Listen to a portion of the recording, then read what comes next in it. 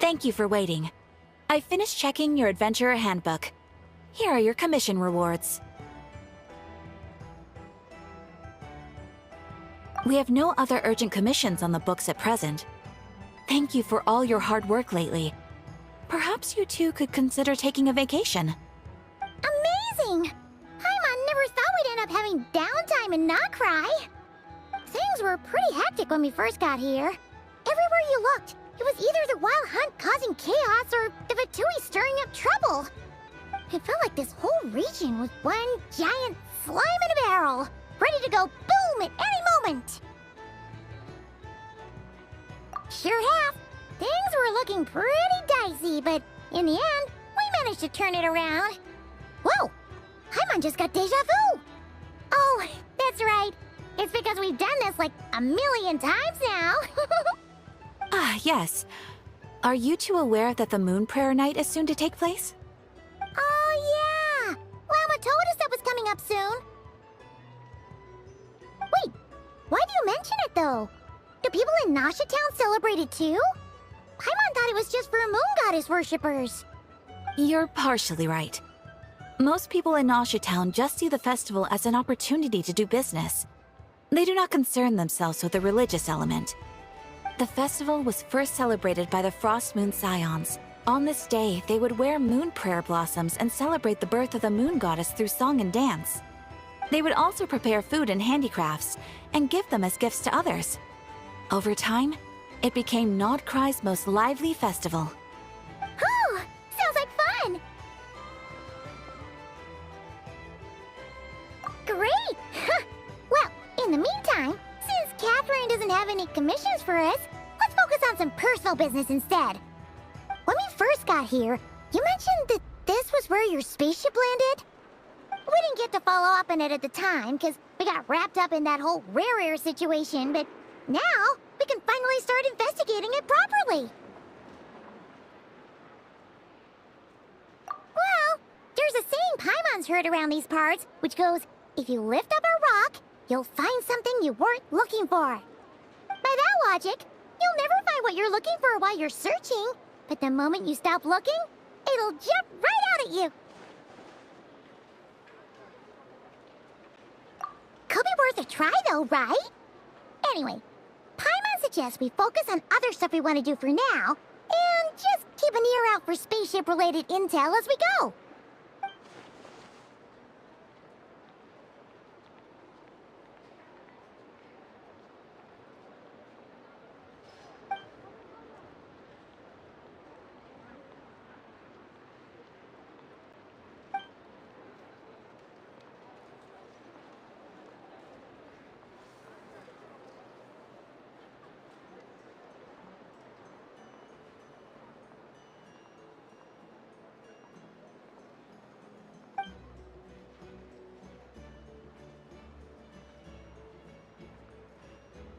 What's wrong? She looks super serious all of a sudden.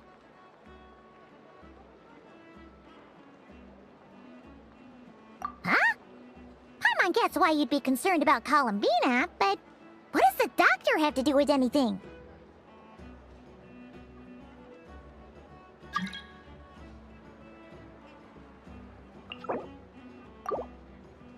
Oh, that's true. And now that you mention it, we're definitely overdue for a showdown with the Fatui. It is weird that he hasn't shown himself this whole time. What could he be up to? True. Paimon would much rather deal with Marionette anyway. She says the meanest things, but when it comes down to it, she doesn't seem like a bad person. Maybe it's the pressure of being a Fatuse? Especially as a Harbinger. Does she feel like she's gotta act tough to keep up appearances or something? But then, every time we headed out with Rarier, she always wound up having to repair Polonia and her other robots. That's gotta sting. Losing face always hurts more for people who care a lot about their image. She's probably still furious about it. What? Relax, she's not even here. Huh? What's the matter? Oh, nothing. Sorry, we'll be on our way now. Where are we again? Oh yeah, Columbina? Right, yeah,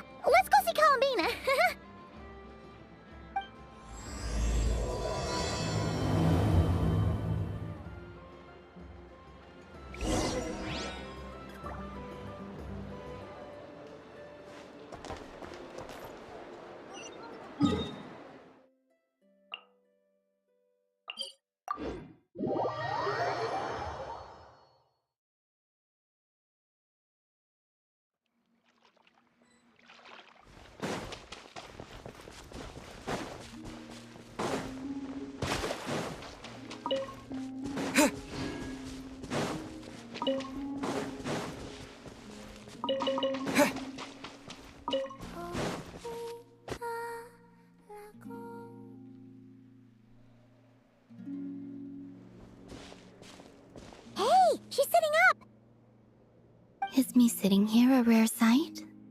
No, we just thought you'd be resting. Perhaps I would have been, were it not for the sudden arrival of some unexpected guests. Not that I consider it a disturbance. After all, you're the only ones who are free to enter. Would it not be a little unfriendly of me to lie down while we speak? I didn't realize you put so much thought into little things like that.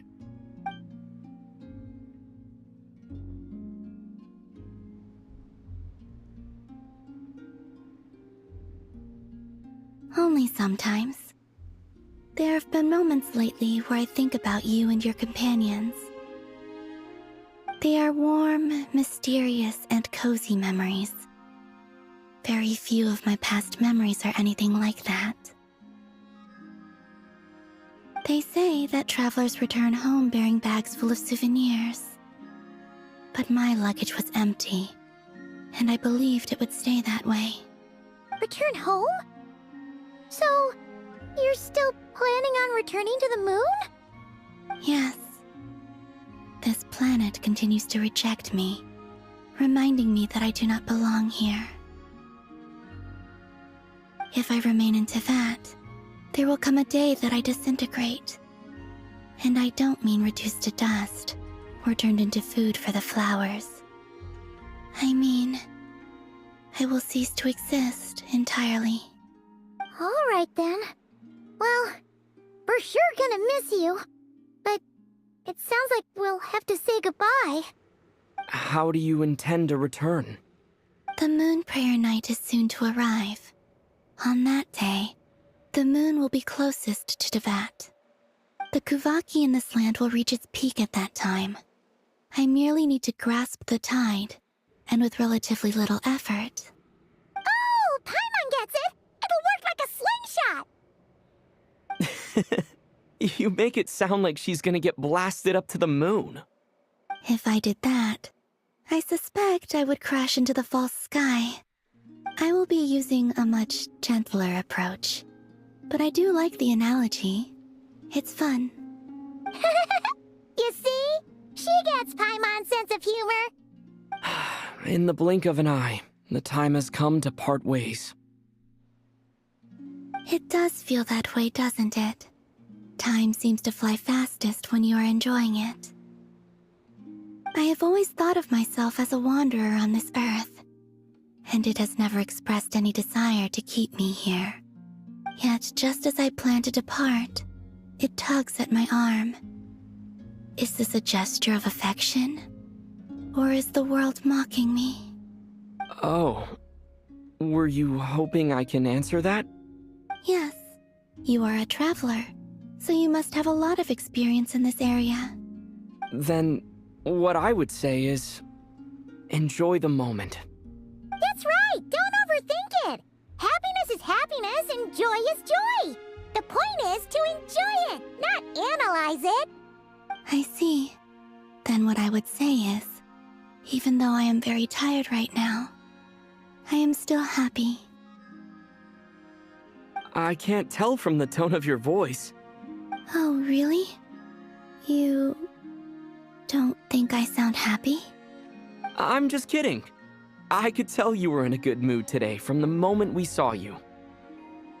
Ah, a joke. Albeit not a funny one. Anyway, I assume you're here about you-know-what. Give me your hand. Actually, it's not that.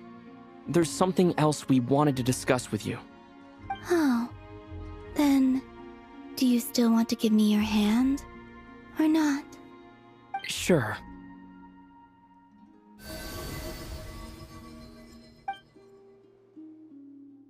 Thank you. So, I've heard that in the MoonPrayerNights of the past, people here would hold celebrations in the Moon Goddess's honor. Since you helped so much in our fight against the Rehir of Solnari, I think you deserve a farewell party before you return home. I haven't asked everyone else for their opinions on this yet, but I'd like to invite you to join the upcoming MoonPrayerNight. I've never joined a MoonPrayerNight before. I'm not sure what I would even do. Oh, don't worry about that! We take care of everything. All you'd need to do is show up. Of course, there's no need to force it if you're not feeling strong enough. It's just, this kind of felt like a golden opportunity. But they call me Kutar, and the Fatui have an arrest warrant out for me.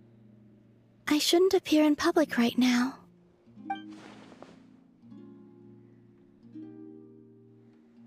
I'll make it work. You have my word. Yeah, we got your back. Well, he does. Paimon's actually not too sure what he's planning. All right, if you're sure. I will not refuse your invitation. I suppose it wouldn't hurt to pack a few more sights from this world into my suitcase before finally learning what my homeland looks like. Oh, if you see Lauma, please tell her that my answer to the question she asked me is neither yes nor no. Rather, it is, there is no need. That was kinda cryptic, but sure. Guess it's between the two of you. We'll pass along the message. Bye for now!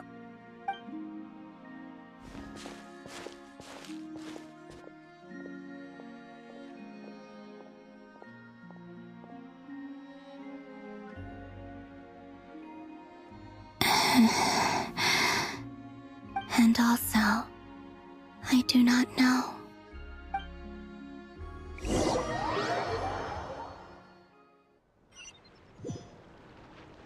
Since she's agreed to join the festival, let's go see who else wants to take part.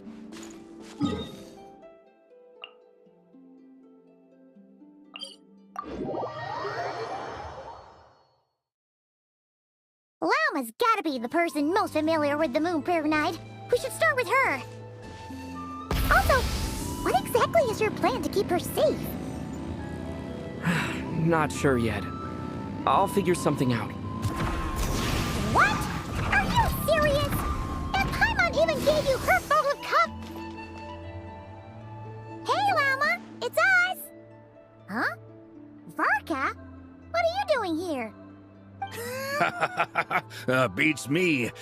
I had a bit too much to drink last night, and when I woke up, I was on Hisi Island. Mr. Varka is helping to oversee Nasha Town's preparations for MoonPrayerNight. He is here to go over some details regarding the decorations and custom cloth designs. Right, yeah, that too. What do you mean, that too?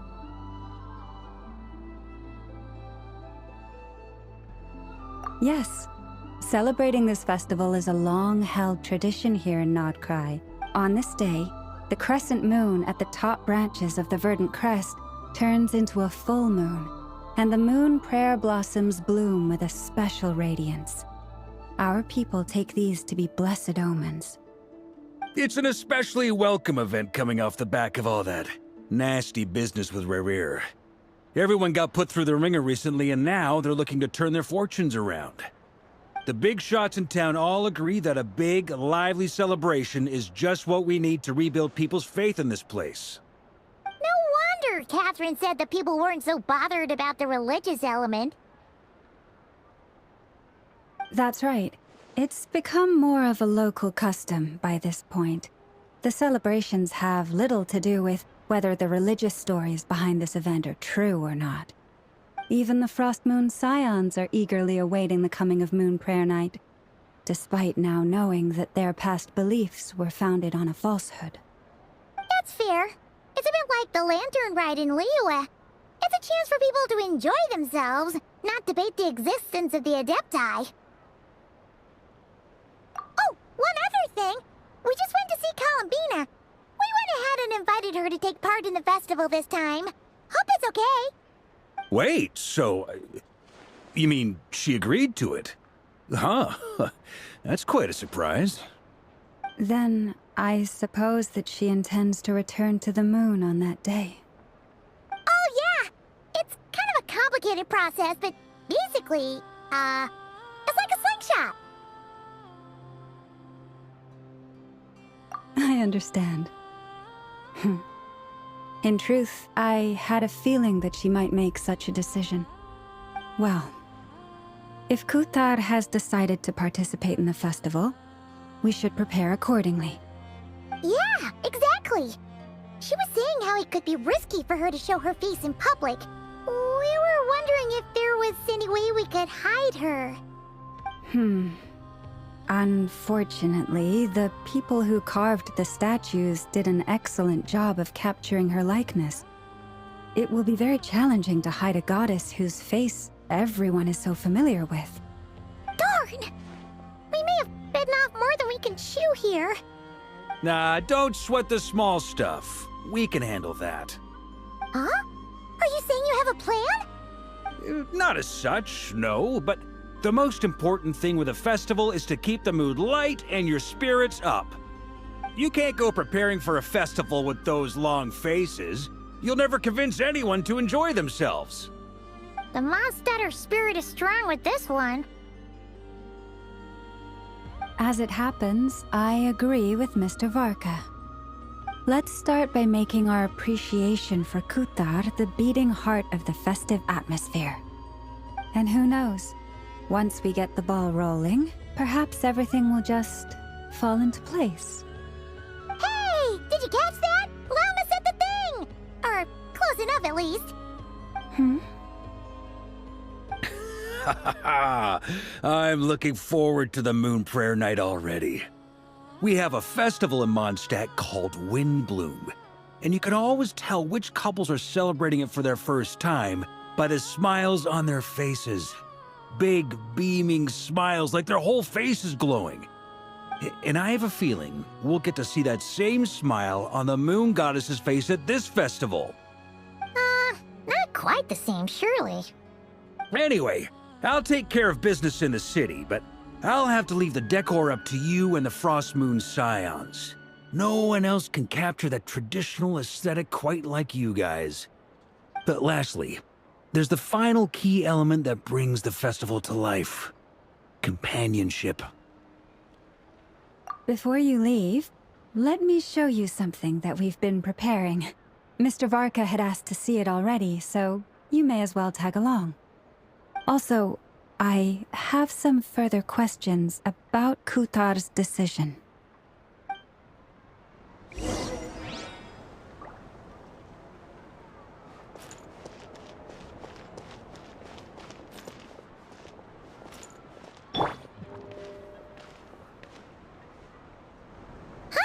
What's this? They sure look like they're having fun. I believe so. Kuhenki seem very skilled at playing drums like these, although I'm not sure where they learned it from. Maybe it's an innate talent? In their eyes, they're probably just playing with toys.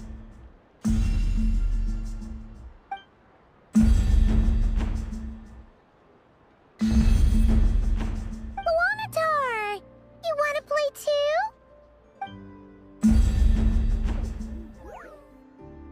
Yeah.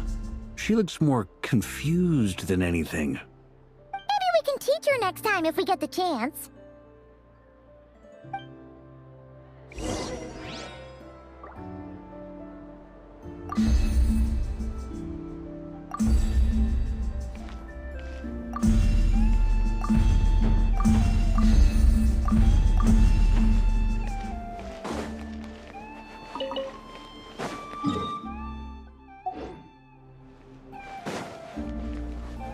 What are these floaty things? Moon veils. We hang... Everyone seems hard at work. They're preparing items for MoonPrayerNight. For instance, the sculpture being made over here. Mr. Varka and I were just finalizing the details of where it will be placed. Ah, there she is. I didn't know the finished article would be so large.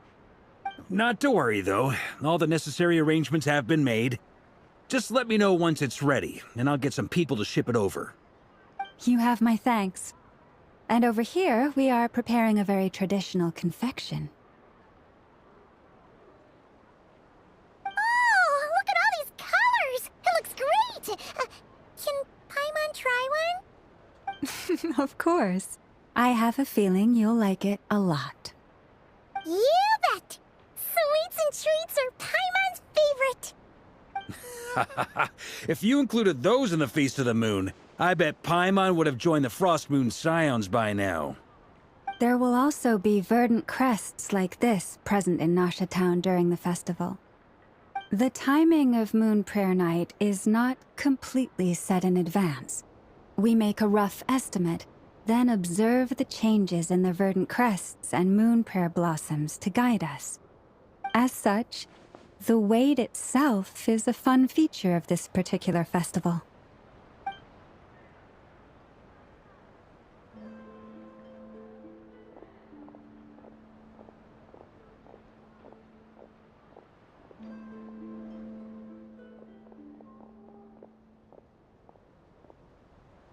Let's talk here. To tell the truth, I am very surprised to hear that Kutar is willing to participate in the festival. I once asked her if she'd be willing to stay with the Frost Moon Scions. I could introduce her to everyone, and we could be a family to one another. She did not answer, but she has not appeared here since. I took this to mean her answer was no, but if that were the case, she would not have accepted this invitation.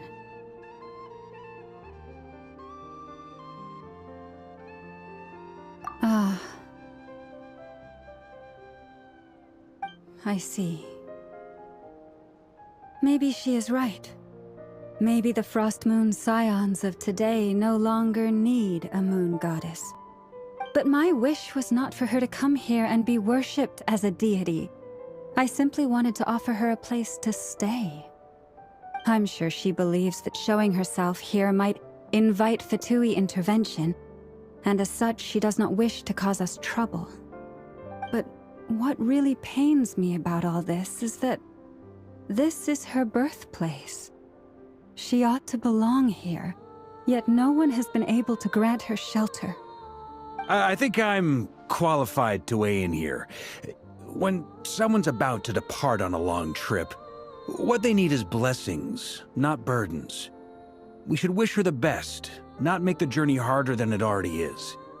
Anyway, she's agreed to attend, hasn't she? All we need to do is simply respect her decision. I see your point. Yes, she will soon depart after all. Our job is to leave her with some happy memories. Besides, who's to say her journey to the moon is a one-way trip? It's not like she can't come back and visit if she wants, right? Paimon agrees wholeheartedly. Festivals are all about having fun, so let's keep it simple. All right, I'm gonna head back to Nasha Town soon. Want to come with? I'm guessing you have some other folks to visit there. Sure thing, let's go! Bye for now, Wilma! Thank you all. Goodbye.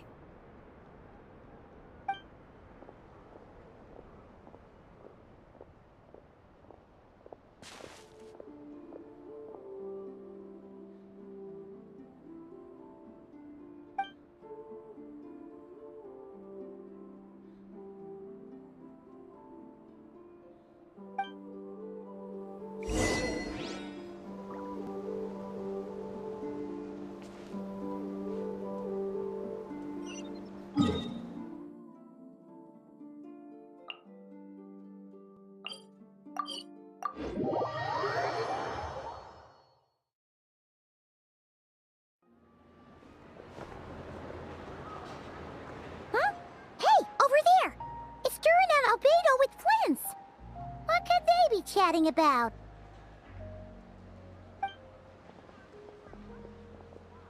Your guess is as good as mine. Ah, Grand Master, and the Traveler and Paimon. Hello there. It's been a while. Perfect. We have some new volunteers for our investigation. Wait, let me guess. The righteous Lightkeepers are finally ready to hunt down the Abyssal Dragon? Haha. Yes, that too. Yeah, right! Oh, wait! Why does everyone keep saying that too? Well, to be precise, the facts match, but not the causality. Wait, so I guessed right? Half right! impressed with yourself? Maybe I can explain. We ran into Mr. Flint's north of Nosha Town.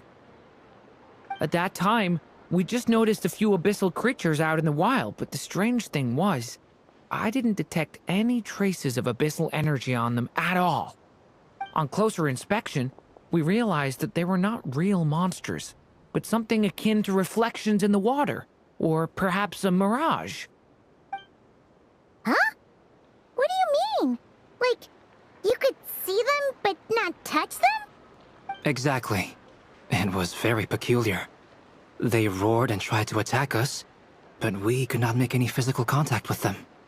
I think I've heard of things like that happening in Nod-Krai before, but I don't know much about it. Yes, it's a known phenomenon. Mirage-like illusions tend to appear in Nod-Krai in the run-up to MoonPrayerNight. From a distance, they appear quite real. I myself thought that Misters Durin and Albedo were locked in battle with abyssal monsters when I first arrived. But after sharing intel and investigating a little further, we can confirm that these illusions are harmless.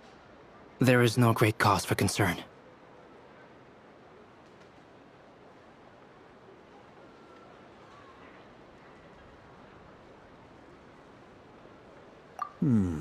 All the Mirage stories I've heard are either animals, rocks, or small houses. Abyssal monsters, though? That's a first. It's a first for me, too. So I'm planning to look into it further just to be on the safe side. I intend to inspect a few more locations. What about you two? Any plans? Alice contacted me a few days ago. She'd like me and Durin to assist her with an experiment. But we lost contact shortly after receiving the message. I'm sure that comes as no surprise to anyone familiar with her. We don't know when the wind will blow, yet when the wind blows, we will know. That, in a nutshell, describes how Alice operates. Yeah, that tracks.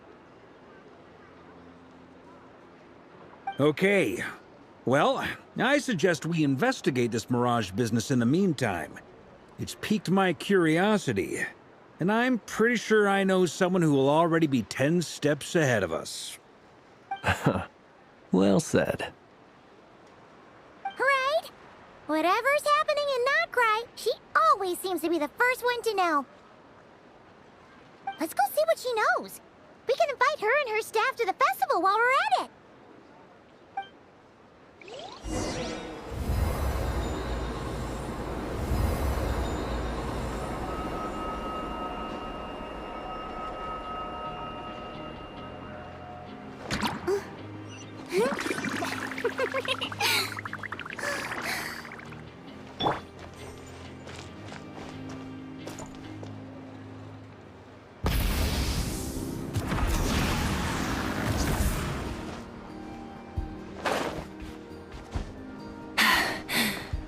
Phew.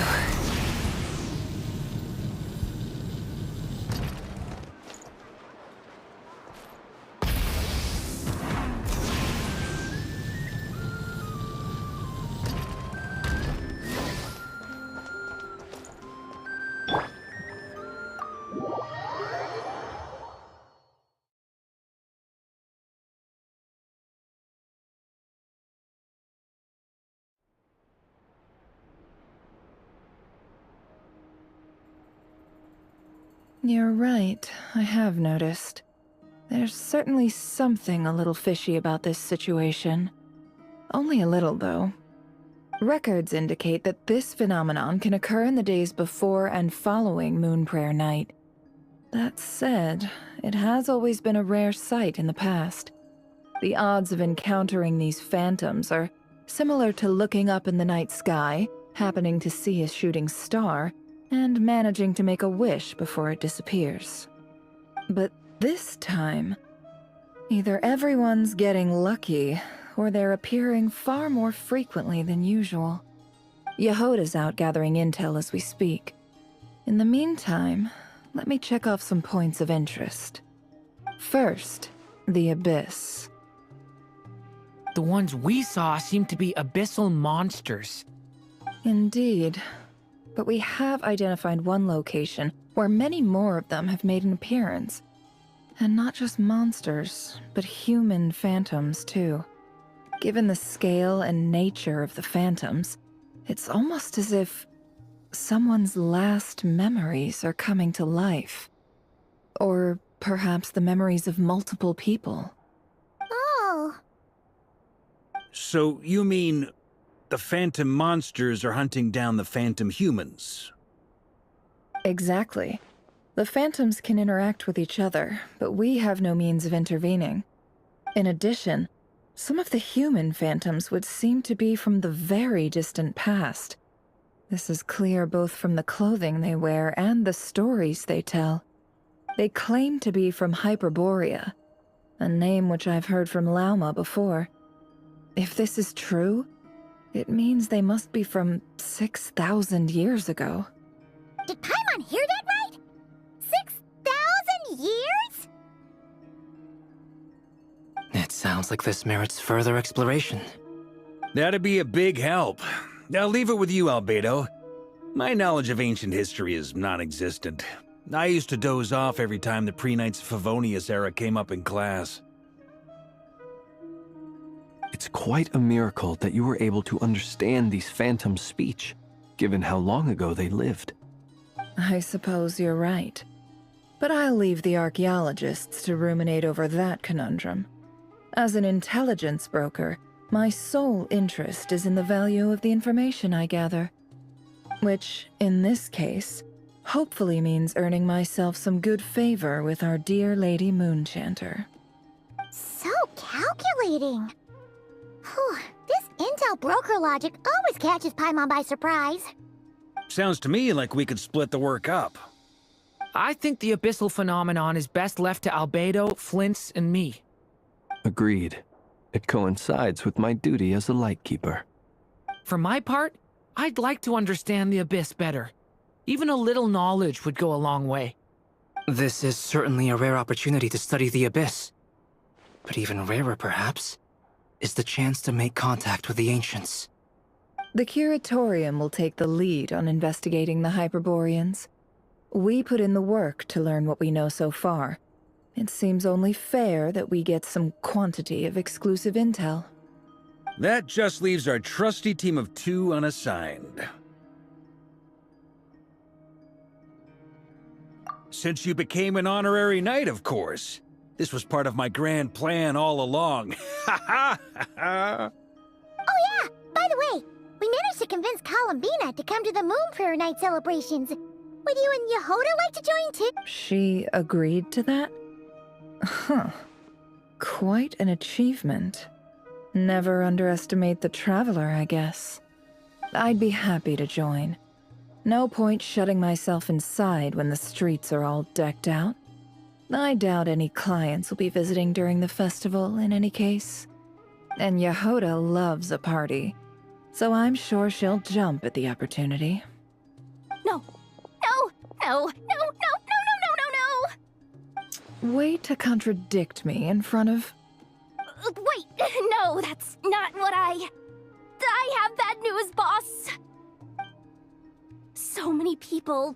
Alright, everyone inside, quick!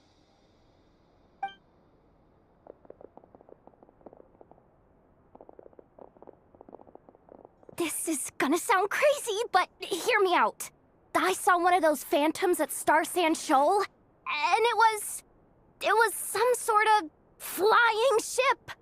Like a spaceship?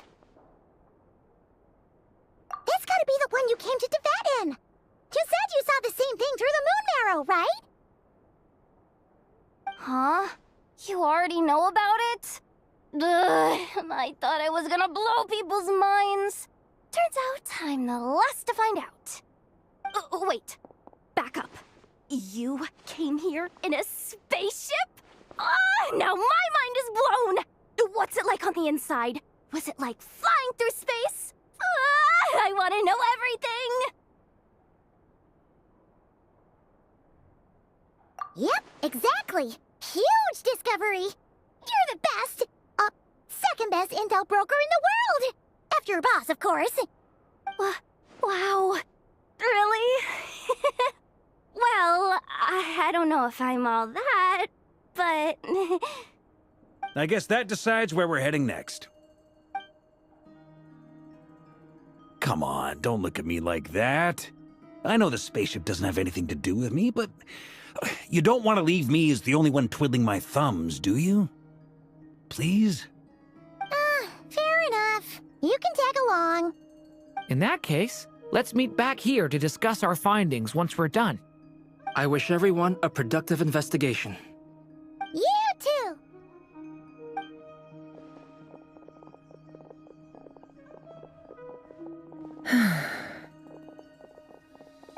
What's up, boss? Aren't we gonna head out? Tell me, Yehuda, when did the curatorium start giving out intel for free? Oh, sorry, boss.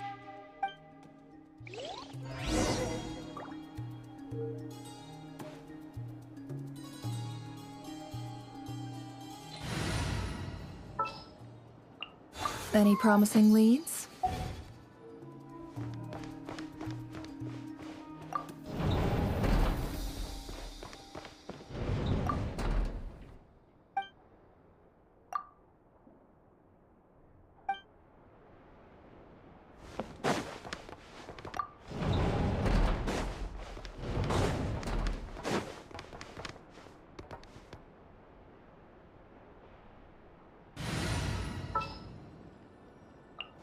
I have high hopes for...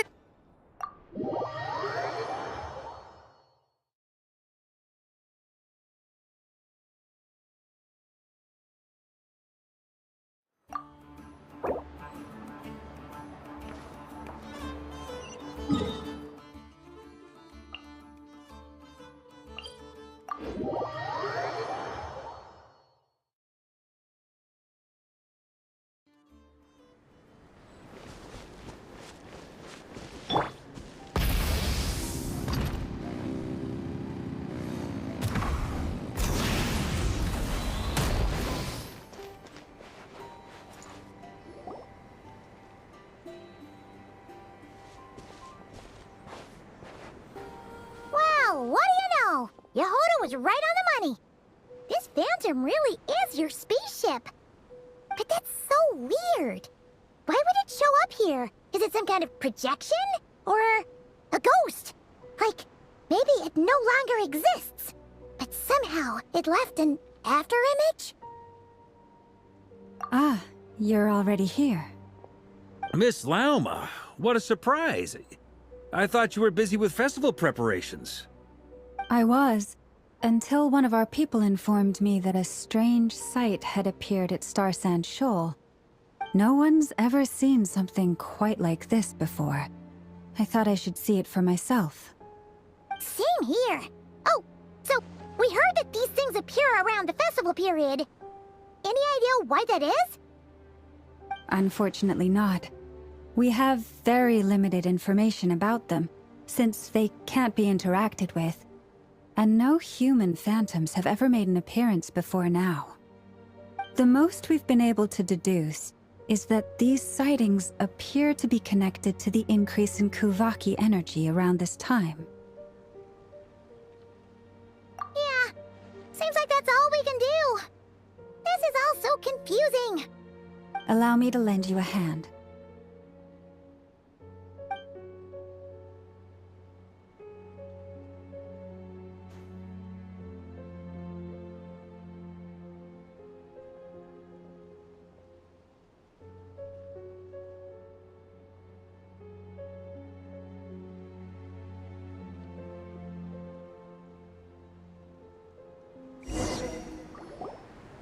Everyone, our friend here should be able to provide us with some information. Is that a phantom rhymehorn deer? I've heard about how the Frost Moon Scions live in harmony with the animals and can even communicate with them. That's coming in handy now, for sure. Okay. Yes, I understand. Then how about this?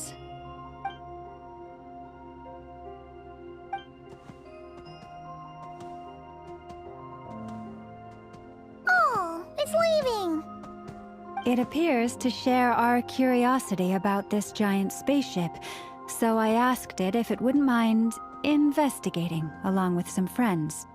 In return, I told it about some nearby spots where the wild fruit grows abundantly. We may live in a different era from these phantoms, but I trust that the terrain, climate, and ecology here are more resistant to the effects of time than some things are. Let's give them a moment and hope for the best.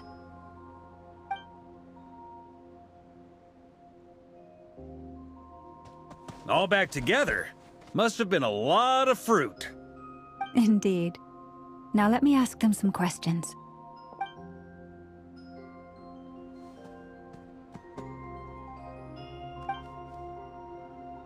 It did find a lot of wild fruit, enough for them to feast for a long while.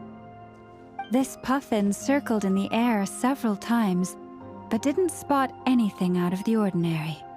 Certainly nothing to do with the spaceship. Huh. Well, it definitely makes sense to get a bird's eye view. Indeed. Other than that, I was also thinking that the world these phantoms see is also different from ours. Oh, I get what you mean. The wild fruit exist in both times and spaces, but there might also be things that only exist in that space-time, which we can't see. Good point. Great thinking, Llama. Blunthorn rhinos can use kuvaki to shift great rocks, but this one says it couldn't get that ship to budge by even an inch. The sniffer mole tried too, but despite being a skilled digger, it could not get through. They say that the spaceship looks robust and undamaged. It seems completely impervious to any and all attacks. Whatever lies within is well defended from harm. So, just like us humans, there was nothing they could do about this spaceship either. Yes, still, they deserve our thanks. We are grateful for all your efforts, dear friends. Now go, and enjoy your feast. I've noticed some other human phantoms gathered nearby. Come on, let's go talk to them.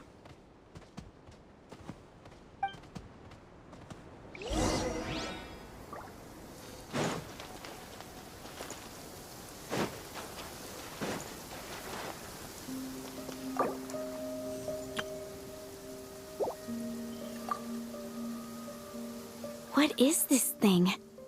I've never seen it move, and there's no way to get inside. Goodness knows. My grandpa says it's been sitting here at least since his grandpa was still alive. What about his grandpa? Did he say anything to your grandpa's grandpa about it? Huh? I don't know.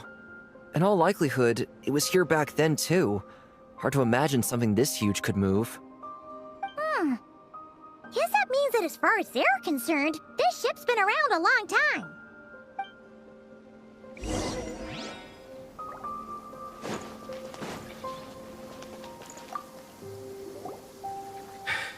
Come on, brothers. If we can get even a small chunk off of this thing, it's gotta be worth a fortune. Today is the day we strike it rich. Huh? You mean Paimon? Yes, brother, I shall join you. Let's make our fortune. We should go with them. What the? This thing is crazy tough. I can't even scratch it. What's it made of?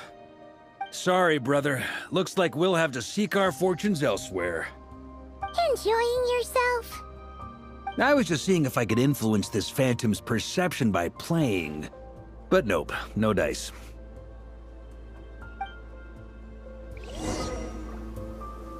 I'm sure we're all starting to build up an idea of what's going on here now that we've spoken to some of the people.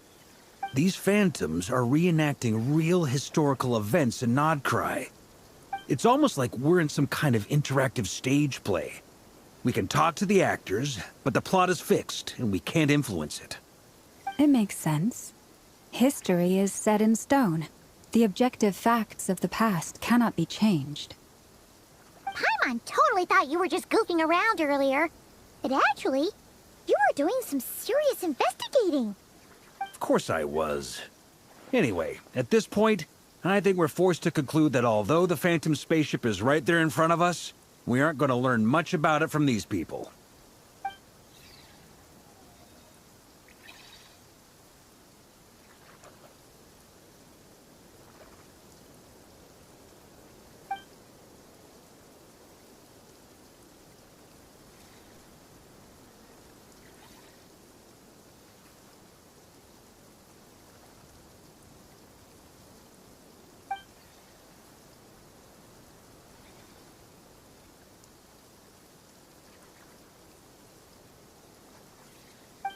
Don't be discouraged. If nothing else, this is proof of the ship's existence. And think about it. So many people tried to hack their way inside, but no one could get the door open. It's made of very tough material. To me, that says that we'll either find the ship itself or the story behind it. It's just a matter of time. Huh. Every now and then, when Varka gets serious, he actually does seem like Grandmaster material for once. I wonder how the others are doing. Let's head back for now. Sounds good. Also, drinks are on me if Team Knights of Favonius is the first to finish. Wait, we have a team name now? Am I in Team Knights of Favonius as well? You're very welcome to join. We've even got a cathedral ready for you. Isn't that technically blasphemy? You wouldn't dare make a joke like that if Barbados was in earshot. Nah, I'm sure Barbados doesn't mind a little harmless blasphemy once in a while.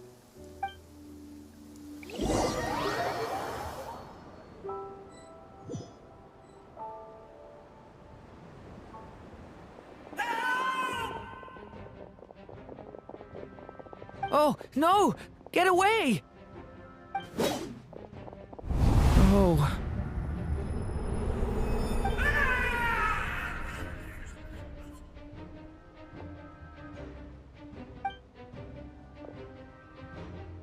I know it's hard to stomach, Mr. Duran. But as I'm sure you've noticed, there is nothing we can do to intervene in that which unfolds before us. But we have to at least try. And try you have. But are you aware of how many unsuccessful attempts you've made now? I wasn't keeping count. I'm afraid this is the 39th failure so far. Or the 5th if we're only counting this particular victim. There are no indications that these phantoms may be altered in any way. You seem to have calmed down a little. I'll make us a fire. You should rest and have some water. Feeling any better now, Mr. Duran? May I ask a few questions? Be my guest. What exactly are we witnessing here? What happened to those people? My guess would be that we are seeing Nod-Krai during the Conrian Cataclysm. Would that be accurate? Conria. That is correct. As you know, once the Abyss senses even the tiniest crack, it floods in and spreads like wildfire. There was a time in the distant past when it permeated all of Nod-Krai, causing immeasurable harm. The people paid a terrible price to heal this land. Then, 500 years ago, the whole of Teyvat suffered an abyssal disaster. Once more, Nod-Krai was dealt a devastating blow. I see. In the face of the abyssal onslaught, all were like grains of sand tossed around by a tidal wave. Be they human, fae, or god. The moment you witnessed is but one drop in a whole ocean of catastrophe. All right. I guess that answers my second question, too. I wanted to know why there's nothing I could do to help them, and that's because what we are seeing is history. That would be my guess as well. As I understand it, history and fate are not all that dissimilar.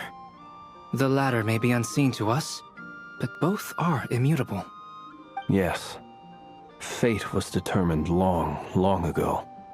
I still have a couple of other questions for you, Mr. Flint's. You mentioned more than one abyssal disaster that has struck this land in the past.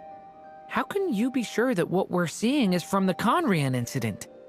And also, how are you able to stay so calm when you're talking about these events? From everything I know about you, you're not cold or ruthless, and you're not indifferent to the suffering of others. Alas, I am forced to show my age. I must be 600 or 700 years old by human measure. Wait, so you... One is not easily moved by history when one has witnessed the truth firsthand.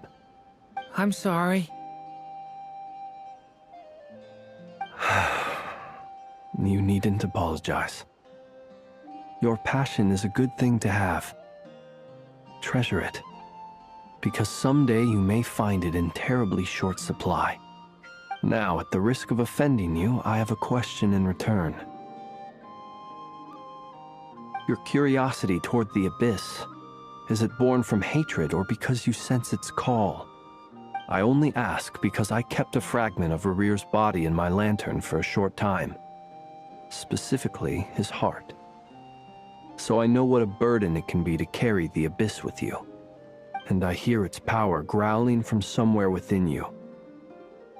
In my eyes, your mere existence is a miracle. My honest answer is...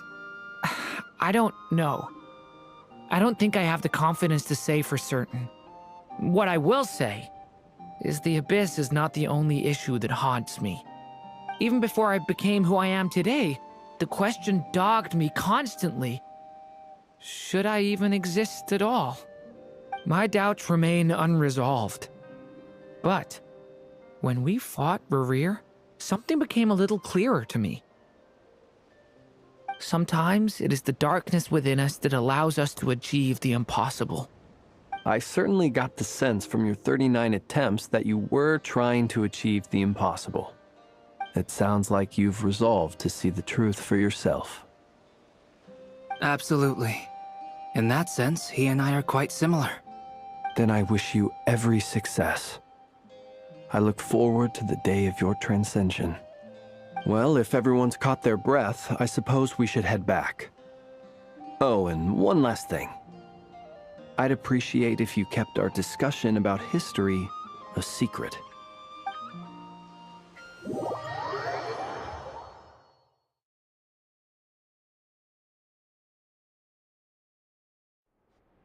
Incredibly, our separate investigations led us all to the same conclusion. Hooray for consensus!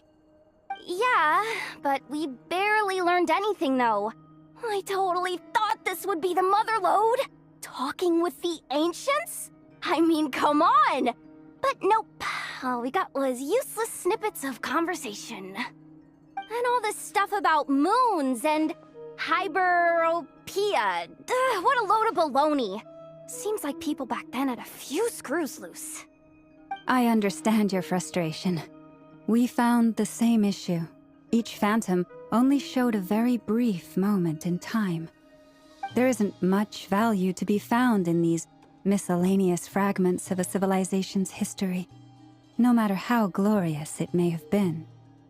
If there's a silver lining, it's that these phantoms are harmless to the present reality. They shouldn't get in the way of the festivities. Paimon agrees. And not just because it's the first thing she understood in this whole conversation. You look disappointed, Nefer. Is something the matter? What do you think? We all worked our tails off, but the only one to gain anything from it was you, Lady Moonjanter. Well, please do share the Hyperborean records with me. I will gladly inscribe them in our people's documents. Oh, duh! Yeah! That was it! Hyperborea! Hyperborea. I'm serious. Only an expert in the Frostmoon Scions and their history can turn these records into valuable research material. The alternative is to let them gather dust on the Curatorium's storage shelves until the pages turn yellow.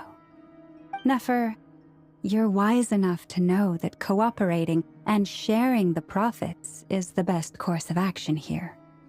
Well, that goes without saying. Sure, let's do that. Huh? But didn't you say we aren't supposed to give out intel for free? Sorry. Shutting up. Shutting up. Now is not a good time to push Nefer's buttons. Anyway, back to MoonPrayerNight. I'm thinking that we should prepare something a little special, aside from the usual decorations and so on. You mean a parting gift? Can't go wrong with food. Although, does food go bad on the moon? Perhaps a lantern would be a better choice. It might be dark up there.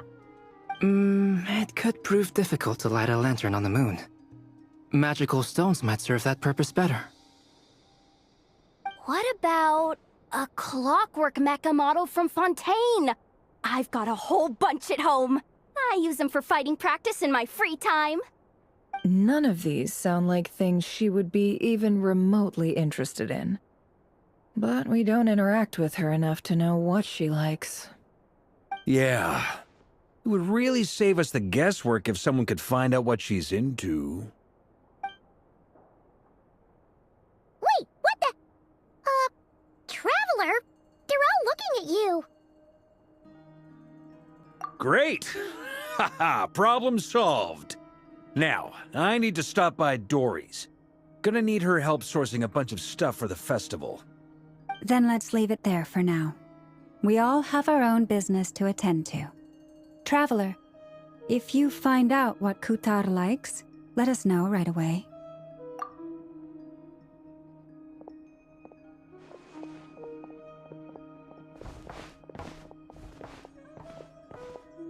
Is something the matter? I'm fine. It's just... I'm still feeling a little rattled after witnessing the horrors of the Abyss. But it's okay. This is something I have to work through. I'll be all right.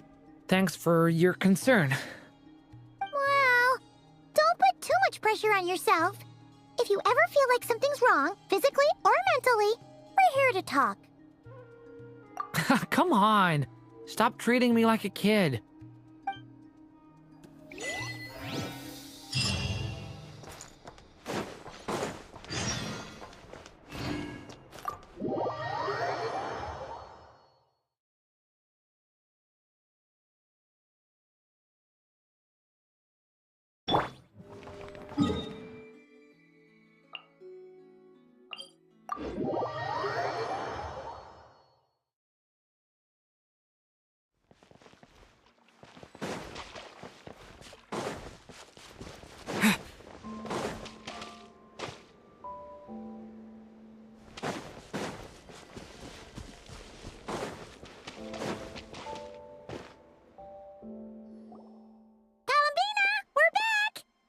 Huh?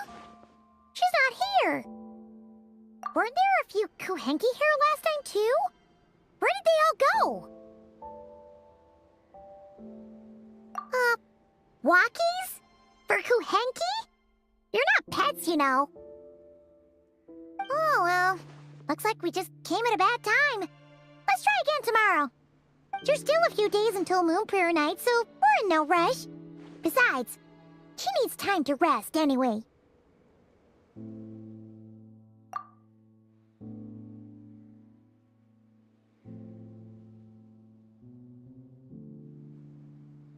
Kalamina! Are you back yet? Oh, how strange. Looks like she still isn't here. Right? It's not like her to spend so much time outside. Especially since she's worried about attracting unwanted attention. What about Luonatar? Luonatar, you there? Hey! Do you know where Kalambina went? Sorry, didn't understand. But if you know where she is, could you take us to her?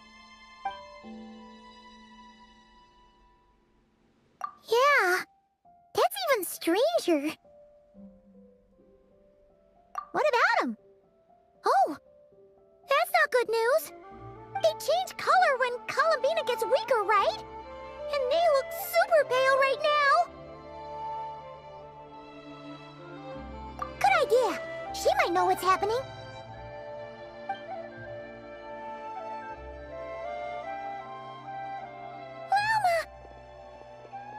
Ah, it's you. How is Kutar? Is she okay? No, she hasn't. I came here to check on her after I noticed the flowers had changed color. Based on past precedent, she must be very weak right now. Even getting up to walk would be a struggle. It seems unlikely that she wandered off outside. Not to mention that she doesn't do that at the best of times either. So yeah, this is super weird. No. Very few people are in the know about Kutar's whereabouts. And if anyone suspicious had visited, they'd have left some sort of evidence. Come on, let's go to Nasha Town. If anyone has seen her, someone there will know about it. It's NodKrai's information hub after all. Makes sense. Let's go!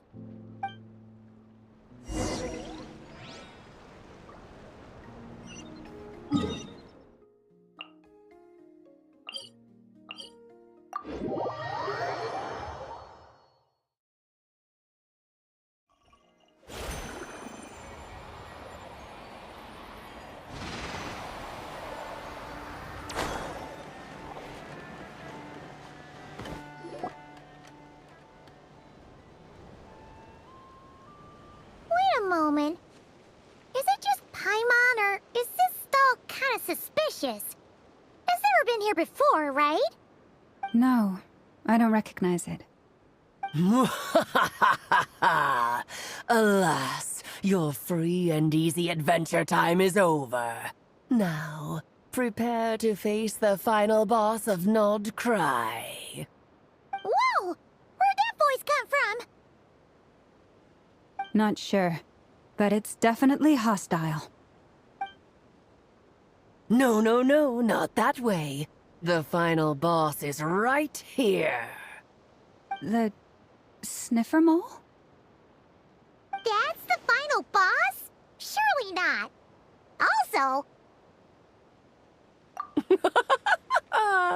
Okay, the jig is up. I'll stop teasing you. Turn around. I'm right behind you. It seems I've managed to leave quite an indelible impression, even though you've never seen my face. Ah, nothing could make a great maid more pleased with herself.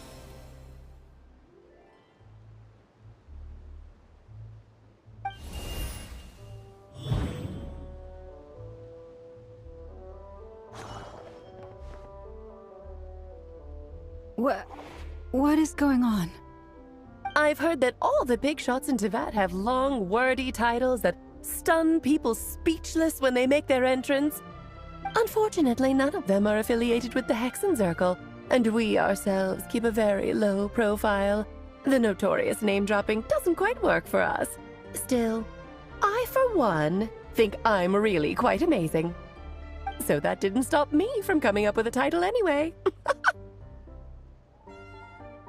Alice! It's really you this time? Not a lantern or a Dodoko, but Alice in the flesh? Oh, that's right. So, what do you think? How does it feel to finally meet me? You look like...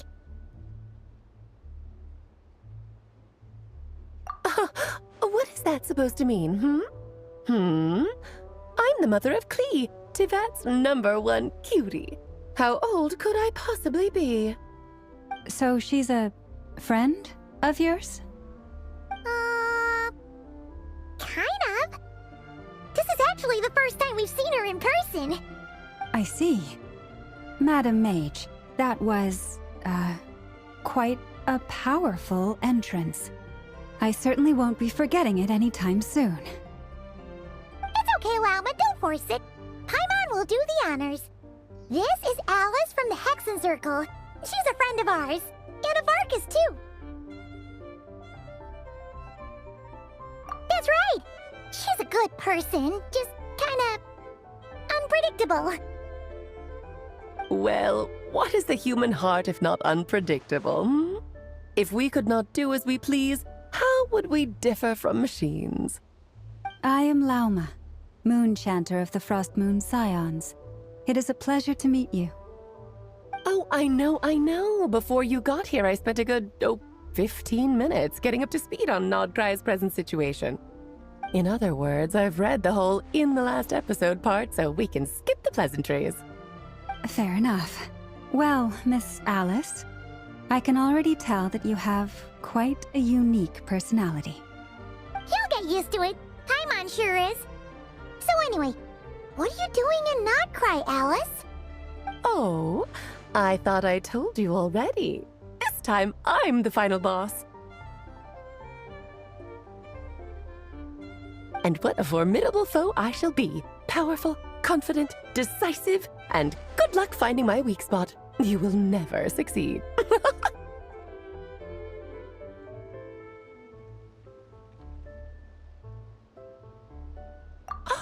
Oh, drat!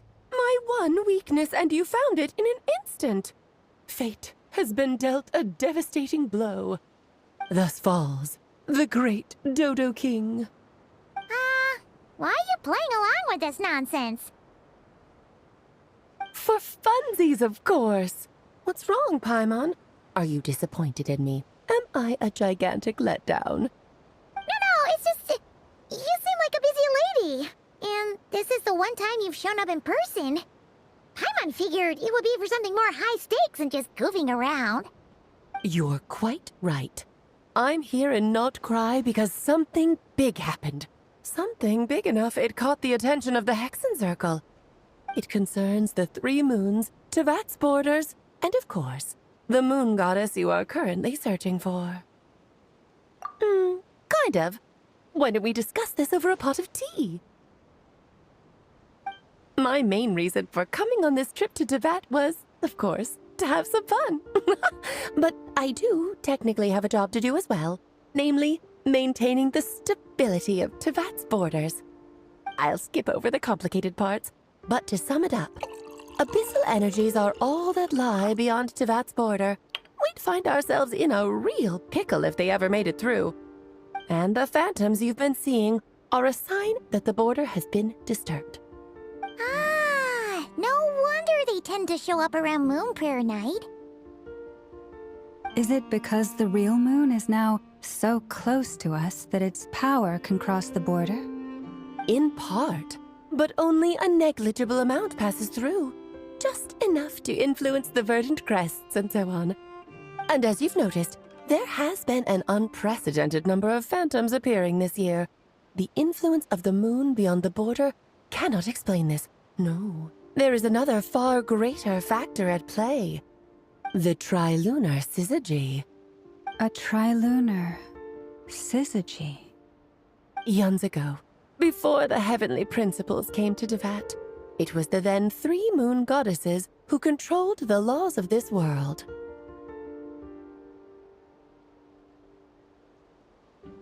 Oh, that's exactly it! The 3 goddesses split these powers amongst themselves, promising never to consolidate them into one singular body. This was meant to keep the world stable. But, fast-forwarding to the present, the eternal moon's marrow is with you, while the iridescent moon's marrow, which should never have appeared in this world, has been retrieved. Add that to the presence of a moon goddess in the flesh and... the power of all 3 moons is gathered here in Nod-Krai. There hasn't been an event like this since the War of Funerary Flame. And it's having a noticeable effect on Tevat's borders. Because I wish to give my darling daughter a peaceful, sunny environment to grow up in. Is that a good enough reason? Kinda sounds like you're dodging the question, but it does make sense. Well, that's one reason anyway, and the most important one. The others are a little complicated to explain. For instance, cleaning up after dearest Miss R. Albedo could tell you more about that if you're curious, but right now, I have a more important question to ask you. Why are you collecting the moon marrows? I see, I see. Nicole told me about that legend once. Nicole? You mean Mage Anne? Oh, so you remember. Yes, of course. That was a story about fate, her area of expertise. But back to the story of our dear moon goddess. I'm afraid her intended method of returning to the moon is unlikely to work anymore. What does that mean? She may be missing, but she hasn't gone anywhere. She has disappeared.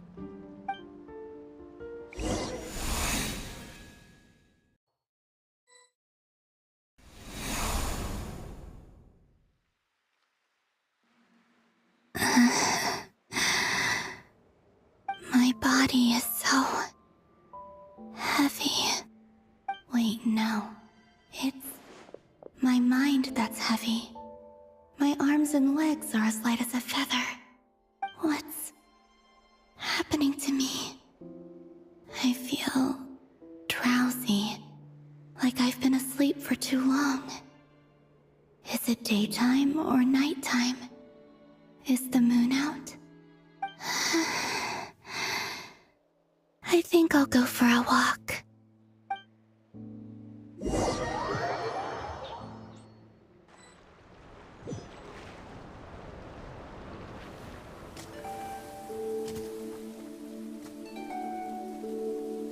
Are you out for a walk too? Huh?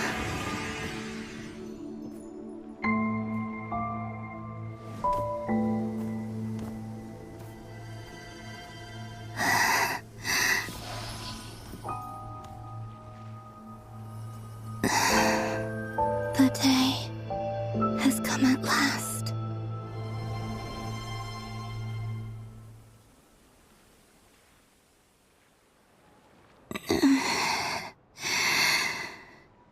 Have I grown so weak that I can't even sustain my physical form?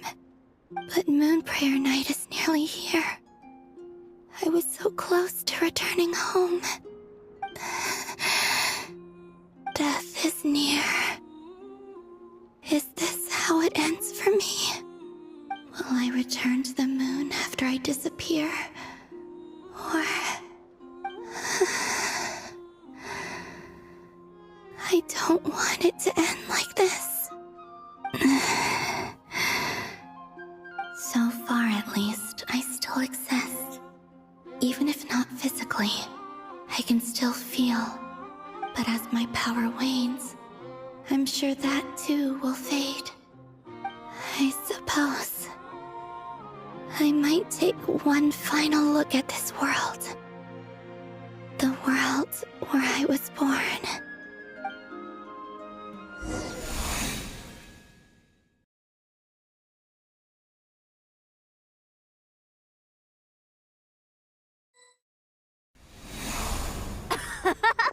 Come on! Come on! Wait for me! The Frost Moon Enclave. How much it has changed since I was born. These decorations, they're so heavy. It's times like this when you kind of wish men could be priestesses and acolytes. How fascinating. I've never had the chance to be privy to people's private lives in this way. In the past, people would get so solemn and serious the moment I showed my face. Like they were frozen stiff. Karina, Lametti, it's time to eat. Coming! I want to watch them a little longer.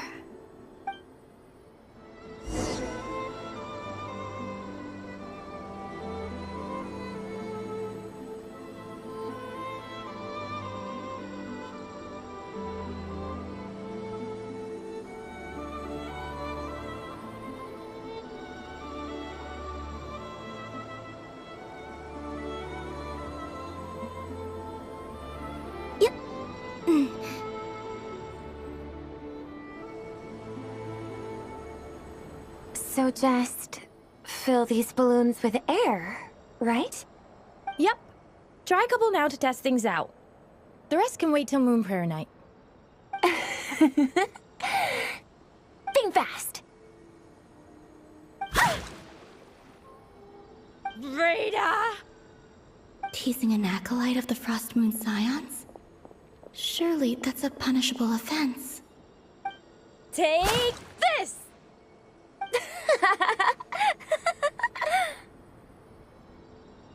Huh? Alright, enough horsing around. Lady Lauma gave us a task. We should get back to it. The task is just to check that the balloons don't leak, right? Doesn't matter if we fill them with air or water. Yeah.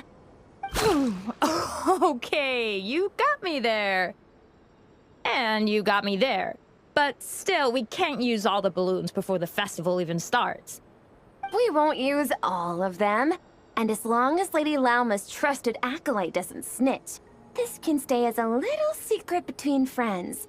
A couple more can't do any harm, right? Oh, you menace. Then, think fast! Is pumping a balloon full of water really so much fun?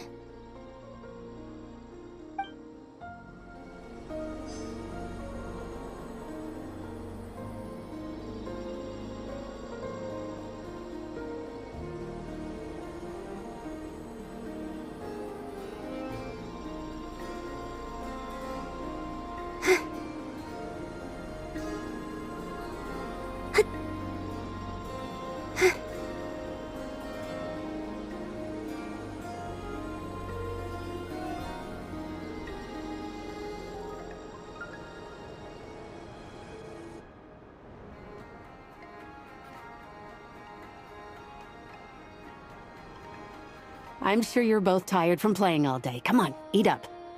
A plain, humble meal. That has always been the way of the Frost Moon Scions. Huh? How come Lamatti got a midsummer berry dessert? Oh, I always get Lockaberry. I don't mind sharing. You can have a bite of mine if I get to have a bite of yours. Hmm? They're sharing food? I've never shared food with anyone before. Even at the Harbinger tea parties, everyone just ate off their own plate.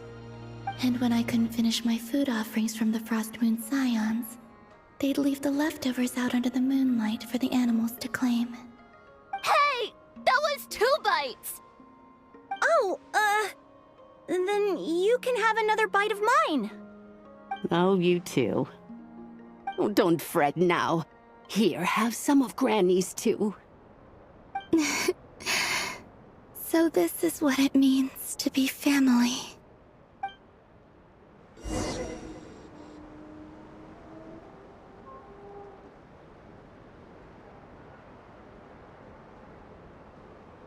I'm seeing so much that I'd never usually get to see.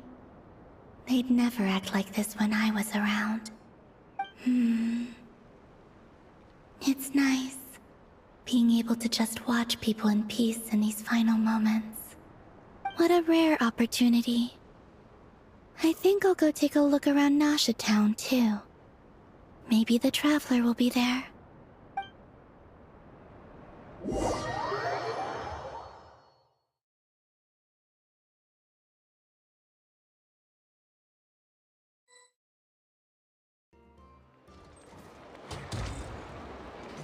After the War of Funerary Flame, the Moon Goddesses were no longer recognized by Teyvat. They lost the whole foundation for their existence. That's why the Moon Goddess's strength is fading. She cannot withstand the world's rejection of her.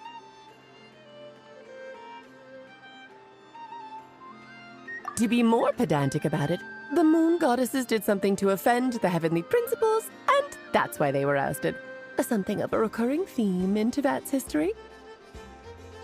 Theoretically, speaking so candidly should put me in their crosshairs too, but they can't tell me what to do. I'll say whatever I want. Anywho, the Moon Marrow energies were but a drop in the bucket for her, and that battle against the Ray Hare of Solnari only weakened her further. Fortunately, it happened close enough to MoonPrayerNight when the Kuvaki concentration here is high. That's the only reason she managed to survive this long. What do you mean, fortunately? You said she disappeared. We're too late. Oh, what a headache. I thought this was all common knowledge. I guess I have some more explaining to do. Okay, buckle up. It's time for another lecture.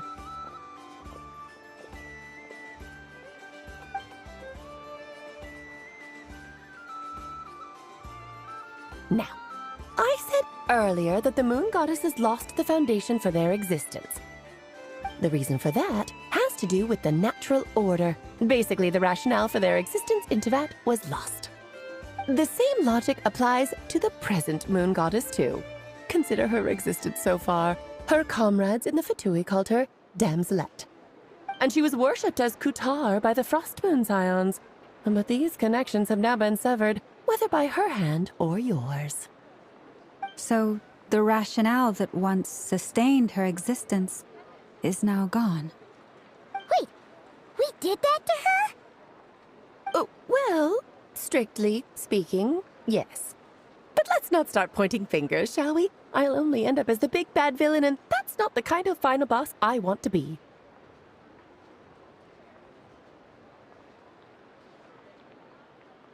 Of course I do. I'm only the greatest mage in the whole entire world. Now, if you wish to find your moon goddess, there are two problems we need to solve. Firstly, we'll need to strengthen the connection between her and Teyvat, at least enough to sustain her until MoonPrayerNight. Strengthen her connection? But does that mean I'll have to rally all the Frost Moon faithful behind this? I'm afraid a bygone faith and a former home won't be of any help to her now. Do you know her name? Her name? Yes. Names are very important things. A name is a fundamental concept that anchors one's entire existence. Then your first job is to find it. As a moon goddess, I'm sure she must have a name she identifies with. Neither Columbina nor Kutar is her true name, and she's never really accepted either of them. So, finding out her real name is enough to sustain her existence? Yes, I know it sounds like a small step, but every journey begins that way. So for now, that's all we need to focus on. The second problem is with her plan to use the moon marrows to return to the moon. Unfortunately, piercing through the false sky will take an enormous amount of power.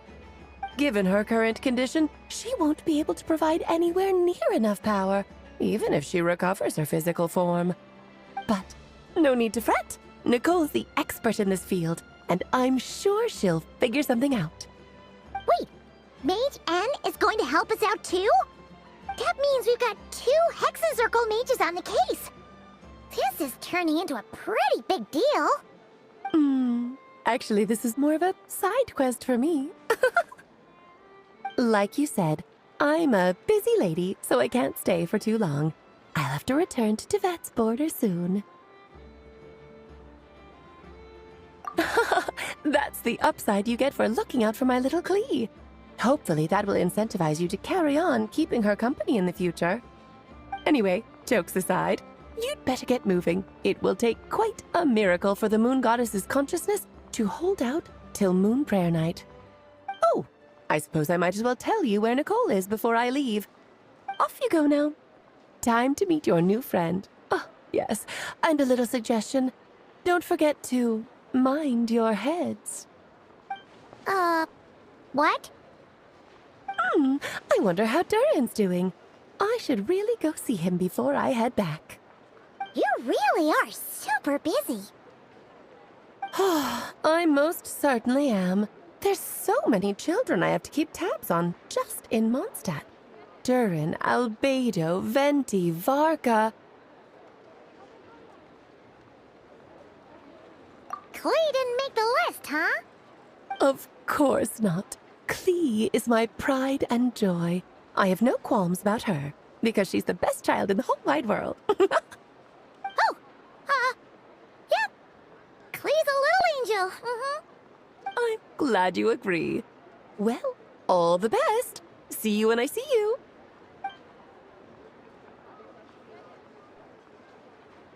She left in a hurry.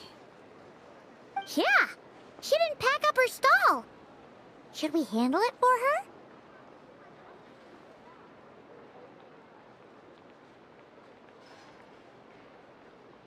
I must say, I'm now very curious about her daughter. Klee, wasn't it? What's she like? That's a long story. Come on, we'll fill you in as we go.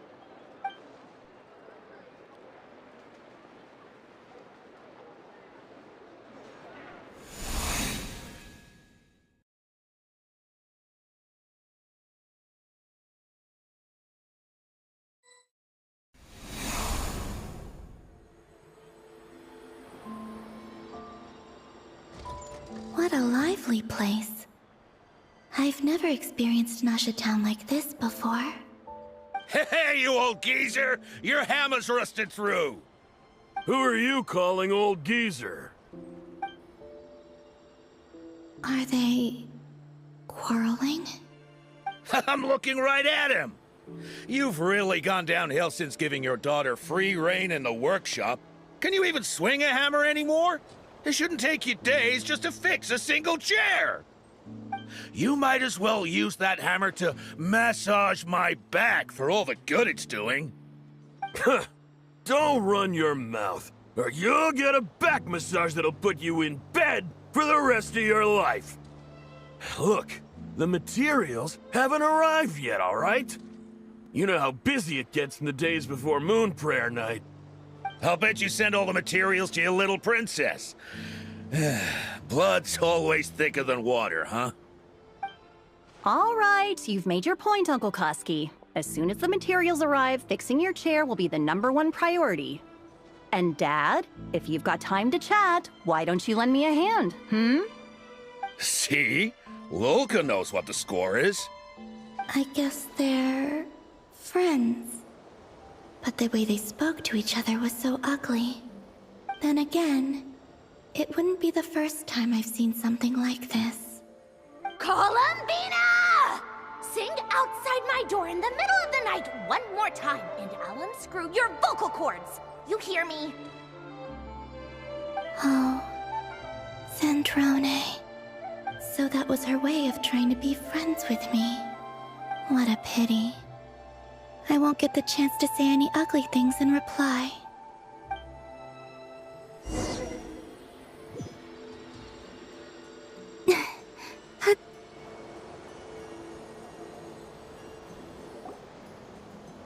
Hey, have you decided what to give her for MoonPrayerNight? I sure have. She's gonna get the surprise of her life when she's least expecting it. Then I'll whip out the ring and pop the question. The surprise of her life. What a fun turn of phrase. Cool, I get the picture. You can spare me the gushy details. Ooh, looks like we have a customer. Hello there, ma'am. Would you like some MoonPrayerNight candy? Huh? Is he talking to me? Can he see me? Here you go.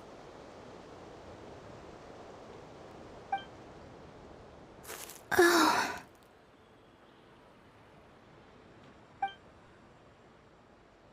Come back anytime. Right. Now, where were we? I don't know why, but I still held out hope.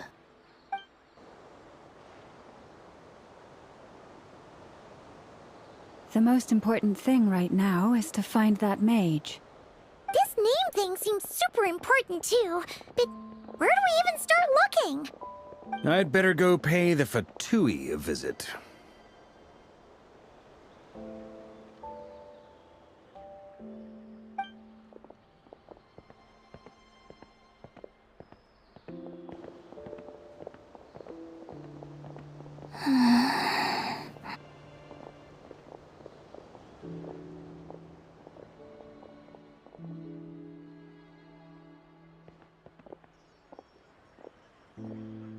Columbina?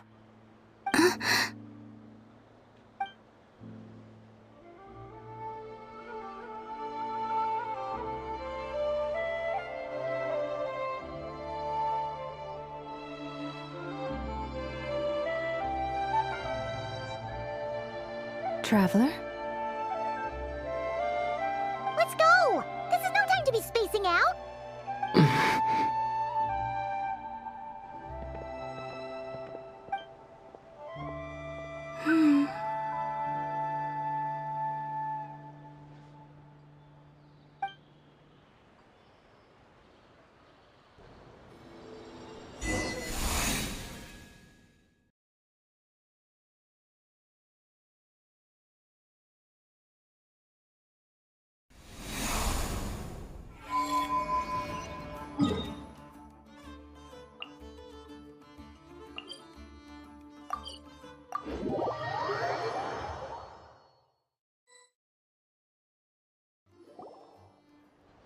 Where are they going?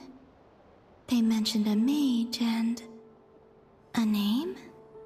So, Mr. Varka, are you acquainted with this Nicole? Or should I call her Mage N? Ah, not really. We've never met, though she has come up in conversation. From what I've gathered, Alice kinda took Nicole under her wing. Taught her how to speak in a more ladylike fashion, that kind of thing. Huh. Hard to imagine Alice as an etiquette coach. Yeah, Alice is a larger-than-life personality, I'll give you that. But then again, that's why she's able to draw such an eclectic mix of people into her inner circle.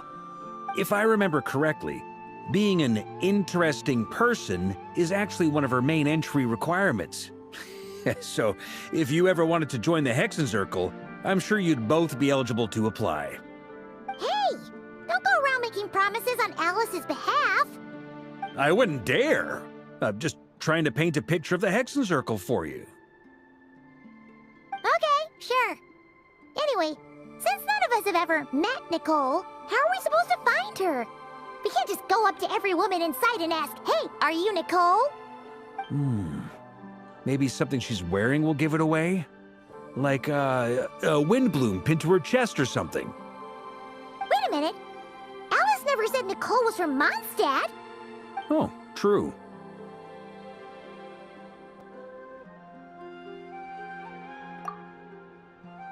That would be... this young lady, then?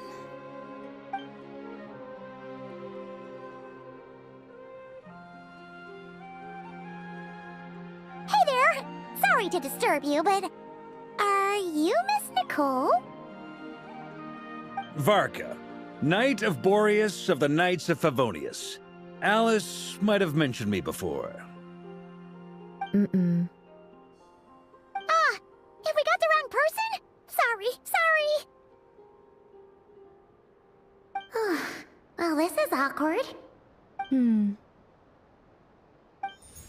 When I shook my head, I meant, no, Alice hasn't mentioned you before. Huh? Where is this voice coming from? My apologies.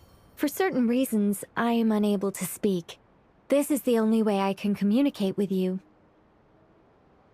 It might take some getting used to, but I hope you can understand. Hey, it's fine. I'm more shocked by the fact that Alice never speaks about me. I mean, As for you two, we have crossed paths twice before, but it is nonetheless a pleasure to finally meet you. It's really you! Thanks for all your guidance in the past! You're quite welcome. This time, things are different. We have reached the unwritten pages of the story. You might say that we stand at the crossroads of fate.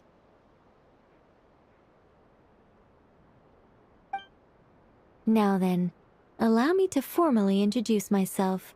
My name is... No, stop! Alice! I can't believe it! I had a whole speech prepared. I'd agonized over every single word. She always picks the worst moments to ruin other people's plans. I'm so sorry about that. Alice took the liberty of devising some bespoke self-introduction magic for each member of the Hexen Circle. But I could have sworn I deleted all of the triggering conditions for it. How did it bypass everything? Oh gosh, this is so embarrassing. This is a very different side of Nicole than what we're used to. Is she not used to face-to-face interactions? Don't worry about it. We've seen that introduction magic once already, so it wasn't too much of a shock. Please go on, Miss Nicole. We'd love to hear what you have to say, or, well, communicate. Huh? Are they talking to this lady? But... Will you all promise to forget that horrendously embarrassing introduction? Sorry? Embarrassing? When?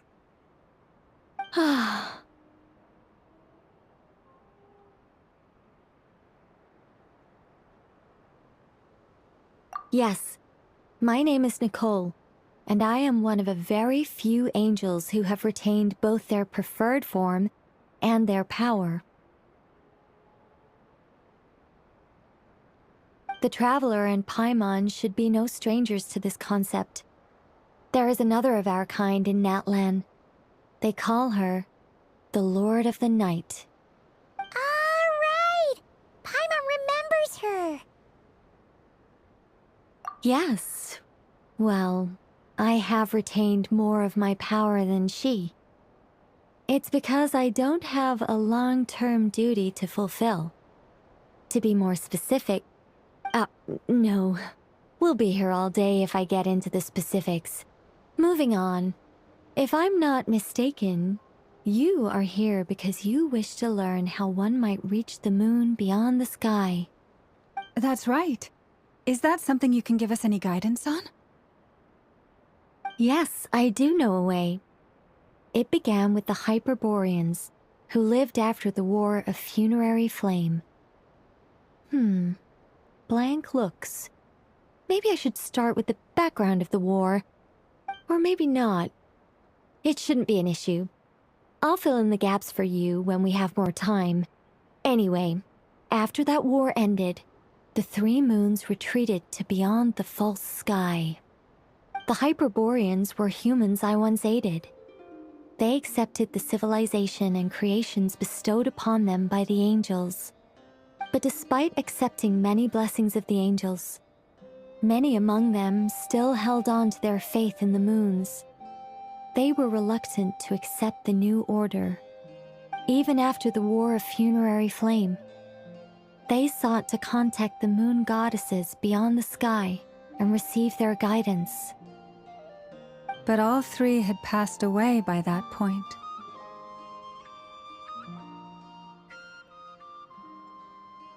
This mage has a unique method of communicating. Is she talking about the moons? Yes, but they did not know. And so, still they prayed for the moon goddess's mercy. After building titanic structures that consumed vast amounts of Kuvaki, at last they glimpsed the moons and heard their voices. But of course, they were gravely disappointed.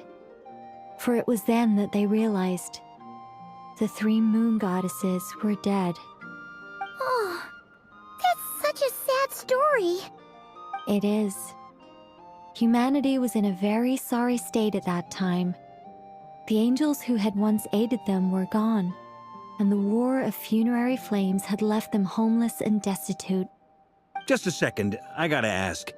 How relevant is all this history to the task at hand? Well, I mean, it's... Okay, it seems we've drifted into irrelevant narrative waters. It's been a while since I've had the chance to speak inside someone's head. As soon as I got started, I lost control and the words just flowed out like a waterfall. What I'm trying to say is... Right, yes, that's it. The relevant part is the ritual created by the Hyperboreans. The fact that they bypassed the false sky and saw the true moons implies that they successfully built a connection between Teyvat and the outside world. Which means, with enough Kuvaki and a sufficiently stable connection, it should be feasible to send one person over the border. Okay, so they built some kind of portal? Oh, yes. A portal. Yes. Is something wrong? You sound disappointed. I just didn't expect you to summarize it so well. It turns out I could have said all that in one word, if only I'd managed to think of it. No, please, it's fine. This is invaluable knowledge. I'll be sure to record and preserve everything in writing. Oh, really? Well, in that case, I suppose I could backtrack and add some more detail. I did gloss over a few things so far. Whoa, whoa, whoa, time out. Let's summarize what we've got first. The Hyperboreans were the last ones to use this method, right? So we somehow need to find whatever structure they built and make sure there's enough Kuvaki to power it up. Luckily, we have the moon marrow of both the eternal and iridescent moons, so we're all good for Kuvaki. Which means the key issue we need to focus on is finding the place. Am I right so far? Yes.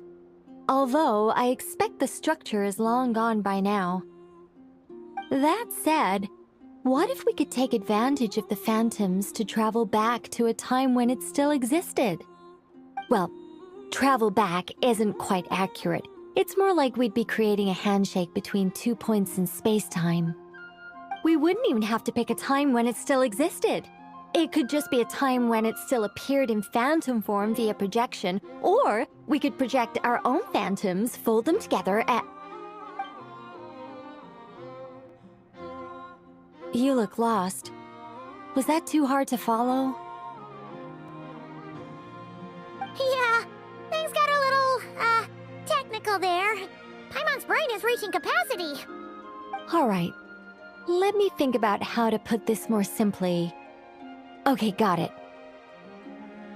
Over the next few days, I'll search for phantoms that we can use.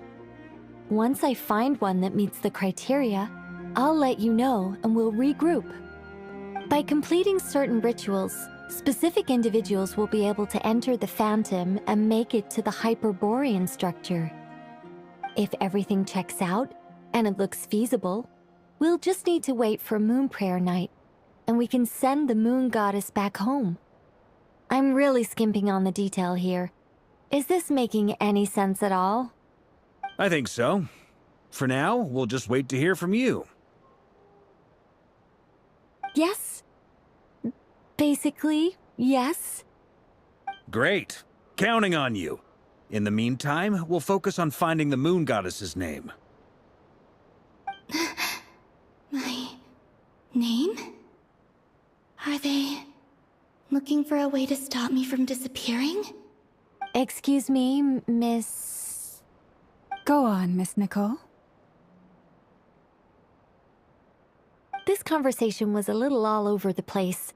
I didn't catch your name. I am Lauma, of the Frost Moon Scions. Ah, I did wonder. I noticed that you listened very intently when I spoke about Hyperborea and the moon's history. If you'd be interested, I'd love to visit you this evening and go through it again in greater detail. Also, if you were serious about making a record, it would be too risky to simply write down the raw details as is. I would suggest some tweaks. Maybe rewrite the stories as fairy tales or fables, perhaps even prayers. Anyway, we can cross that bridge when we come to it. So, see you later then? Oh, and no need to prepare anything. Just a cup of tea will do. See ya! She seems friendly. It's just... It's so nice to find someone who's actually willing to listen. I've been dying for a chance to finally go through all this systematically from start to finish. Any longer and I'd probably start forgetting it.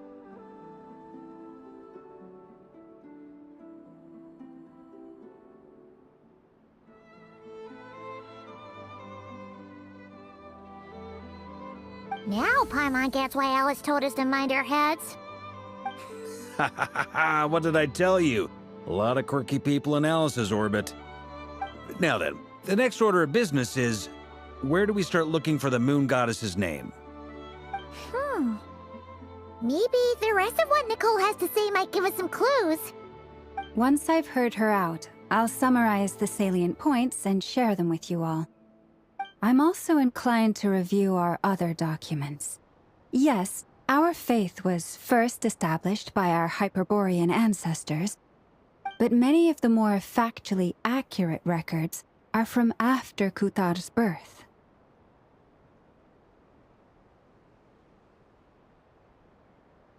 Sounds like we're gonna follow Columbina's journey through Devat, huh? In that case, we'll start by heading to the Frostmoon Enclave. Sounds like a plan. Take this with you. I'll see about getting in touch with the Fatui. It'll probably just be Arlecchino and Sandroni again. They're the only ones who would want to help. Thank you, Mr. Varka. Ha ha ha ha ha! Don't mention it. Honestly, I'm more comfortable dealing with the Fatui than prying into the details of a young lady's childhood. Catch you later. I should follow them, just in case there's some way that I can help.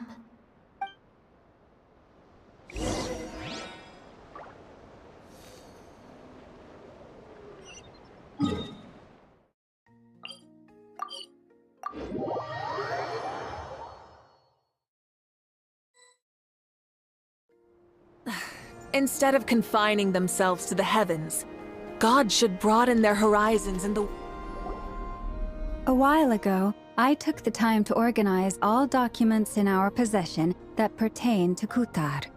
What you see here is the material I consider reliable. You're saying there's unreliable material too? Yes. Most of the information we have was transmitted through an oral tradition. Inevitably, some of her stories were mythologized and deified over the years through countless retellings. That's why I organized them into reliable and unreliable. There's no sense seeking answers in history unless we can ensure the veracity of the historical record. Makes sense. All right, let's take a look through.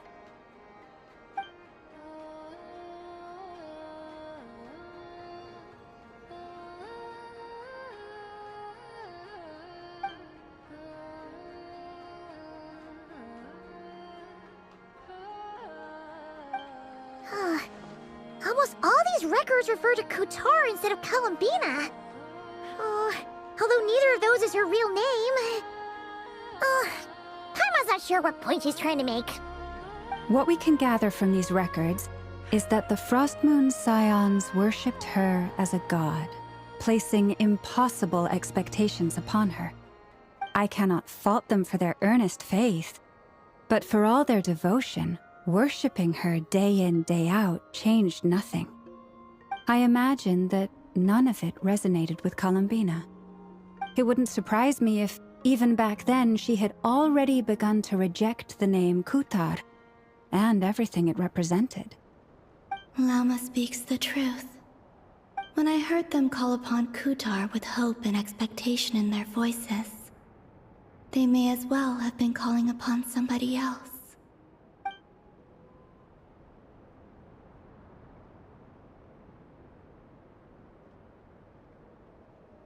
Well, that's a bit complicated.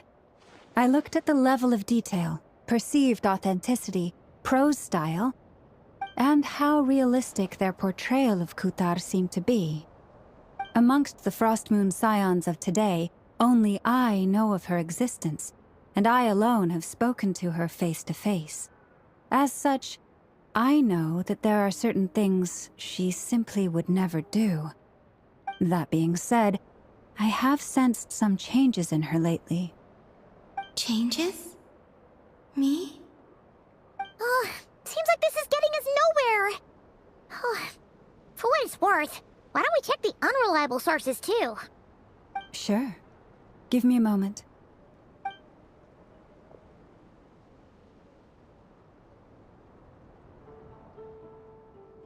Exerting but a fraction of her divine might, Kutar sheared a great mass from the snow-capped mountain and cast it into the sea, upon whose surface shone the mirror image of the moon. Thus was formed the island of Hisi. Yeah, right. That doesn't even begin to pass the sniff test. The 3 moons are naught but lies through and through. Only one moon has ever shone for us, and Kutar is her name.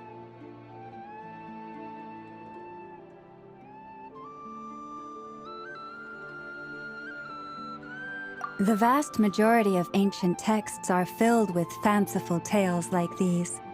I trust you understand my criteria a little better now. Kutar did not speak, merely gazing into the distance in silence.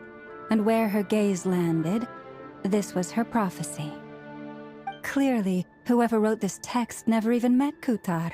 Otherwise, they'd know that her eyes are always closed. What about you, Traveler? What are you reading?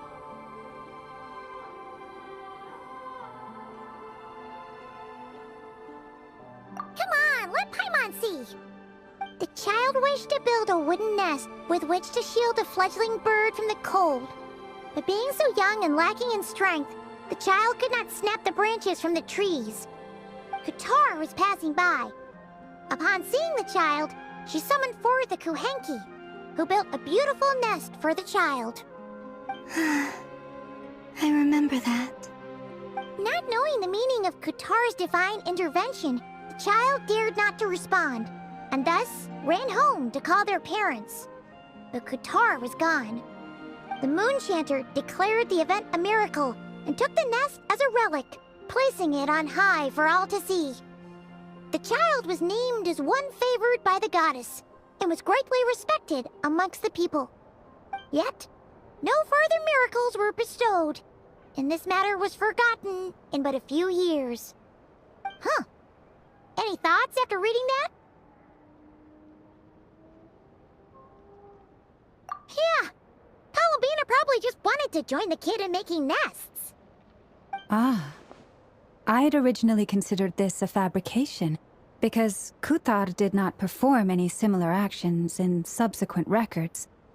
But now that I think about it, it does seem like something Columbina would do. It's just that... She didn't know how other people would interpret her actions. She was probably worried about making things difficult for people. And so, she gradually stopped joining in. Yes. Oh, that's so sad.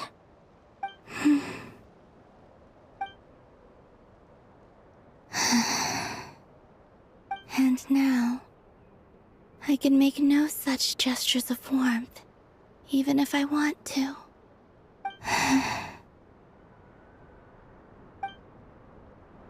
Still no name. That's a bit of a shame. But we did learn some interesting stories. That's gotta count for...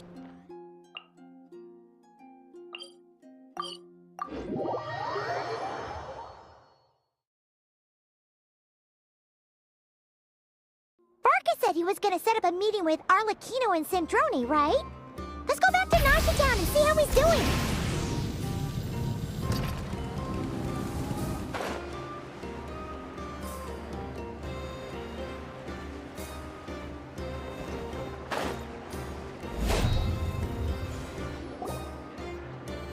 Let's see. There's Varka. Oh, and it's Durin and Albedo too. Yeah, this is pretty much the same place we bumped into each other last time. I convinced them to stick around a little longer. We were all waiting on people, so I figured having a little company would help pass the time. Ah, so you've been waiting for us? Does this mean that you've already arranged things with the Fatui? Sure does. Now you're back, we can go meet up with them together. How'd your investigation at the Frost Moon Enclave go? Well, we didn't find out Columbina's true name. But apart from that, it went pretty well.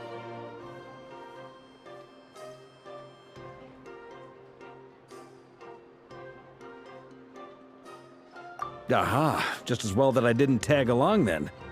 I'm sure our moon goddess wouldn't want every man and his dog knowing all about her private life.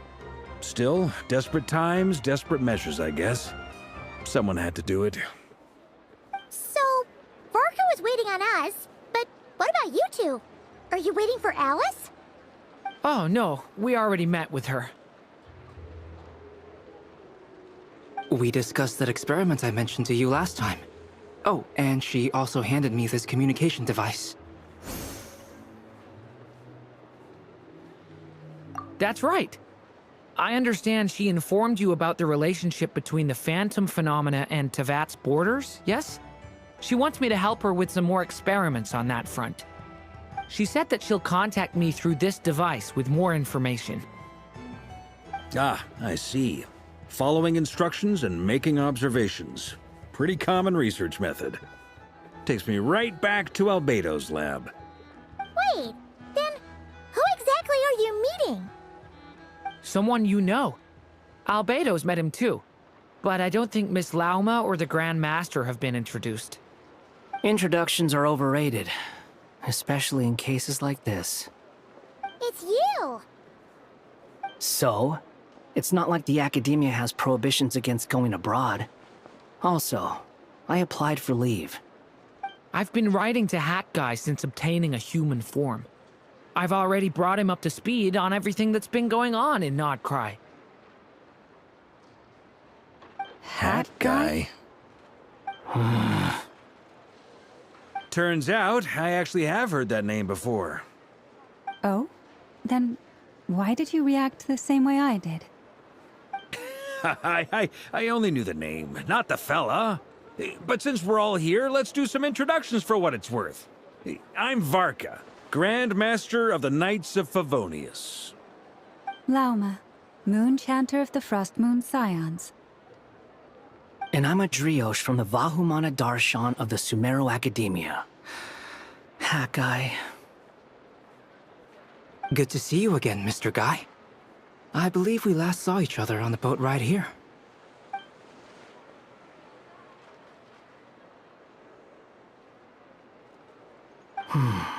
Mind you, the only reason I came here is because there's someone I want to look into.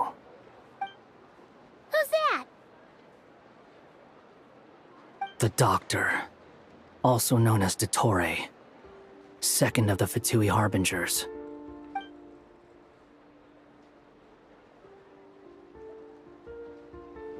From the tone of your voice, it sounds like there's bad blood between you. I was reviewing our archives and noticed that a lot of information about him was missing. Left a bad taste in my mouth. That's all there is to it. Dottore, or Zondik, as he was then known, once studied at the Academia, but he got kicked out before he could graduate.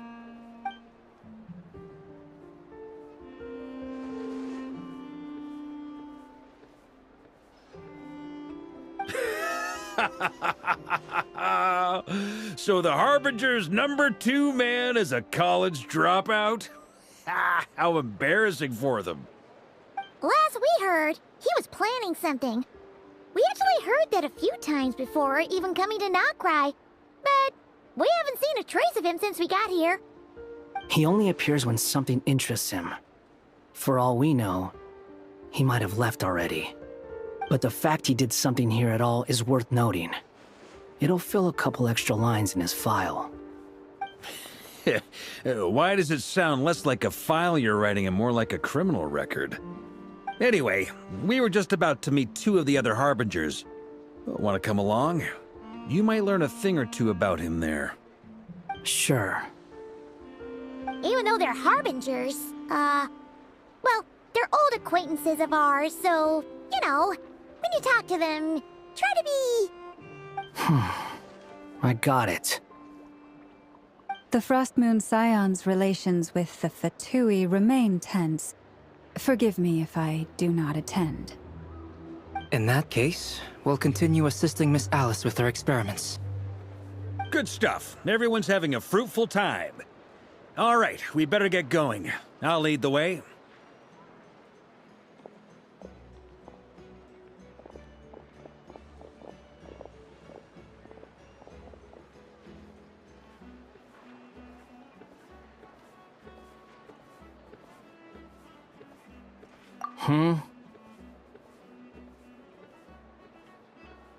Well, yeah, that's obviously part of it. But I'm not the only one who has a score to settle with him. Neither you, nor Lesser Lord Kusanali, nor I want to see him meddling with things again.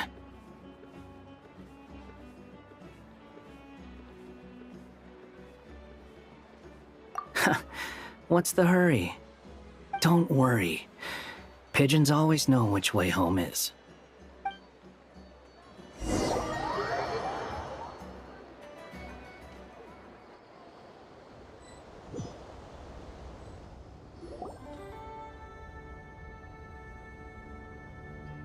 You made it.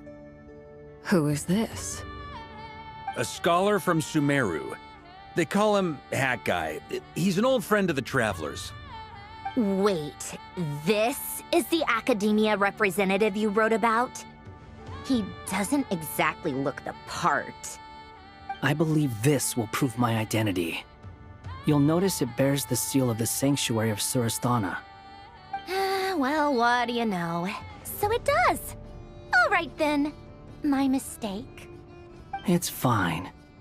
I expected as much. What? So as I mentioned in my letter, the Academia's got its eyes on Dottore. But this matter remains top secret. Apart from those assisting in the investigation, the fewer people who know, the better. If anyone asks, I'm here in Nod-Krai to pursue my personal academic interests. Gotta say, Varka, you did pretty well to keep all this under wraps for so long. Sounds like you got in touch with the academia about this way back. You flatter me. Where do I even start? Remember that time we fought Rerir at Star Sand Shoal? He sure let me have it then, didn't he? I'll bet Dottore had that all sketched out, with me as his convenient little pawn. He could not care less about us if he tried, but hey! The feeling's mutual. Does Dottore really strike you as the sort who values his relationships with his colleagues? Fair point. Definitely not. Which is why I always keep my guard up whenever he starts making suspicious moves. To that extent, our motivations align. On top of which, I consider you trustworthy people. Now, back on topic. In the wake of the Reihir of Solnari episode, Sandrone and I grew suspicious about Dottore's complete inaction during the entire affair. So we tried to find out what he'd been up to, but unfortunately to no avail. He never lets anyone in on his plans. The more he cares about something, the more secretive he gets. Indeed. Perhaps he believes that by keeping a low profile, he can avoid trouble. But that trick isn't going to work on his colleagues. Yeah, I mean, he's been researching the ancient moon's remnants. And he's been trying to get his paws on the moon marrows. Only an idiot would believe he doesn't have something more planned. With this in mind, I returned to Snezhnaya and relayed my thoughts to Her Majesty the Tsaritsa, entreating her to have him recalled. That's pretty direct. Did the Tsaritsa agree? Yes. I made it abundantly clear that the Fatui's business in Nod-Krai is almost concluded, and we do not need 3 harbingers in this territory. Her Majesty concurred. Accordingly, Dottore has returned at her orders. I imagine he is continuing with experiments, which no one besides he would ever have any interest in. Common sense might mean nothing to him, but he's not stupid. He knows that no good can come from opposing the Tsaritsa. Smarts alone won't get him all the way. He needs the Rooster's resources and Regrator's Mora, both of which the Tsaritsa can strip from him by waggling a finger. But doesn't he have a track record of publicly following orders while going against them in private? He probably has it down to a fine art by now. Wouldn't put it past him. We worked together on a research project once. Only briefly, but it was enough to show me that we're fundamentally different people. He has no interest in doing things methodically, stage by stage. His thoughts jump all over the place, and the moment his curiosity is satisfied, or he gets the results he wants, he disappears. The only similarity we share is that, once we set our minds on doing something, we will see it done, whatever it takes. Oh, we definitely saw some of that in your battle with Rerir. You got so competitive. Ugh, do not remind me. Then I believe we all concur. Dottore will not simply give up. Fantastic. Now this is turning into a whole day of unpleasant memories. Ugh. Are you talking about the moon marrow stuff? He also strikes me as the kind of person to disregard experimental regulations, ruin all the equipment, and go way over budget. Then leave the first person he can find to deal with the fallout. Exactly. This one time, he was running some high-temperature experiment and the substance exploded. But does he care? No. He orders his subordinates to open the device so he can observe the results, which causes the gas inside to leak out. That gas was poisonous. If I hadn't been there, who knows how many people might have died. And after all that, he left. While I was still cleaning up after his mess. What a waste of time, he said. Waste of time? The nerve! He wasted my time! You've been bottling that up for a while, huh? Hat guy, I must say, you seem awfully familiar with internal Fatui affairs. Especially when it comes to Dottore. Thank you, Lady Harbingers, for providing such valuable information. I have no other questions for now, so I'll be on my way. Wait, what? You're just gonna leave? You're welcome to join if you want. Ugh. Just when Paimon thought he'd finally mellowed out. He makes quite the impression. I'll say. I've met tons of headstrong people, but not many of them would join me in bad-mouthing Dottore. Anyway, back to the main agenda. Barca, you said that Columbina has gone missing? Or rather, disappeared. Yeah. We're working on building a connection between her and this world. The simplest method is to find out her real name. I've actually asked her that question before, but she said she didn't know. Considering our relationship, I doubt she was lying to me.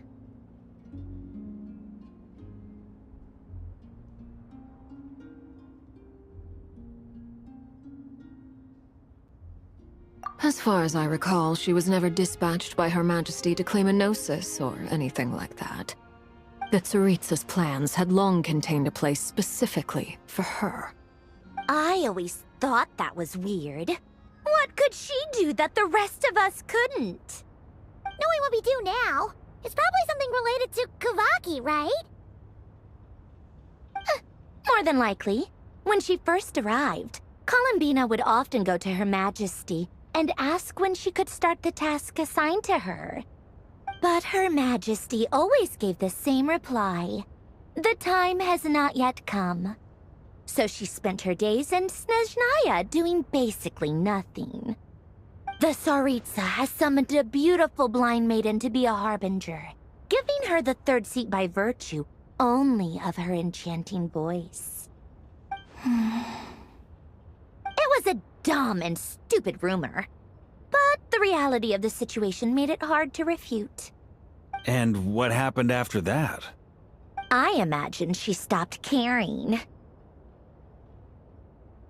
She no longer seemed to care why she had been recruited, and Her Majesty never gave her any missions, so she just continued to sing in the flower garden.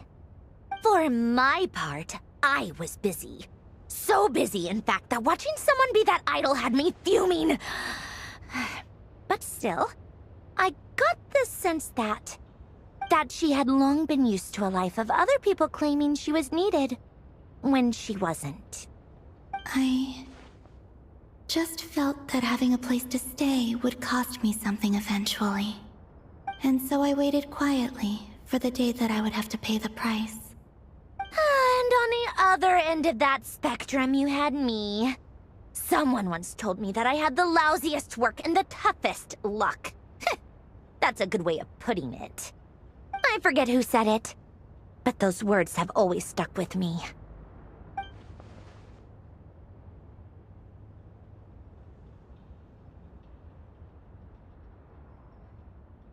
But you've done your job exceptionally well all this time. Because at heart, you are a conscientious person. What is it? Something come to mind?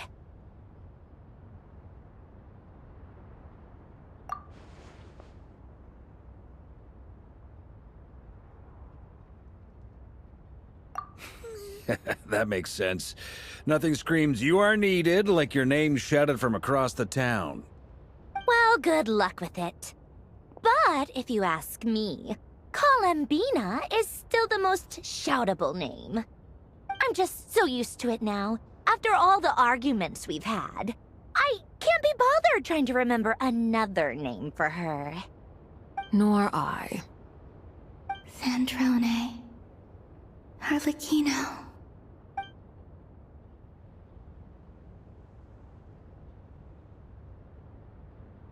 Huh! It's a Sealy! Does that mean Nicole has news for us? Ladies, I thank you for your hospitality. If the chance ever comes up, I definitely owe you both a drink sometime. I'm sure it will. You can make your own way out. Heck, you've been here enough times, you probably know your way around better than I do. Okay! Time to do what adventurers do best. Follow that Sealy!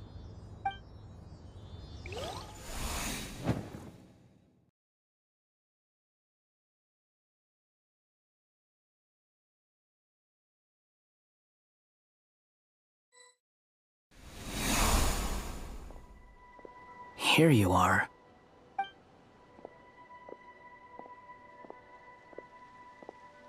Oh, hat guy. How come you're back so soon? Did things go all right with the Fatui? Fine. Dotori's been summoned home by the Tsaritsa. Couldn't get much more than that. How about you? Any progress with the investigation? Unfortunately not. We've tried everything. Different phantoms, different locations, different points in history. But the results are the same each time. Abyssal monsters roaming the land. People crying out in despair, with no hope of being rescued. Every time I see it, I can't help but think, is this what it was like in Mondstadt when Dragonspine Durin attacked? And if I fail in the task I've been given, will I create yet another tragedy? That's just meaningless speculation.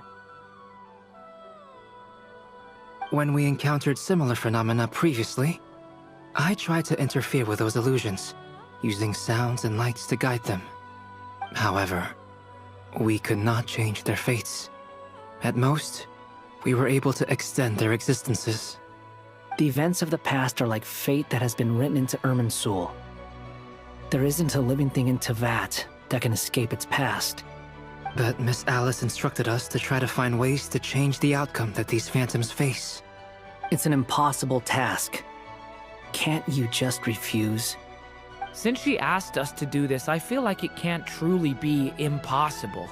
Or if it is, well, mages can make the impossible possible.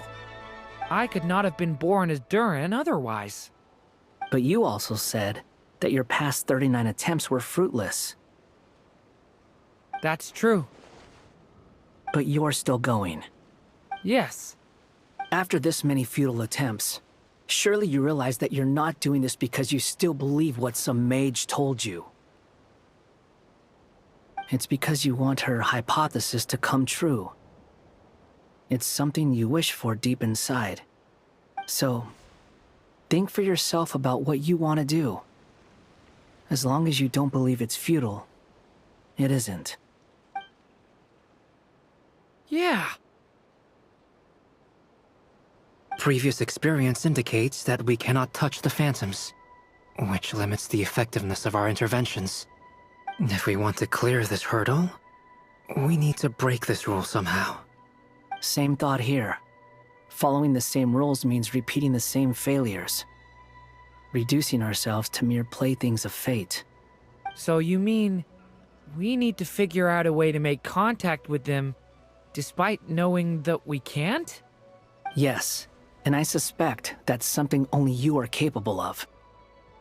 Everything in Tevat is logged in Irminsul, but the withering that once occurred in Sumeru was a sign that the Great World Tree was being corrupted. This corruption allowed things that should not have existed in Tevat to appear.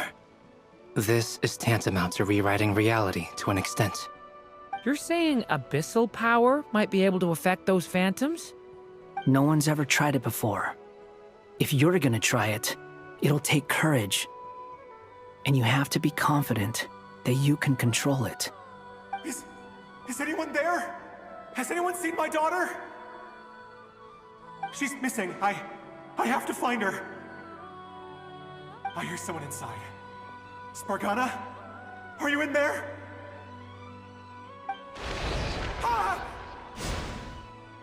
If I can use my abyssal powers to warn him that there is danger here, maybe it'll change his decision. Maybe he'll stay away. Yes. The important thing is not the nature of the power, but rather how you use it. To intimidate and obstruct. Sounds about right for the Abyss. Well, let me try. I should be able to influence that thing. Have you seen a little girl? What? This isn't the time for that! Just run!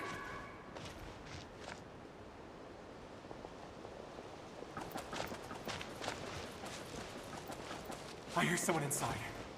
Spargana? Are you in there? Where are all these monsters coming from?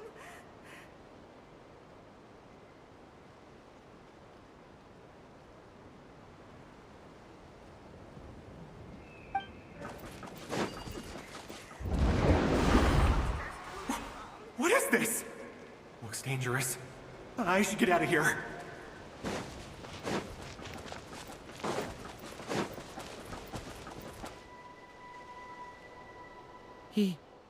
He really left. Ha! We did it! Don't celebrate too soon. Follow him. See what he does next.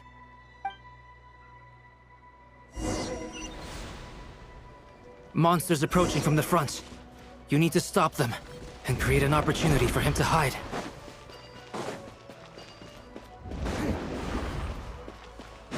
No! There's monsters ahead!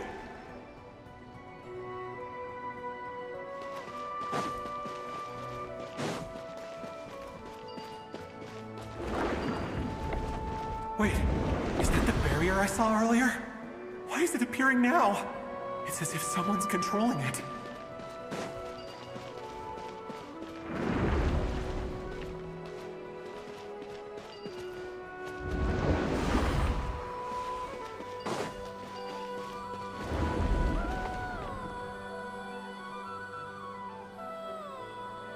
The monsters are gone. Is it safe now?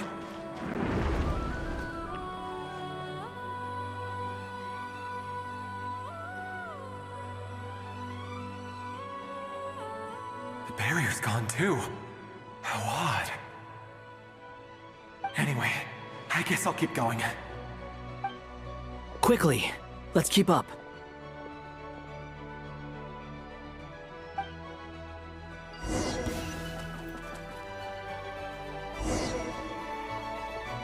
Wait, there was someone else here? Don't go any further. We've got anti-monster traps laid out everywhere. But my daughter must just be up ahead. I have to go. This way's blocked.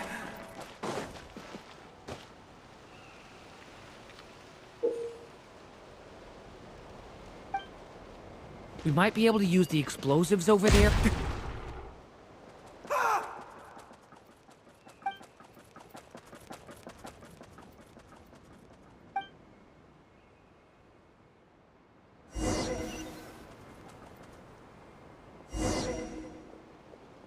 Wait, there was someone else here? Don't go any further. We've got anti-monster traps laid out everywhere. But my daughter must just be up ahead. I have to go. This way's blocked.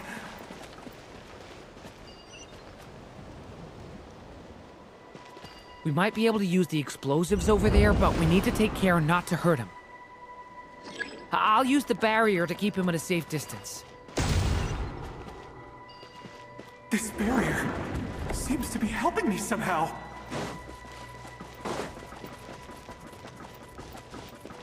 Hey, wake up! Oh, no good. Gotta keep moving ahead.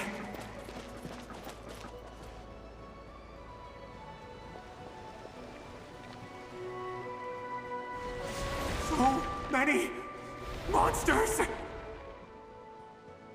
There's still a chance, Durin. Use the traps.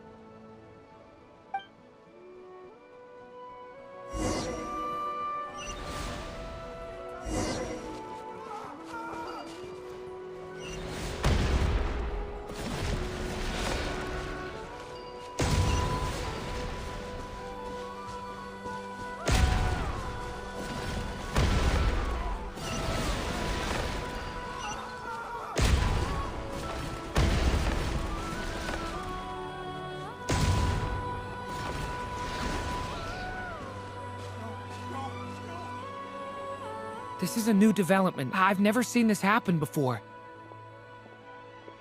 We might just be able to save this person.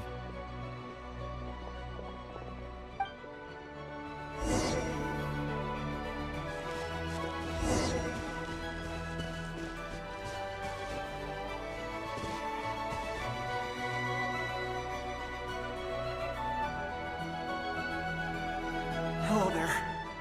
Have you seen my daughter? Spargana is her name. She's carrying a large backpack. Get out while you still can, you fool. You won't find any survivors here. But I can't just leave her here. She must be so scared right now. Sorry. Wish I could help, but I haven't seen her. You'll just have to keep looking. Okay, thank you. If I do find her, I'll get her to shelter and come back for you. Don't bother. I've got nowhere left to go.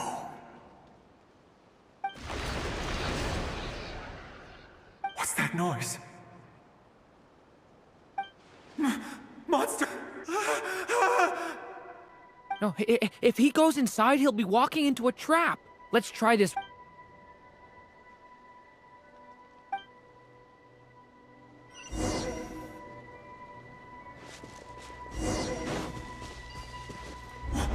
Why? How will I know where Spargana's gone like this?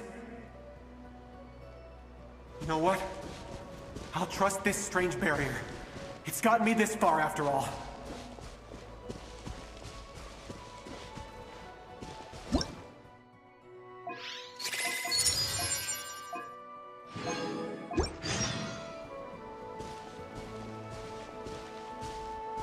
Spargana, are you there?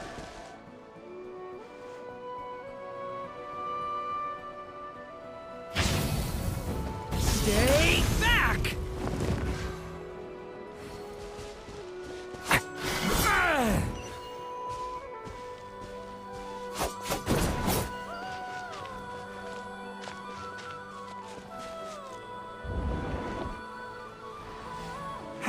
Hello, I'm looking for... Huh? Looking for what? Everything here belongs to me. Get 'em, boys!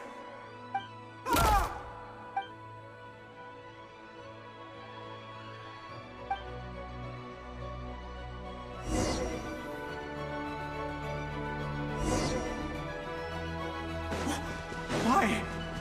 How will I know where Spargana's gone like this? You know what? I'll trust this strange barrier. It's gotten me this far after all.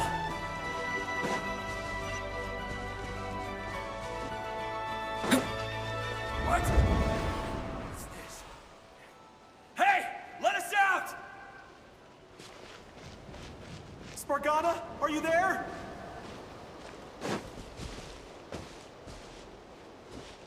Hey!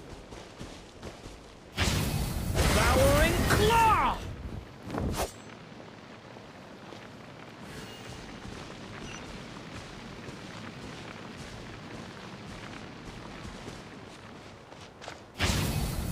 Devouring Claw!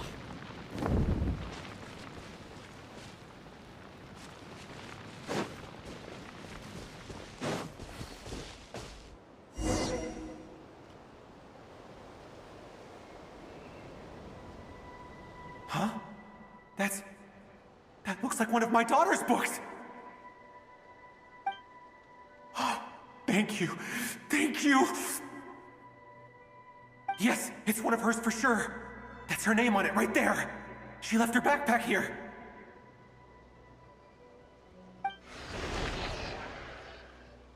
Durin, just like last time. Use the explosives.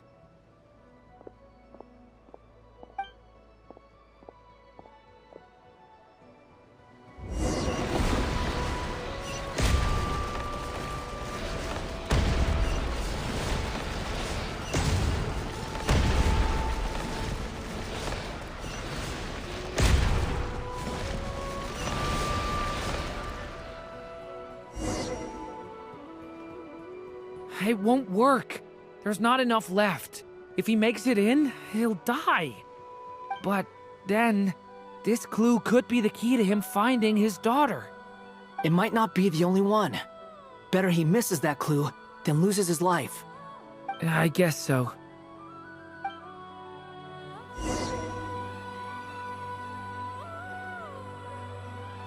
Stop him, Durin.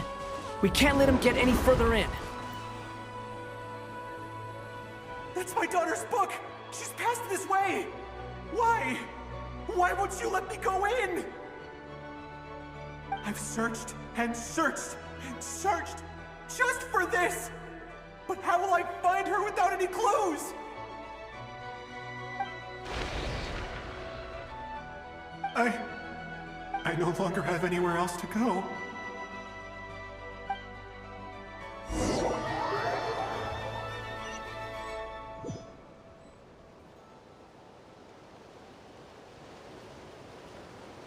I'm sorry. I'm so sorry. He refuses to go anywhere else. Whether he opens this door or not, all that awaits him now is death. We couldn't change his fate. Albedo? Hat Guy? Let's try one more time. I don't know how we're gonna do this, but I don't want to give up either.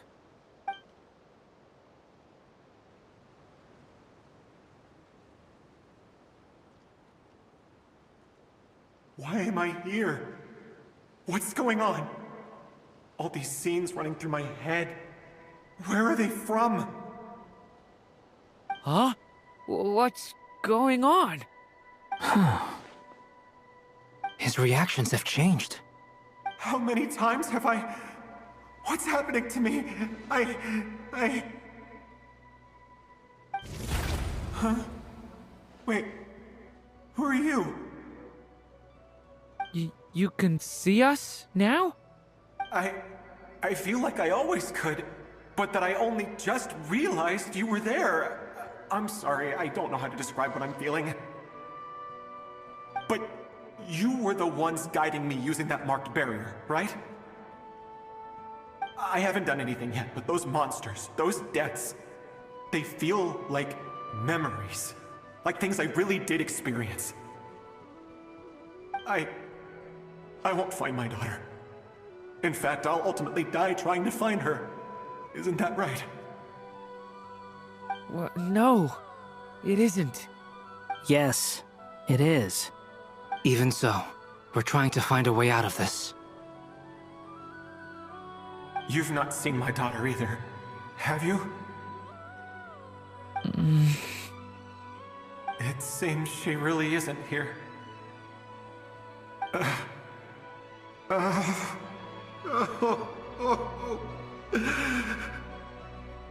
I'm sorry we couldn't help you.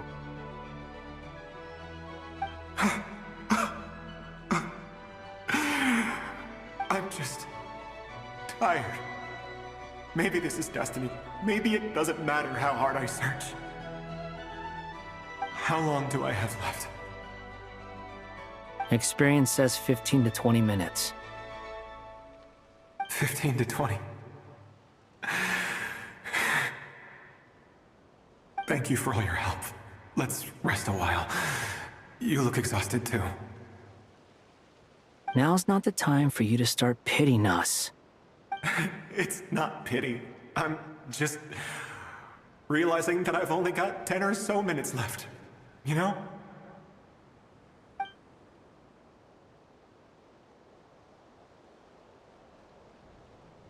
You say you're from Mondstadt, yes? A place with windmills, where people enjoy limitless freedom? And you're from Sumeru, where they've built an academy into a giant tree? Yes. It seems you've never heard of either place. Those names are unknown to me, I'm afraid, yes. Have you heard of Hyperborea? I have, but I heard that it was destroyed in the distant past. I see. That was where my ancestors once lived. What about Delphi Pytho? Was it later rebuilt? I've never heard that name. Then what about Salvindagnir? I have seen that name on stone tablets on Dragonspine. But I'm afraid the only things left of that place are its ruins. I see. Sure enough, there was no way to turn this around, huh? I'm sorry. I was the one who asked to chat, but it seems like we're too many ages apart. There's barely any common ground to start from. It's all right. We did hear something new, at least. From how you speak of your lives, things must be going all right for you, I guess. They are. Mondstadt is a place of freedom and happiness. There's a lot of good people in the church and the Knights of Favonius, and even outsiders find that it's an easy place to feel at home. We have festivals a few times a year. Everyone gets together to drink, sing, and be merry. Sumeru is a lot more uptight. Not really the kind of place where you can relax. It's a nation fraught with problems wherever you look. But if all you want in life is to seek knowledge, I guess it's pretty much paradise. That's wonderful. In other words, after this all-devouring black tide passed, humanity did not merely avoid extinction, but rose to build prosperous civilizations anew. I mean, I can see you all right now.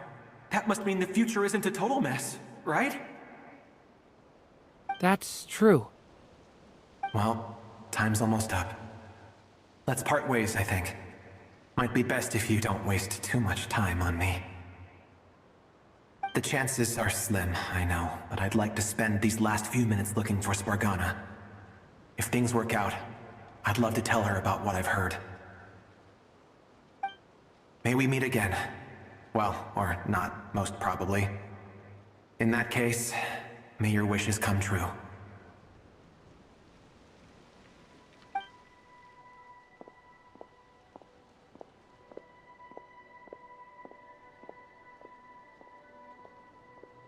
He's gone. In a few minutes, he will meet the end that was his to begin with. The ending of this tale did not change, but I believe that we've just made the most progress we have yet. May your wishes come true. If only it were so simple. Hat Guy, could I ask you a question? You've never talked about your past. It seems complicated, and it weighs heavily on you, too. Would you be willing to tell me about it? I mean, sometimes it's better to get things out in the open. Take that guy we try to help, for instance. At least he said goodbye with a smile, right? I know about Albedo's past.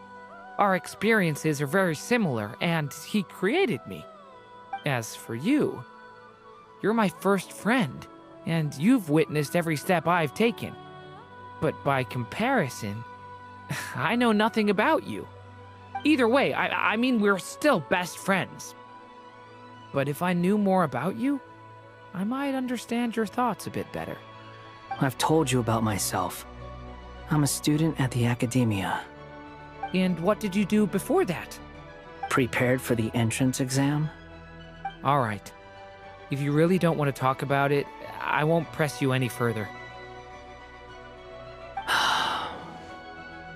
I was a puppet built from the branches of a white tree, using technology left behind by the Conrian schools of mechanical engineering.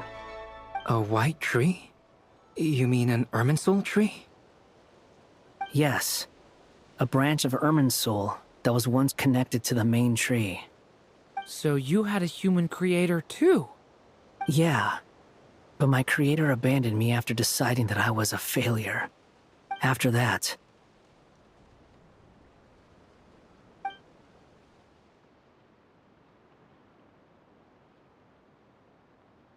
Durin. Resisting the influence of the Abyss, suppressing the urge to destroy, trying to do the right thing. None of these things are easy. But no matter how hard they are, trying to rewrite past wrongs is far harder. You asked me if you would create a new tragedy if you failed. I told you there was no point speculating about that. But the real answer is, yes, you absolutely will. That guy. But at least you've got people here to help steer you away from the wrong path. So, just keep aiming towards the light.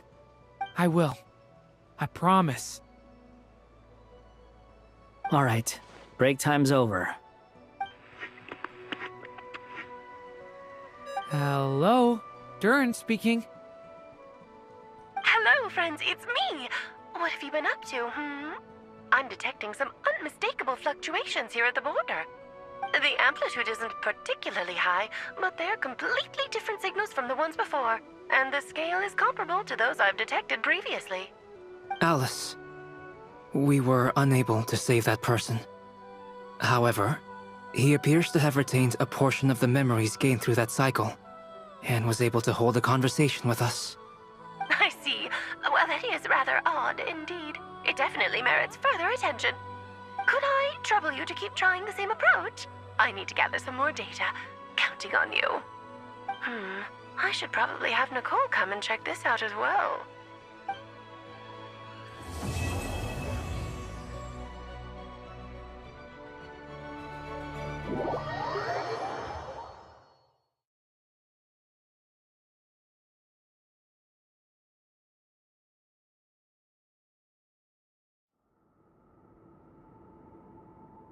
There you are.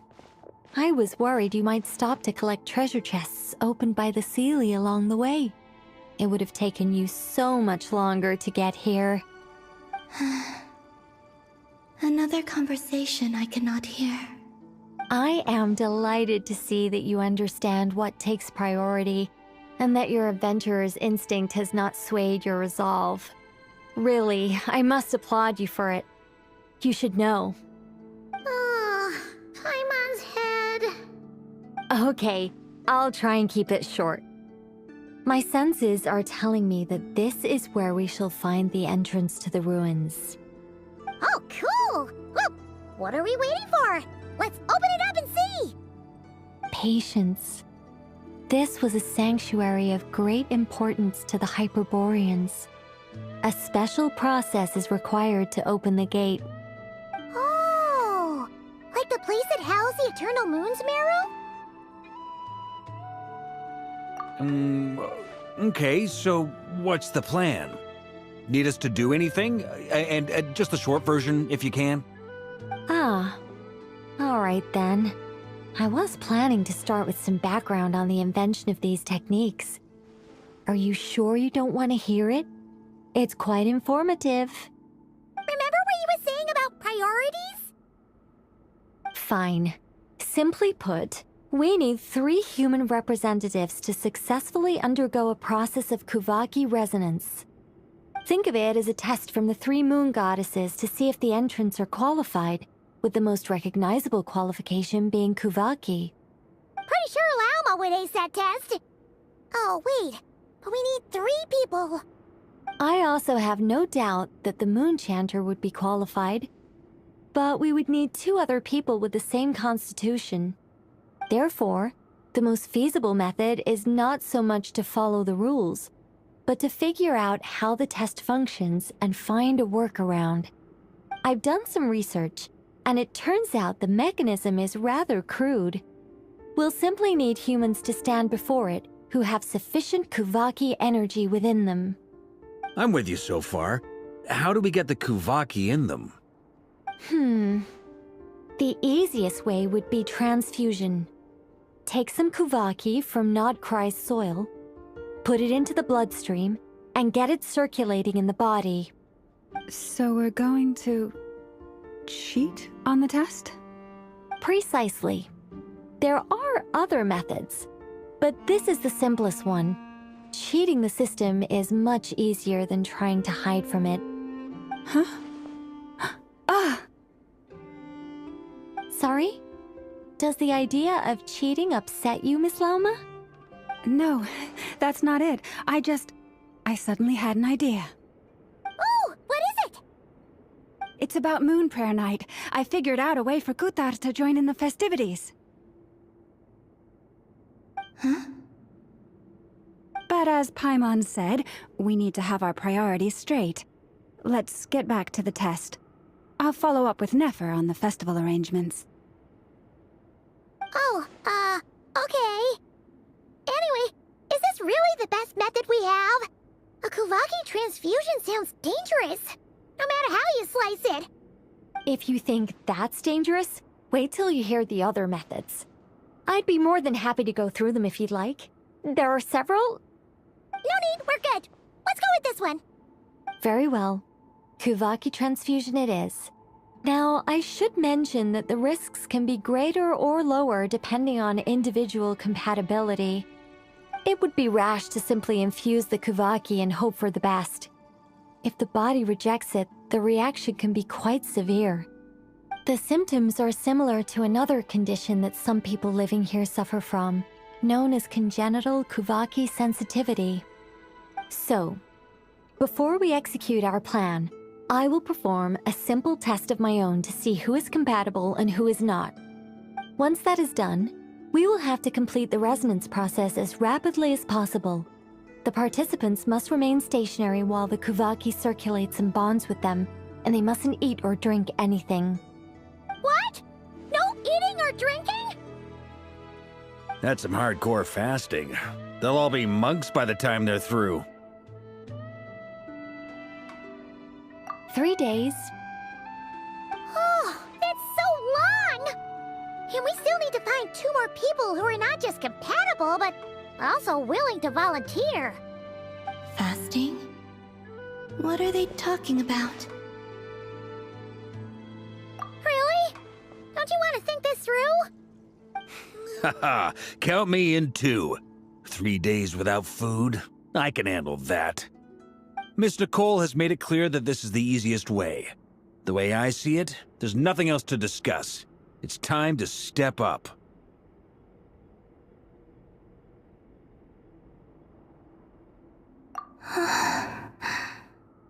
Yeah, you're right. In that case, Paimon volunteers to be Captain of Logistics. She'll keep the fires lit and grab some spare clothes to keep you comfortable. Then we'll start with you first, Traveler. Please step forward.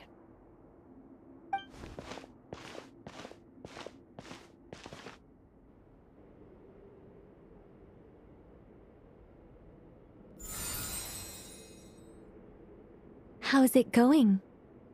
Do you feel anything? How about now?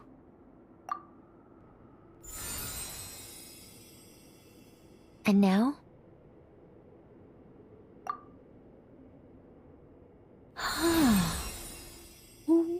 What about now? You guys, it's not a competition, you know. All right, I'm officially impressed. Even as a descender, You can withstand far more than I imagined. It's like I summoned a giant stone titan to arm wrestle you, and your arm hasn't even moved an inch. In my last attempt, I infused 5 times the amount of Kuvaki required. Yes, safe to say, compatibility won't be an issue for you. You're eligible to join. You're next, Mr. Varka. Sure, here goes nothing. All right, I'll start where we left off. 5 times the required Kuvaki dose. Whoa, whoa, whoa, hey, wait a minute. How's it going? Ooh, no, not great. I kind of want to puke.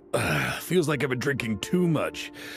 A few bottles of wine, then a big stein of Dark Horse, with some hard liquor from Liyue mixed in. You think this is funny? I just lost to a young lady in an arm wrestling contest. I'm never gonna live that down. My apologies. I'll lower the concentration and try again. Oh. How's it going now? I'm not as dizzy as last time, but I can still feel it pulsing around. In that case, you wouldn't be an ideal choice, Mr. Varka. Let's try someone else. Okay. Let's go ask some of our other friends then.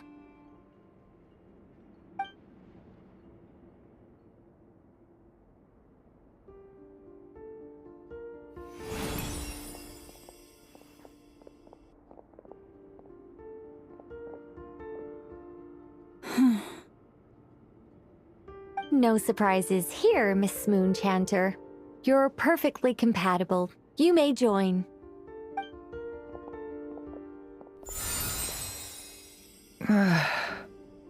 I'm getting a slight headache. Shame. You were so close. Whoa! Time itching all over! Allergic reaction. We can't have that. Huh? Well, are you gonna start or what?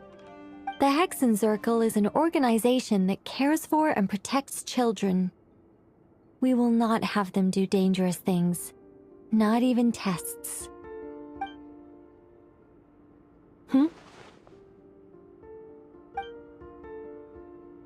Is something the matter? The candidates have to be human. I guess that rules me out too. Huh. Everyone except the Moonchanter got beaten. Guess I don't need to feel so bad after all. I mean, looks like this isn't gonna be as easy as we thought. Perhaps I could ask for volunteers among the Frost Moon Scions. I'll see about talking to some trusted Lightkeeper colleagues. Itlua springs to mind. In fact, I think we had some former Frost Moon Scions join our ranks recently. Can you give me the scientific explanation for how the test works? I can probably make some kind of test bot. Then we can just zip through Nasha Town, going up to people and pressing a button to check their status. Wouldn't that be way easier? No. Wow! No elaboration for once. How about I contact the Knights of Favonia's garrison in the Wave Chaser plane? Shame that Lohan's already left. And that guy's even tougher than I am. Strange. The moon goddess is clearly revered by many people. So why is she on the brink of disappearing? She mentioned that the world has rejected her from the very beginning. And when we fought the Reikir of Solnari, it seemed like she exhausted her power for our sake. Also, Paimon's not sure revered is the right word for how people feel about her. Gratitude, certainly. For my part, anyway. It's basic reciprocity. She helped us, so she deserves our help in return. Yeah. Even though she looked like she didn't care, she still saved a ton of people. including me. A review of the relevant data leads me to conclude that Miss Columbina is a good person. Yep, you bet! They really think so? I'm super surprised that Columbina isn't her actual name, though. I think it really suits her. It's light and graceful and... yeah, just a really pretty name. I know, right? Unfortunately, that's not our decision to make. Columbina. That was the code name the Fatui gave me. But it also came up in the song I heard when I was born. But... is that really all there is to it? What do I truly think of my own name? Is there anyone left who will still call me by that name?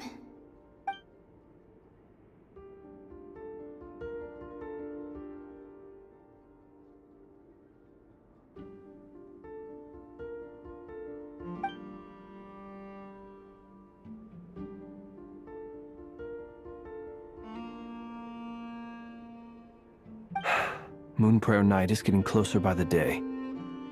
We're running out of time. We need to look for other candidates. Then allow me to try. Huh? What are you doing here? You contacted your friends via the Adventurers Guild. Sandrone has been keeping an eye out for something like that, so she informed me. Since I have the ability to accommodate a moon marrow, I should prove to be a suitable candidate. Arlecchino. When can we begin? I see. We can begin right away.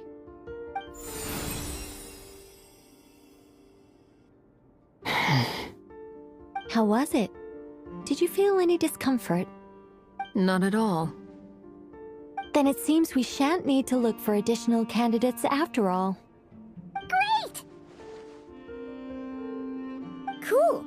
Alright, like Paimon said, the rest of us can take turns making sure the three of them stay warm and comfy. Then, my job is to take care of the caretakers. I will ensure everyone receives food and accommodation. I'm ready as well.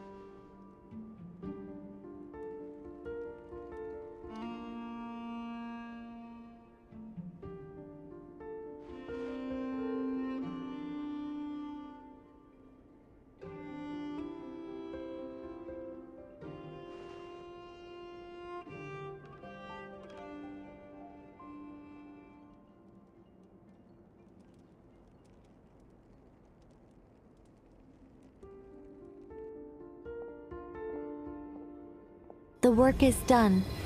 The sacred scroll shut. The stars grow dim, the people silent. The white sun sets, the silver moon rises. O path to the temple, appear now before us.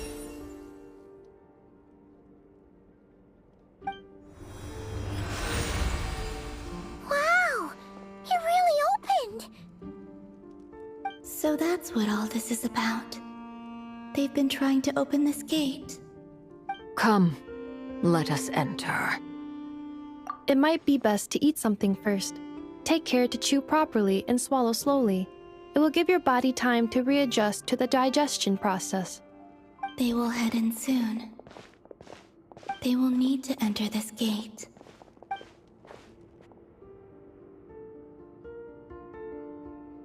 Huh? I cannot pass through. Is it because I have no physical body? It has been 3 days. My strength has all but completely faded.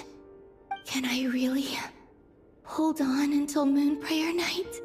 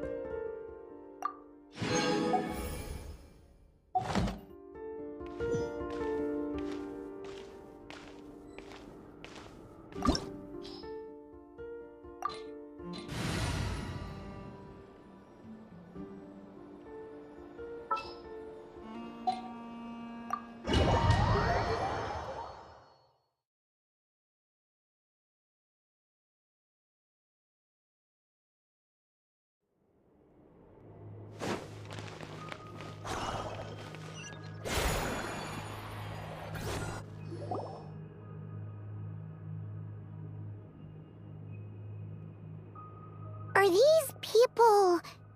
Judging by their clothes, they appear to be phantom Hyperboreans from the distant past. That could mean they have some clues about the moon goddess's name, right?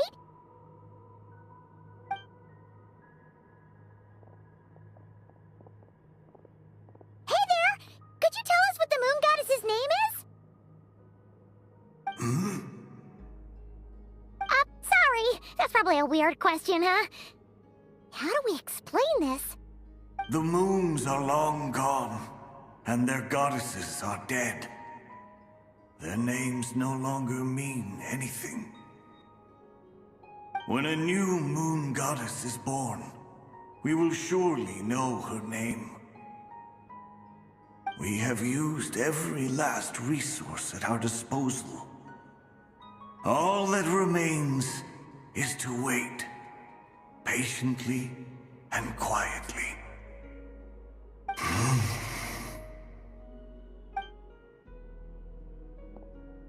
Were the people of the past all this devout? It looks like this phantom doesn't intend to converse with us any further. Surely the new moon goddess he speaks of must be Columbina. Alas, Kutar's birth came long after the age in which he lived. But, maybe if we find a phantom from a more recent age, they might know Columbina's real name. True. Keep an eye out. We should be able to tell which era they're from by the clothes they wear. Yeah! You've been pretty talkative this whole time. What changed? Oh, nothing. I'm fine. You all make good points.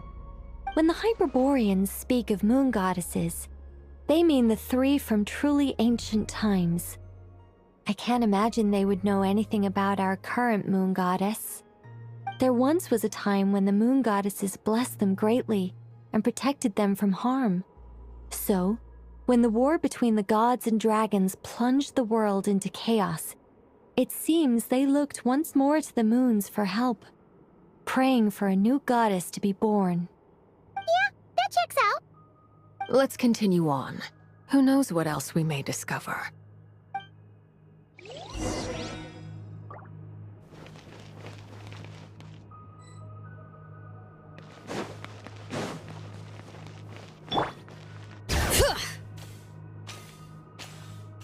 There's a door blocking this path! Not a problem. Try this.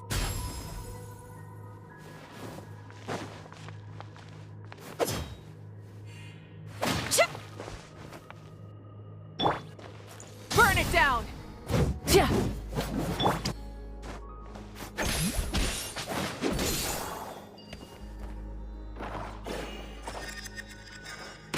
Whoa! How did that door suddenly collapse? This device was maintaining the door's integrity. Remove the core, and the device stops working. Is this our destination? Impressive. More precisely, this is a device that will help us reach our destination. Let's go. We still have a long distance to cover.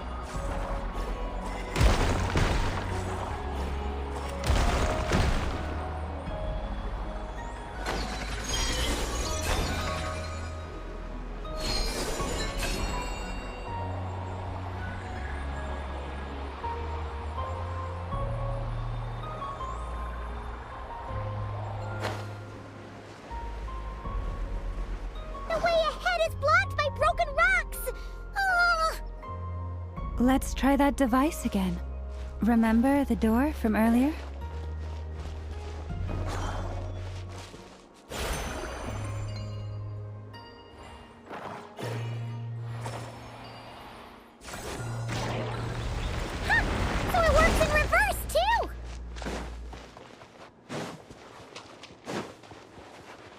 The humans we see are all phantoms, but the monsters are real.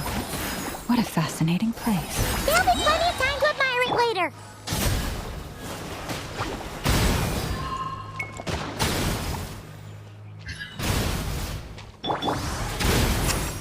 He's Laline! He's Papa! Get him!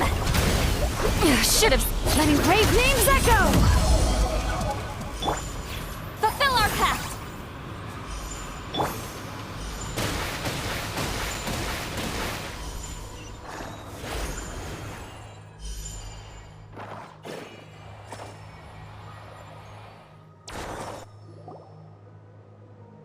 Ooh, there's a whole bunch of artwork in here. Seems pretty old. Nicole, this is probably your area of expertise. What do all these paintings mean? Let me see. To understand these murals requires some knowledge of the history surrounding the War of Funerary Flame. I shared a little of this with Lauma before. Yes, I think I follow. The dispute between the Moon Sisters, the transformation by Nibelung. Oh no, it's no trouble. I'd be delighted to share the tale again. Alright then. Tevat's 3 moons and their goddesses were brought into being by the will of Nibelung, the then ruler of Tevat. But when the heavenly principles came, they changed the world completely, down to its very foundations. The moon goddesses were nowhere near strong enough to challenge this entity. But the heavenly principles did not view them as heretical entities that had to be removed. Essentially, the 3 moons existed to keep this planet alive and operational, which did not directly conflict with the heavenly principles' aims. Nevertheless, the inherent precariousness of this arrangement would soon be revealed. Nibelung returned, yes. He did, and thus began the War of Funerary Flame, a battle for dominance between Nibelung and the heavenly principles. Discord would soon emerge between the 3 Moon Sisters. One would voice the opinion that they should follow Nibelung, for it was he who first hung the moons in the sky. Another would argue that taking sides in the conflict would only bring the world closer to ruin. There was no telling where it would lead, especially since their creator had returned, bearing the perilous power of the Abyss. Nibelung would eventually discover their disloyalty. He had all 3 imprisoned before transforming the moons into weapons with which to fight against the heavenly principles. What? Weapons? Yes. The very moons that had once defended the planet became instruments of death and destruction, striking terror into the hearts of all living things. And although the heavenly principles and the 3 Moon Sisters had once been at peace, it now seemed that the moons posed an unacceptable threat to Tevat. It is possible that the heavenly principles did not know of the goddess's imprisonment. If so, the weaponization of the moons would surely have been viewed as an intentional breach of the peace agreement. Regardless of who knew what, when, the heavenly principles shattered 2 moons and flung the other beyond the skies. Whether the goddesses managed to escape Nibelung's captivity after his fall, nobody knows. But this much is certain. From that day on, the moons no longer belonged to Tevat. The rejections slowly drained their power until eventually they passed away. So that's the full story. You say the moons ceased belonging to Tevat from then on. Why then would Columbina be born here? That is perhaps due to the lingering connection between the Frost Moon, which was not shattered, and this world. You could see it as the 3 sisters' dying wish. They never desired war. All they ever wished for was to protect this land. I see. If the final fate of the 3 goddesses is as you say, then Columbina faces the same grave danger. Our investigation has yet to bear fruit. We must hurry. Yeah, you're right. Let's keep going.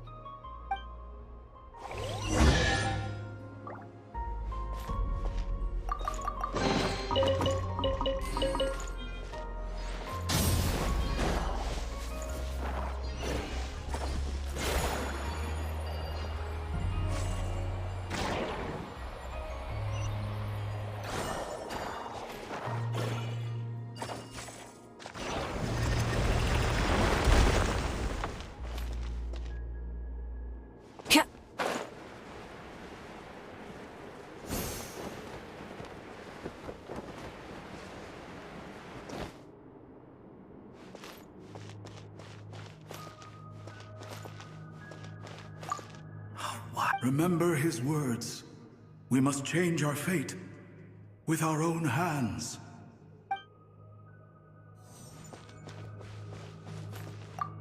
Should we trust him to keep his promise? We have to. There's nothing else we can do. Wait, that's odd. Who is he? Is something wrong? No, not really. It's just that over 30 possibilities emerged in my head, so I can't be sure who he is. It's been too long. My memory isn't as sharp as it once was. Okay. 30. Wow. Impressive.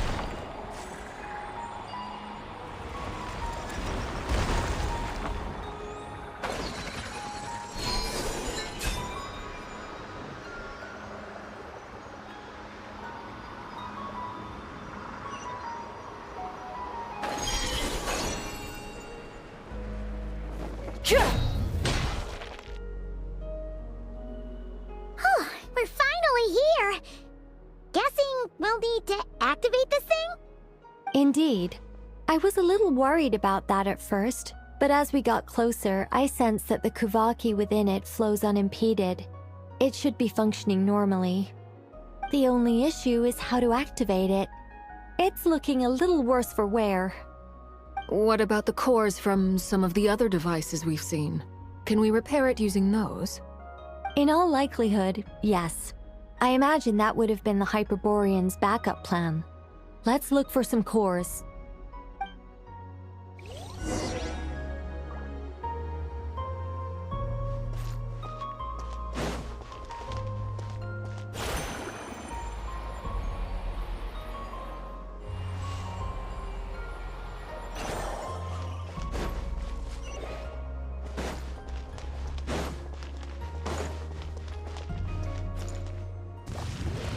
Burn it down! Get to work! Strike a pose! Let the world come alive!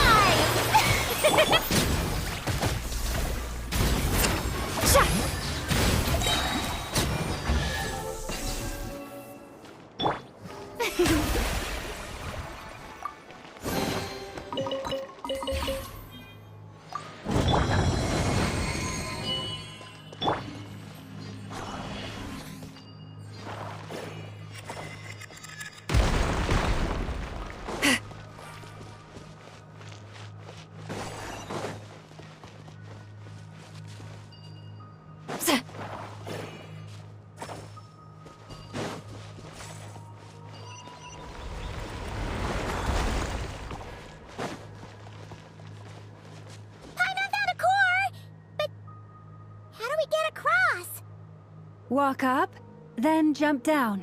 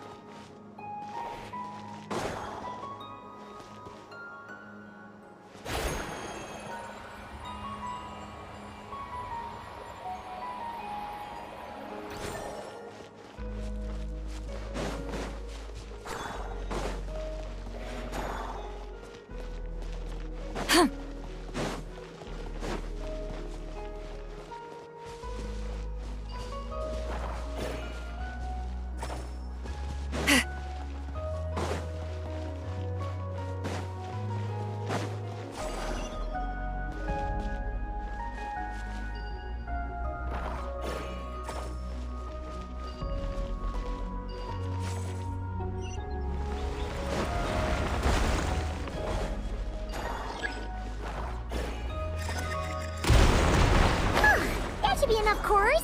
Let's head back.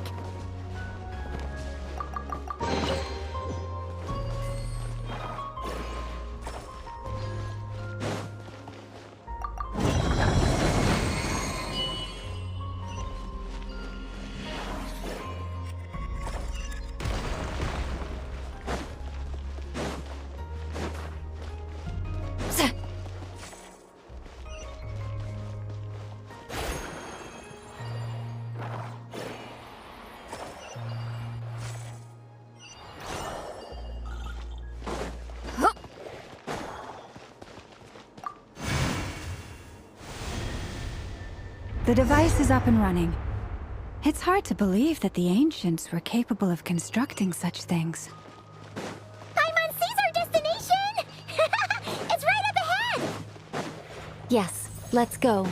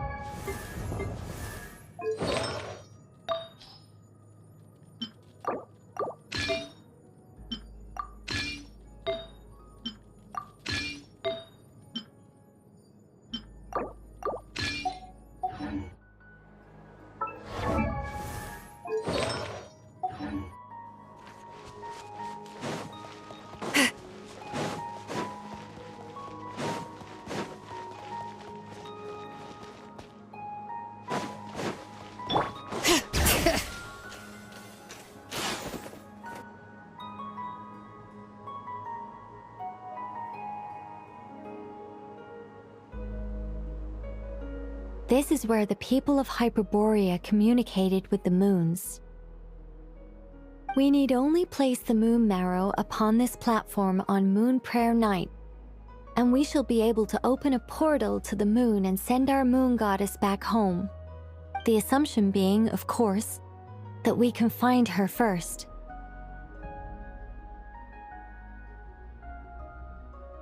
That's right. You want to know if it's safe there, don't you? And yet, she has no choice but to return. You know this. Oh, that's not the only issue here. This is the end of the line, right? We've explored everything we can. And despite looking at historical artwork and talking to people from Hyperborean times, we're still no closer to learning Columbina's name. If it's not too much trouble, could you tell me exactly what Alice said to you about finding her name? Oh, sure. What she said was... Then your first job is to find it. As a moon goddess, I'm sure she must have a name she identifies with. Neither Columbina nor Kutar is her true name, and she's never really accepted either of them. Is it not also possible that she has never had a true name? Not at any point in history? That would be a hard pill to swallow. But at this point, we may have to accept that that is the truth. No one knows how she came into being, and she certainly doesn't have parents in any sense that we're aware of. Perhaps she was never granted a name at all. But does that mean there's no way to get Columbina back? She's just gonna disappear and there's nothing we can do about it? Huh? Wait, why all this pessimism? Was it the way I phrased this question? You all seem to be taking this in completely the wrong way. Well, just because she's never had a real name in the past doesn't mean she can't have one now. What? Think about what Alice said again. She never once said that you'd have to find a new name, did she? Are you saying what I think you're saying? Yes. Names are anchors that connect us to the world. If she doesn't have one already, then all we have to do is create one, no? It's like... yes. Traveler, when you first arrived in Teyvat, do you think you would have turned around if someone behind you shouted, "Hey, Tumaini"? But what about now? I understand what you mean. Life is a long journey. Even the friends and family by our side can change over time. When people call you by different names, what matters isn't so much the words themselves, but what they symbolize. And of course, whether that resonates with you. Lumine. So, Close your eyes and picture the moon goddess in your mind. If you were to call out to her in this moment, what would you say?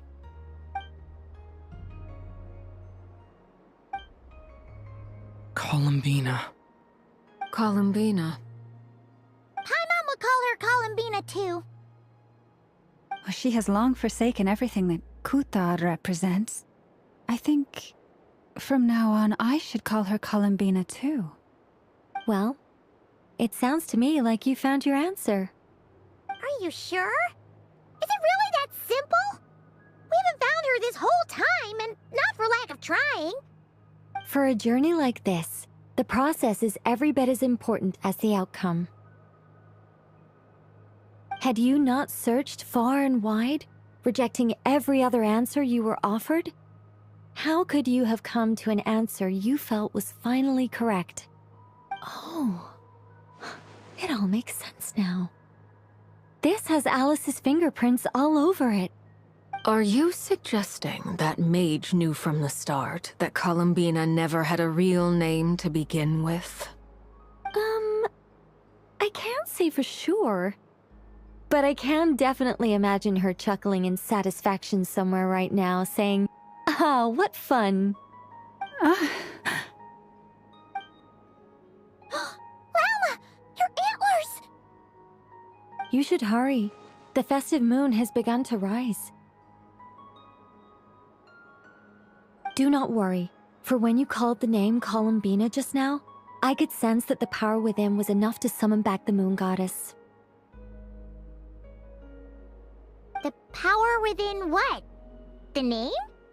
Yes. So, the thing is... What's wrong now? This is so annoying. I really want to explain how that whole thing works. Starting from the founding principles of Tevat and... Oh, I could talk about this for hours. But... Deep breaths, Nicole. Deep breaths. You're an angel. A sober, sensible, solemn angel who has her priorities straight. Okay then.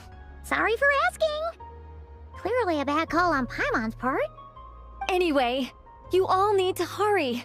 Last thing, remember how it felt when you called out that name. Then it is agreed. By the name Columbina, we shall find her. Then we'll throw her the best MoonPrayerNight party ever! And at last, we will send her home.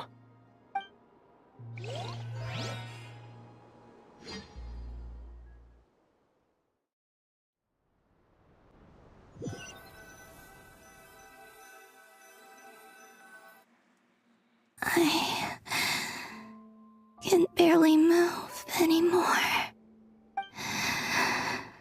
My consciousness is fading away. Have they come back out? I'd love to see them one more time.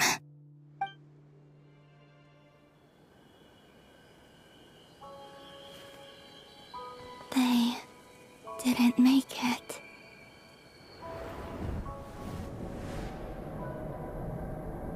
Could you tell me your name? My name is... Columbina!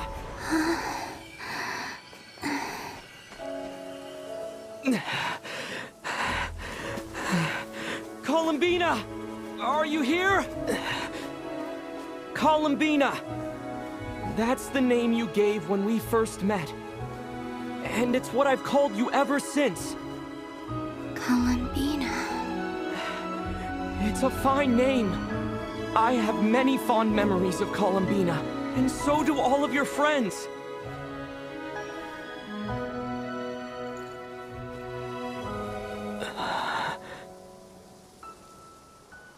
If you like this name...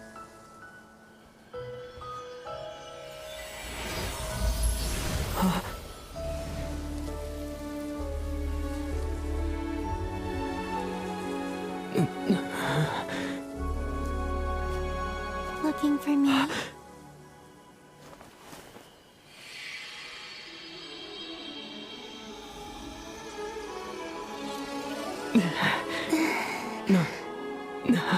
I like it. You can carry on using it. My name is Columbina Hyposelenia.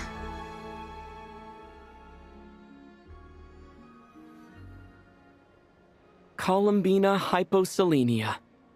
That's a wonderful name. I never thought that Columbina would become my real name. But after I met you and my other friends, the things that this name stood for slowly began to change. It went from being a Fatui code name to something my friends call me.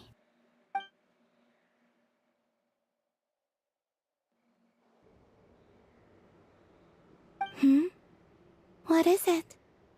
Why aren't you saying anything? I'm just so happy for you. Thank you. So, where's everyone else? We can go and meet them very soon. Everyone went to different places to try calling your name. Great. I'd like to thank them as well. Everyone's done so much for me. Searching for my name, entering those ancient ruins. Huh? Wait, so you were... Yes, I was there. Not physically, but my consciousness was still holding on. I followed you the whole way. Starting from when? You turned around and called out my name while you were in Nasha Town. Do you remember?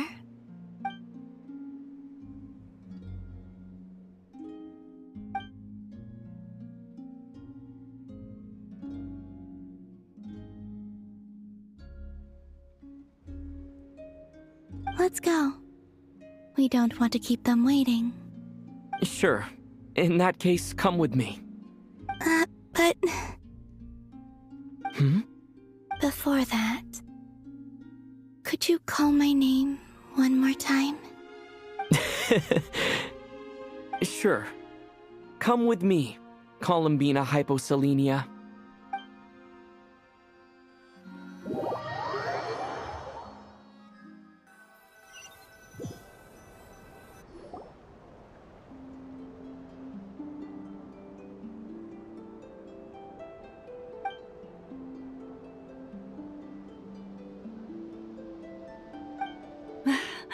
Columbina! Oh, this truly is wonderful. Llama, I can't breathe. Ha ha! Just in time for MoonPrayerNight. It's good to have you back, Miss Columbina. Yeah, we were worried sick. Thank you, my friends. With your help, I now have a name that belongs to me. Columbina Hyposelenia. Where's the second half from? You added it yourself? That's right. It means... Born beneath the moon. Yes. And by extension, it can also mean born beneath this world. A fine name. Now, as much as it pains me to interrupt this beautiful reunion, I feel obliged to remind you that the MoonPrayerNight celebrations in Nasha Town have already begun. Don't you want to enjoy the festivities? There's so much to see and do. And some of the ambient lighting and entertainments were sponsored by the kind souls in the Hexen Circle. Nicole?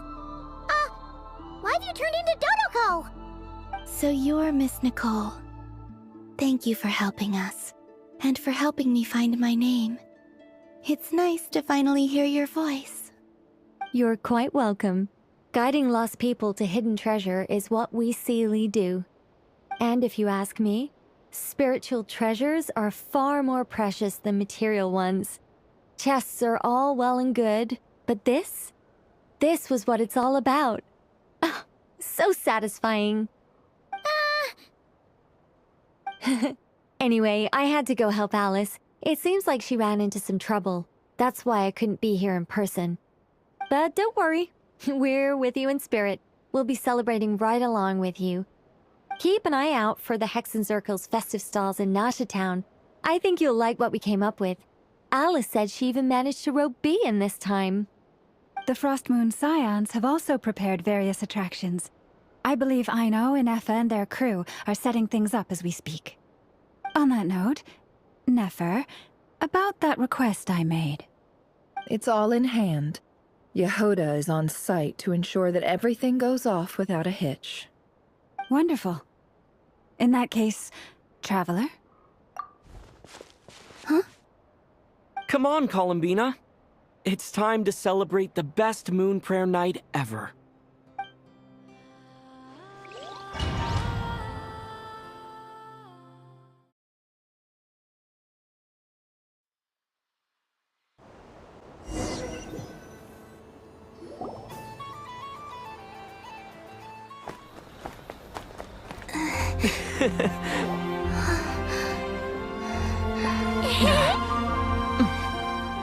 Hey, young lady.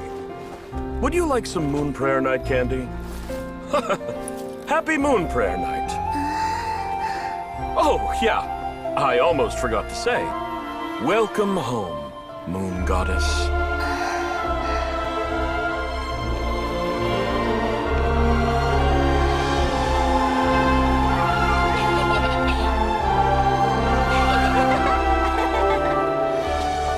Welcome home, Moon Goddess. Welcome home, Moon Goddess. Welcome home, Moon Goddess. Turning Nasha Town into her home is a festive gift. A rather brilliant idea. Perhaps this is what Nod-Krai, Columbina's home, should have been like all along.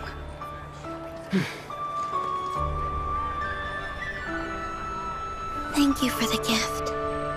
I like it a lot.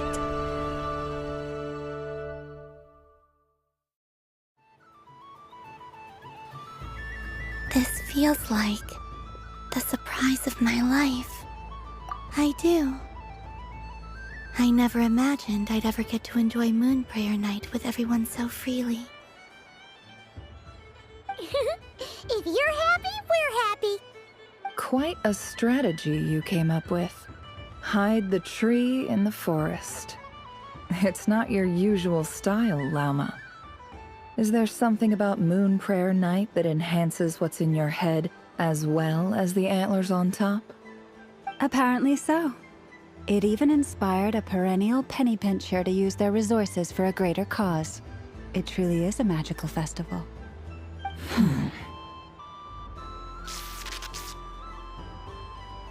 I see it now. This bickering is actually a sign of a strong relationship. Huh? What's everyone doing here? Oh, Miss Columbina, you're back. Yes, I'm fine now. Thanks for your concern. How's your progress with Alice's assignment? Very well indeed. I've never heard her sound so excited. Not like this. This time her excitement seems more serious. Seems like she's had a major breakthrough. She said she'll contact us once she knows more. In the meantime, we're free to relax and have some fun. Enjoy the time off while it lasts. I have a feeling that our next task won't be so simple.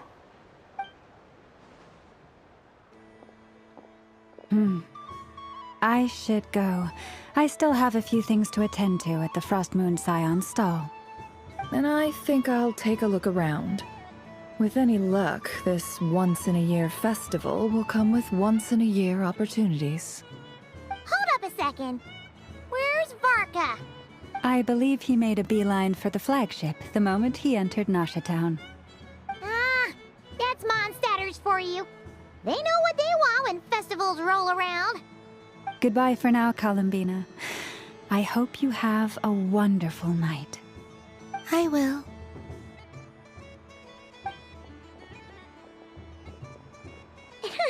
Well, in that case, don't just stand there. Get out there and have some fun. You'll definitely get a warm welcome at every stall. Oh, also, take this map with you. It's a guide to the festival.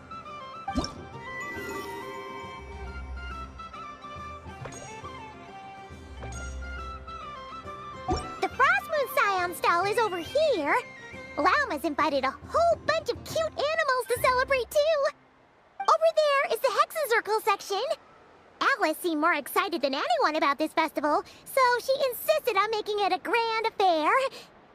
Oh, and then there's the Noshitown local specialties, including... Actually, forget that. Better if you go check them out for yourself. Thank you. It looks like a lot of fun.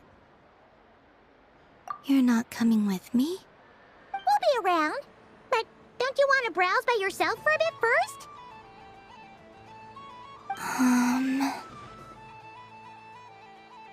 Yep.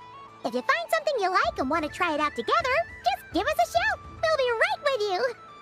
Otherwise, just relax and enjoy yourself. There's so much on offer, so try to experience as much as you can. And don't forget to stuff yourself with all the delicious festival food. All right then. Off I go. Where should I go first? This must be the mage's stall. It feels like I've entered a fairy tale. A soft and furry creature that bounces in. Welcome home, Moon Goddess. This one talks too. Allow me to introduce myself. I am a Dodoco from a distant archipelago, the most mischievous of all my Dodo brothers and Dodo sisters. When the going got tough, I powered through, and when I met obstacles, I boomed them away. That sounds like a lot of fun. Doesn't it just?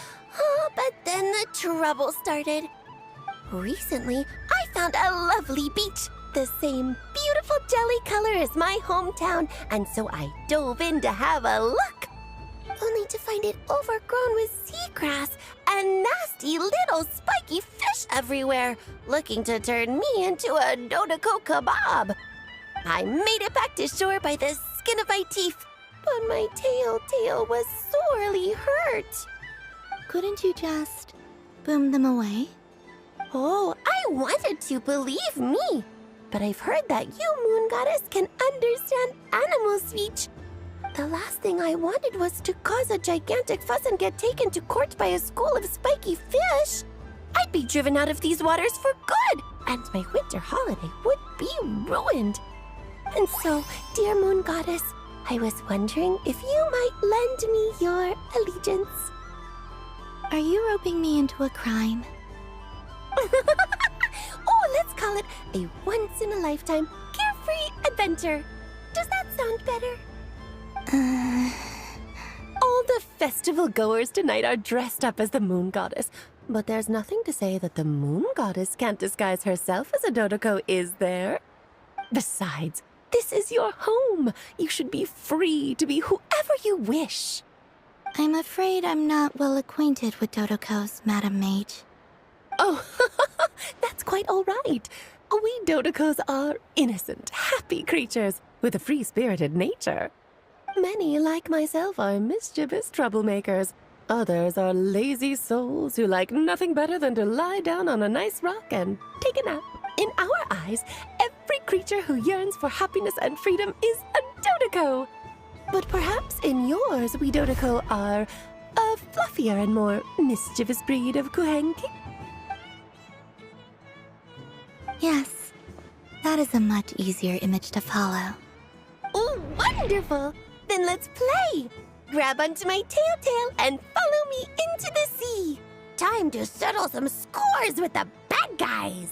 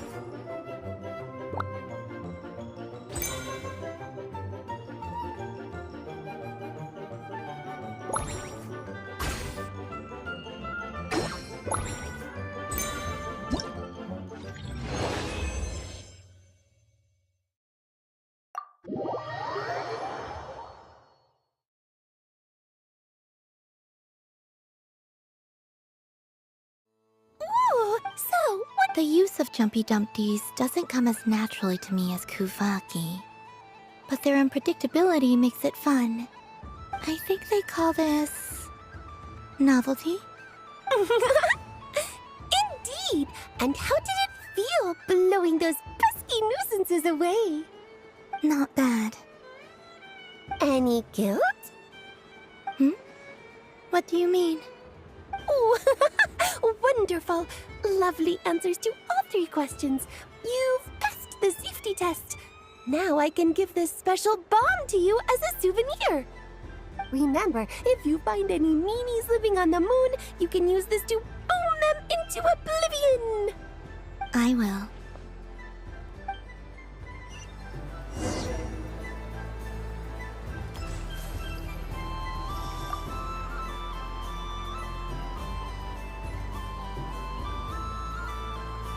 I wouldn't say it's unfair, exactly. I mean, your voice goes right into people's heads. How would you explain that to the kids? You can't just explain it away as magic. Is something the matter? Ah, Miss Columbina! No, nothing you need to worry yourself about. Ah, impeccable timing. Stick around for a second, Miss Columbina. I need your input on something. This self-proclaimed Knight of Justice has yet to give me a satisfactory answer. I, for one, would like to hear your verdict on the matter. Hey, now, I left the flagship just to help you out, Miss Nicole. What's going on? So Alice and I are both using long-range remote control spells that work on similar principles, allowing us to attend this festive fair in Dodoco form. Sorry, let me backtrack a little. While similar, there are some key differences. Alice, being a great mage, wanted her Dodoco to reflect something of her own charm and mystique. So she adjusted the way its tail moves when it spins around. An entirely gratuitous move, in my opinion. I hardly see how anyone is going to notice that. If anything, I'd say that anyone who stares intently enough at a Dodoco's tail to notice such a small detail is someone we ought to be highly concerned about. I only say this to emphasize that my question has nothing to do with tails. Now that we're clear on that, why is Alice's Dodoco permitted to interact directly with the children celebrating MoonPrayerNight, while mine is not? Your voice speaks directly into people's minds. See? Exactly what I said. Miss Nicole? Ugh, I can't stand it. I know that probably makes me sound like a whiny child acting out in front of their parents. And it's a little embarrassing now that I think about it. But hey, I said it now, I can't take it back. That would be even more embarrassing. Also, don't go reading too much into that analogy. It was off the top of my head. I'm actually an awful lot older than either of you. Miss Nicole, are you saying that you'd like someone to play the game you've prepared? I'm not so invested in that. It's just something cobbled together using items I borrowed from Alice. She probably didn't even make them herself. The point is, I want to know everyone's thoughts after they receive their prizes. But as I've been biting my lip for so long, and I've had no one to vent my frustrations on. I thought this was going to be a nice, straightforward festival where I'd get the chance to guide people to treasure. Well, can I play? I can't guarantee that I'll win a prize, but... You will? I'd like to try. Then what are we waiting for? Let the game begin!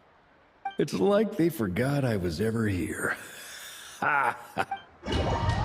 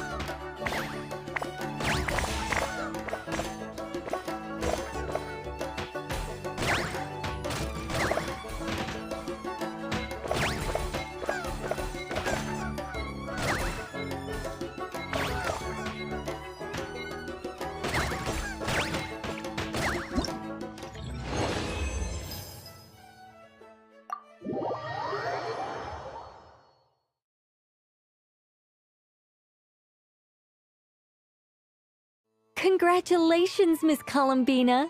With your great wisdom, you have overcome every obstacle in your path. Fate? Well, something to that effect. If you'd prefer something more poetic, it could be the icy winds or the dawn. Anything you like, really. You could even go with the challenge posed to you by Dodeko, if that's what you're into. Anyway, you can take or leave my suggestions. Moving on, all my hopes are now resting on this. Can I open it now? Stop teasing me. Please, I'm begging you. No more talk. Just open it. Wow. What a lovely sculpture. Classic and cute at the same time. Thank you, Miss Nicole. I'll always treasure it.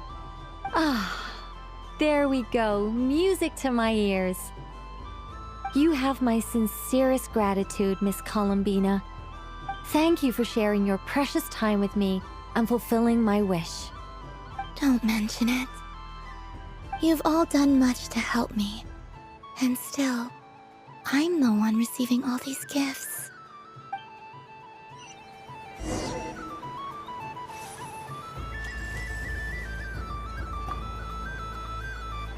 Welcome home, Moon Goddess. Oh, you're the genuine article. Alice was right. This MoonPrayerNight was worth watching after all. Another one that talks. Greetings. Pleased to make your acquaintance. I am the Hexenzirkel member they call B. Barbeloth Trismegistus. Columbina Hyposelenia. Pleased to meet you too. Hyposelenia. A fine name indeed. Now then, Miss Columbina, do you wish to hear a mage's divination? Divination? The Frost Moon Scions used to ask me what would happen in the future. Is this like that? From the perspective of the one seeking answers, perhaps. As you look to your journey ahead, if you seek to understand the unknown, resolve your doubts, and soothe the confusion in your heart, divination... The unknowns on my journey. Of course, if one wishes to peer into fate, then hydromancy is the more precise option. But that is a complex affair, and to relegate that majestic art to the status of a festive amusement would seem somewhat uncouth. Besides, it is sometimes better to not know fate with great certainty. Hence, I shall use the suitably festive Luna Arcana to tell your fortune instead. It is more Lunar Arcana. Indeed. Unlike hydromancy, this will only display possibilities and trends. People like to think of themselves as creatures of agency and free will. Peering too far and too clearly into the future is detrimental to both body and soul. I'd like to give it a try. Of course you may. Come then, take a seat, Miss Columbina. Before we begin, are there any specific questions you would like to ask? Let's stick to general possibilities and trends, like you suggested. Ah, very well. Then I shall use the basic Lunar Arcana deck. Now, try to relax. Cast your mind upon the things you have experienced and the things you are soon to experience. I will shuffle the deck. Would you like to cut the cards yourself? You do it. No problem. Now then, to make things easier for the seeker, that is to say, you, I shall decipher the cards from your perspective.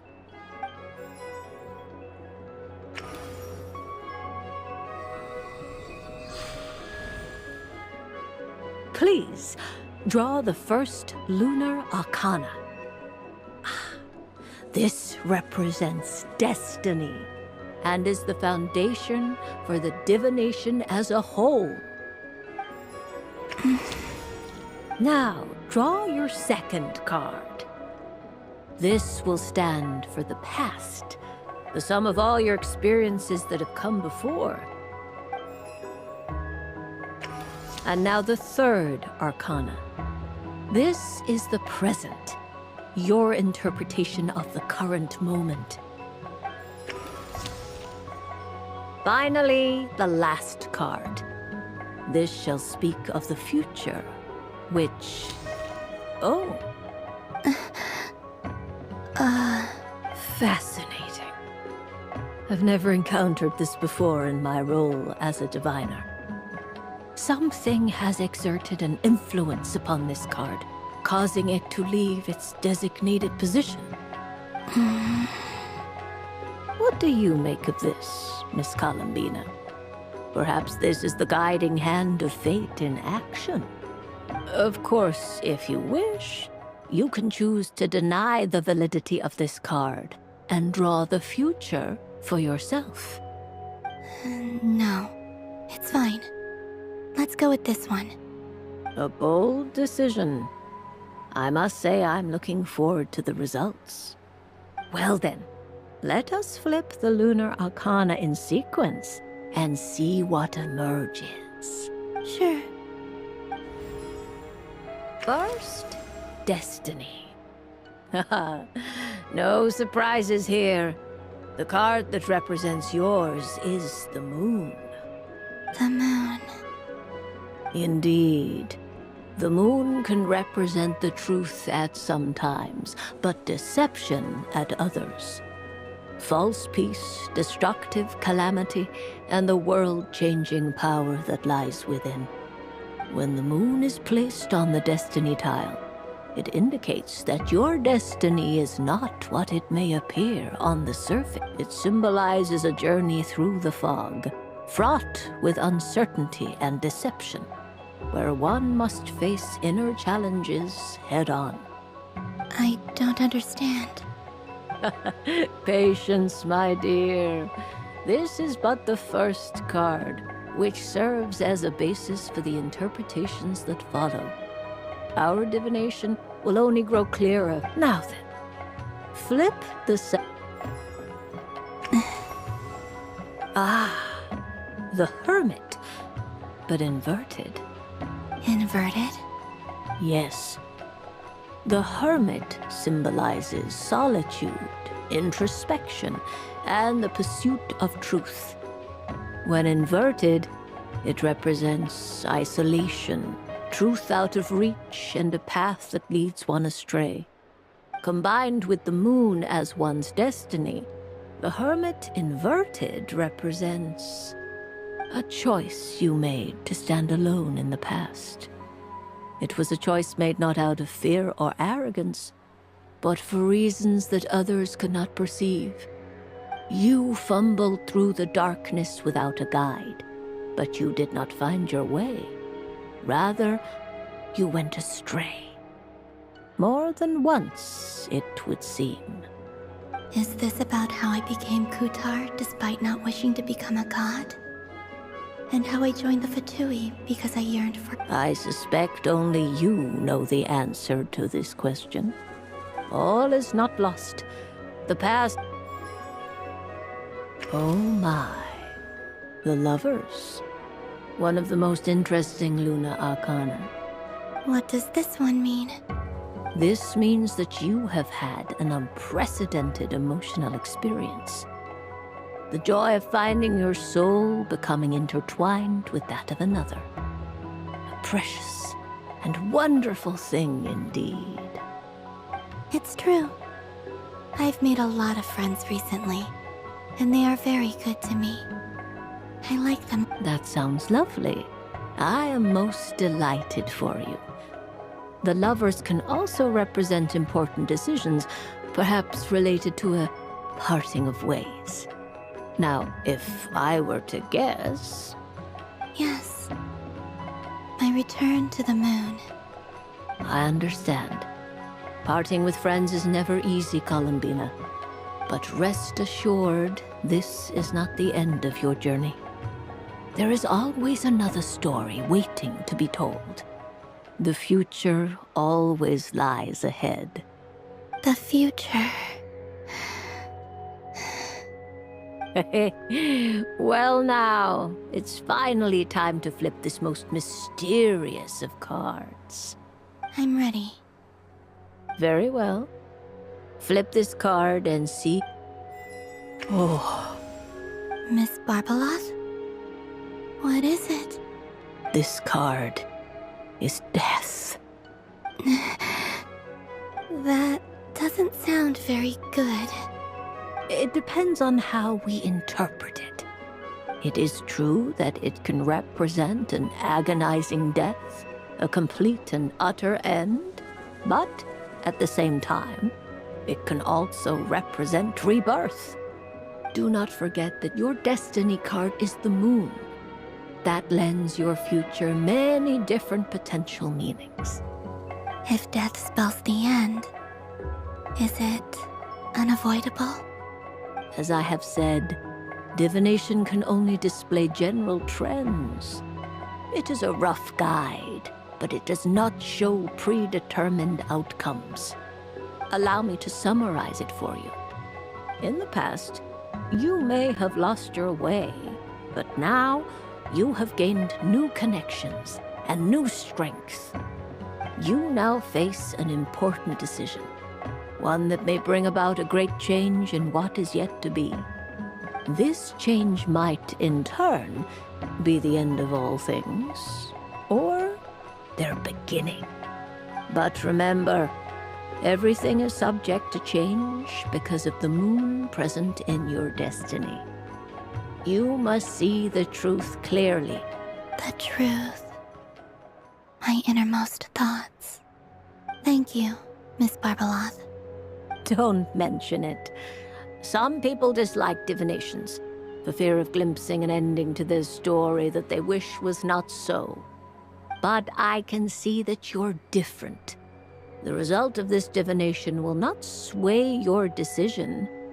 This is a rare quality, and one that diviners always hope to see in the seeker. We are here merely to guide, not to exert undue influence. I understand. Go then and illuminate your future, Miss Columbina. The moonlight that shines from you now is most captivating.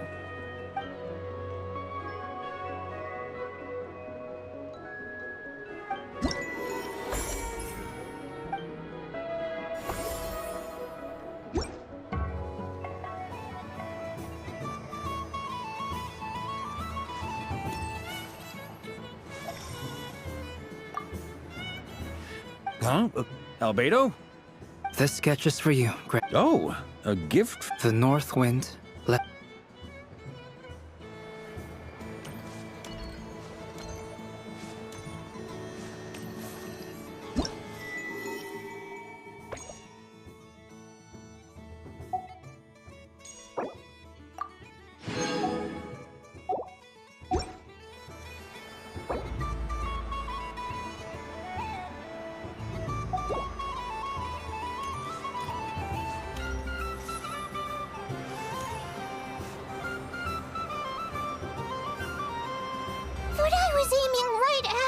Aw, what a pity. I saw it with my own eyes. You were so... That's not true. It dodged out of the way right as I was about to snag it. I'm sorry? You heard me. This paper frog can move. I swear. Dear, oh dear, what are you saying? How could a paper frog move? Unless you believe there really is magic in this world. But even if I, the mere humble merchant that I am, knew such magic, surely I would not use it on a paper frog. I'd sooner give Mora legs, so it could walk right into my purse. My dear, dear customer, just think about how much it... Oh, darn. Take your time, but don't take too long. This event is MoonPrayerNight only. Miss it, and you'll have to wait a whole year before I'm back. Next customer, please. Welcome. Hello. Whoa, whoa! What's this big one doing over here? How do I tell my employees not to go running around this time? Shooting them a glance won't work. I haven't known them long enough. Dory? Why, hello there, Miss Columbina. Would you like to play my ring toss game? How much for a round? Oh, first time's free. Not a single mora. After that, well, we can cross that bridge if and when we come to it. But with your sharp sharp skills, I'm sure you'll win all the prizes in one fell swoop. That was an obvious enough hint for them, right? Right?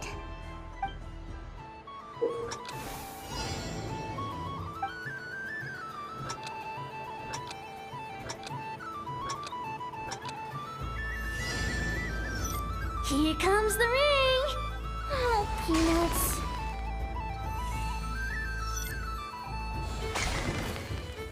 Change tracks. Roselle, should we move or not? Just a tiny bit. All right, then I'll... Oh, sugar plums, not the clock hands. How do I move the legs again?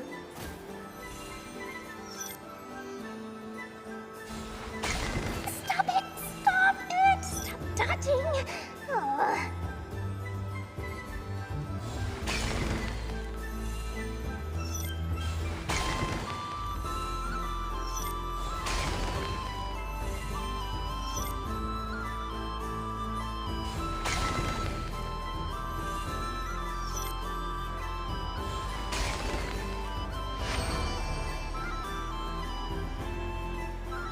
Let's see now. Wow, very good. That's the highest score we've had all night. And here's your prize. Now, how about another round? As for the cost... Happy MoonPrayerNight, Miss Columbina. Happy MoonPrayerNight, Durin and Hat Guy. Are you here to play the game? Yes.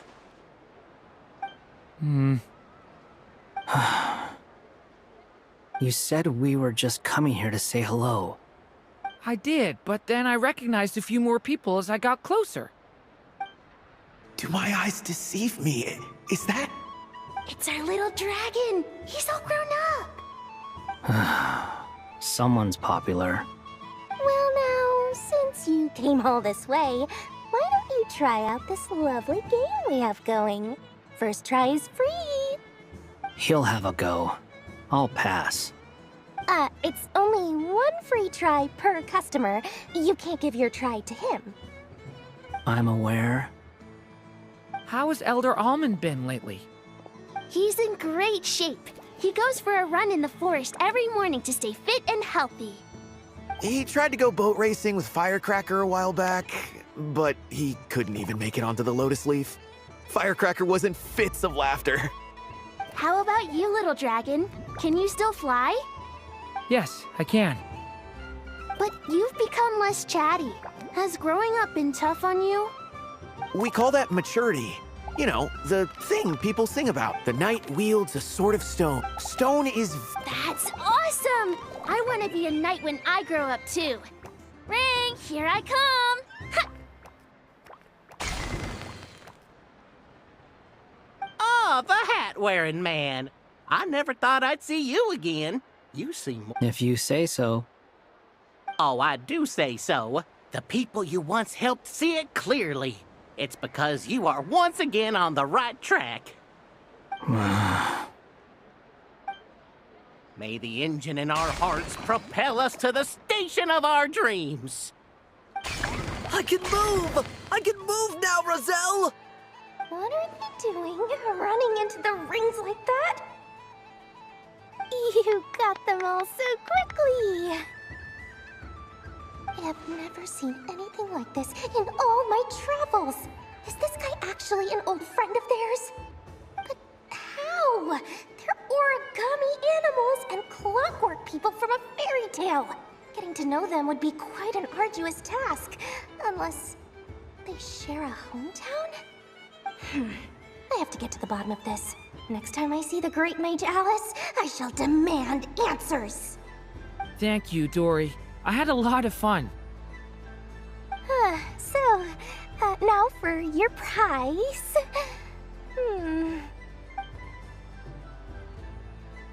Oh, sweet grand prize. How I wish I didn't have to let you go. Good thing I've already turned a profit from the customers earlier in the night. Otherwise, I'd have wasted all my hard work. Okay, I'm back. What? I leave for 2 seconds and someone's already claimed the grand prize? Oh, well, these things happen, you know? Perhaps you'd be interested in one of the other prizes instead. We've got all kinds of wonderful goodies here. Is this the thing you wanted? Here, you can have it. Huh? But... Don't worry about it. It will be happier with you. Oh, thanks so much, Miss. Moon Goddess. Oh, goodness gracious, Columbina. Give me strength. How am I supposed to make any more money from this child at this rate? Daddy, look! That's the game I was telling you about! Forget it. She is the Moon Goddess after all. I'll think of some other way to swing this. Maybe I can try to hook this new kid. Huh? Oh, someone already won the grand prize. You can take mine if you want. What? Why?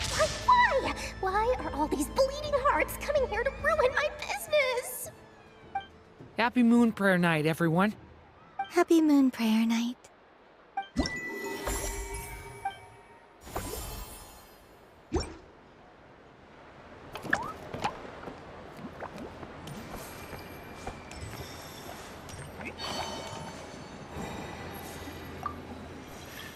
Huh? Albedo? This sketch is for... Oh! The North Wind...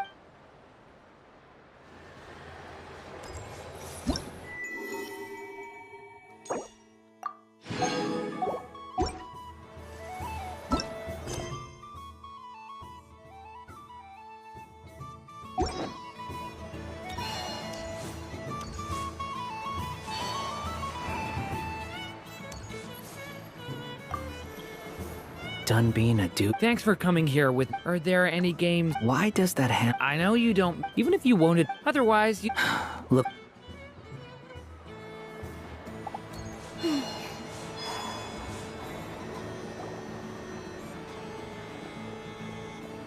Dodoco's Whirligig! Come check... Ah, welcome home, Moon Goddess. Might I ask what... Ah, it's a very special amusement. I say that, but I'm just following a script here. Who is this mage, anyway?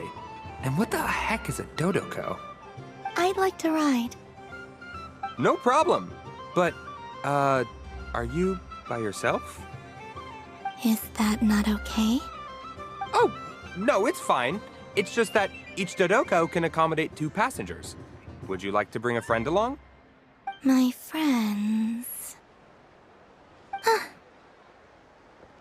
That should do it. Now, we just need to get everyone else to draw something on it too. But, we gotta keep... Traveler? Ah! I want to go on that ride. Will you join me?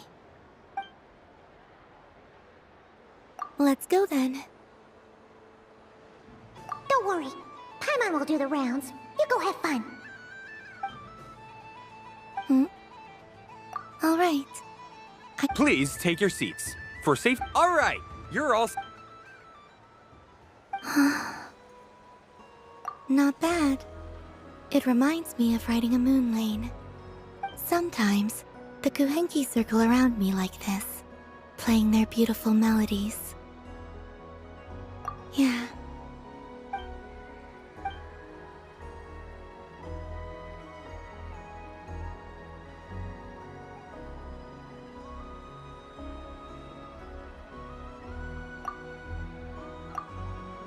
It does.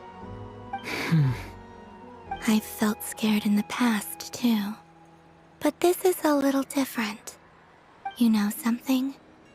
I got to see a lot of fascinating things during my disappearance. I saw how the Frost Moon Scions act around their families. So different than how they used to act in my presence. It made me curious at first. Why do people act so sincere when they're worshipping gods, but save their truest, warmest feelings for each other? Slowly, I came to realize that it's because they trust one another. They know, deep down, that they'll be accepted for who they are. I know. I knew it the moment you started calling out my name. What I fear now is the end.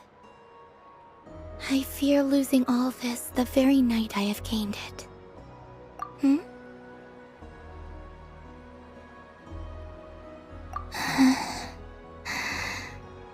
Thank you for this conversation. Thank you for listening to me. Don't worry. This fear I have, and the unknown that awaits me, they cannot hurt me. Not when I possess a treasure far greater. I just want you to remember this version of me, the real me, on this final night together. Dear passengers, Dodoko's awesome adventure has come to a close. Please leave in an orderly fashion, and we look forward to seeing you again in the future. Don't want the journey to end, huh? Don't worry, you two. There's always another adventure waiting just around the corner.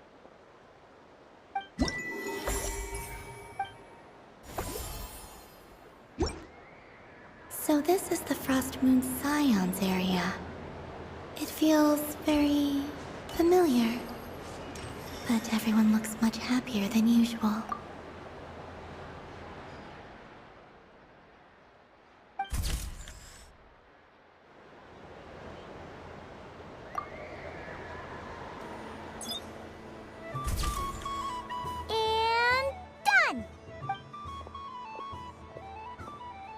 I think it looks quite... Well, Paimon, it looks like a silly chic badger and a rhino.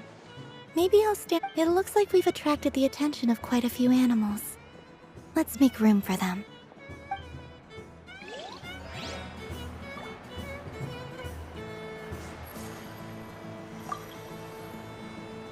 If this were any other day, I'm sure it would make for a great photo opportunity.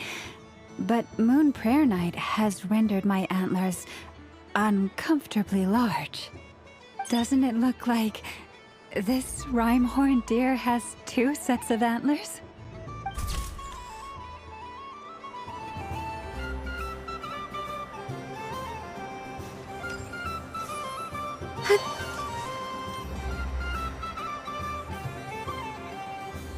Wow, the Frost Moon Scion stall looks kind of...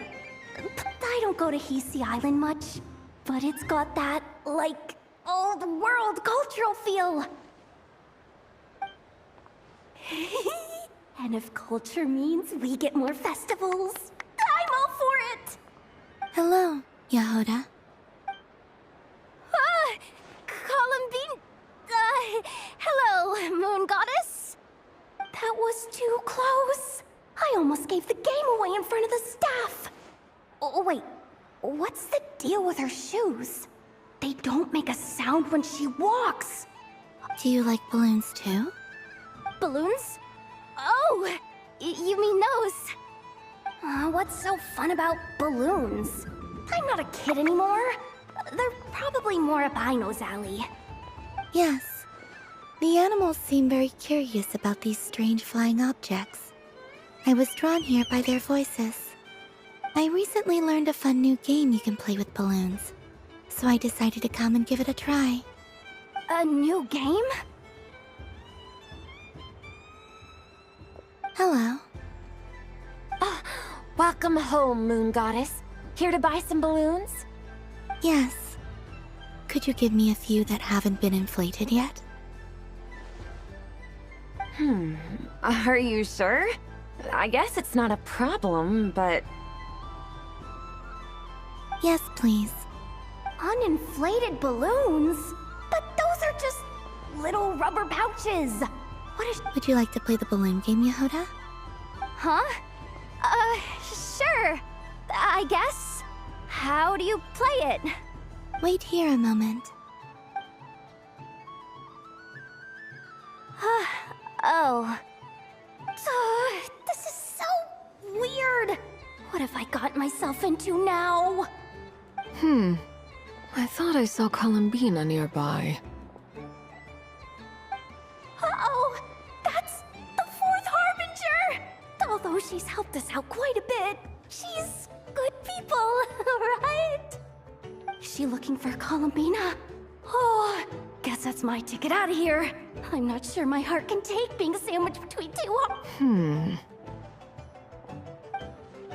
Which stall is she checking out? Oh, it's that other Frost Moon Scion's one. Try on the headgear, see what it's like having antlers or animal ears for a day. Oh, I wouldn't be caught dead wearing that stuff. So embarrassing. I have enough gear to carry as it is. Wait, what? She put it on? How peculiar. This would take some getting used to. I wonder if this is what it's like for Lynette. It really suits you, ma'am. What is this? She was so intimidating a moment ago, but now, dang, she's really rocking those ears. How does she make them look so cool? I suppose I may as well keep them on for now. All part of the festive experience. She's coming this way.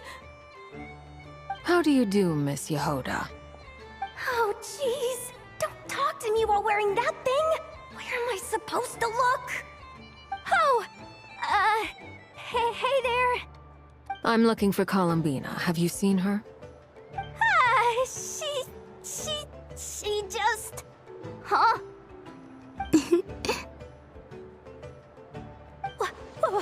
Wait, is that what she meant by balloon game?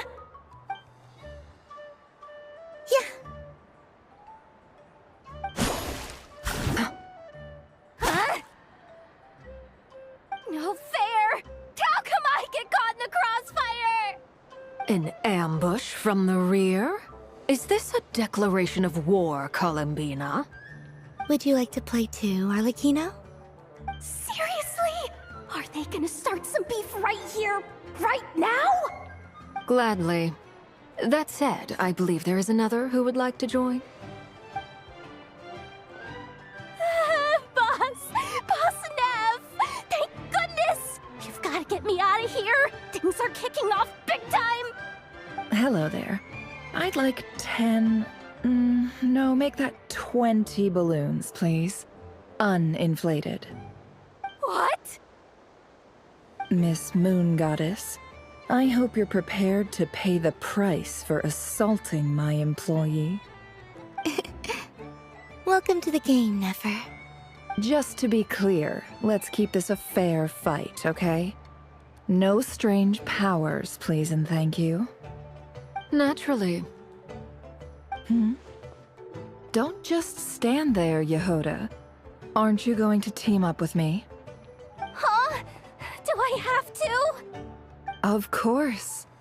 Don't forget, the Curatorium has a reputation to uphold. I knew something like this was gonna happen.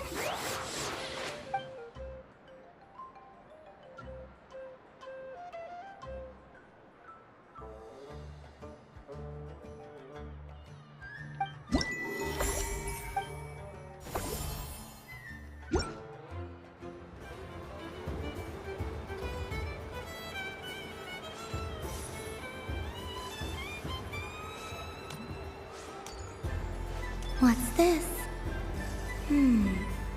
Should I... I just had a water fight with two Fatui Harbingers. Pretty scary, but also surprisingly fun.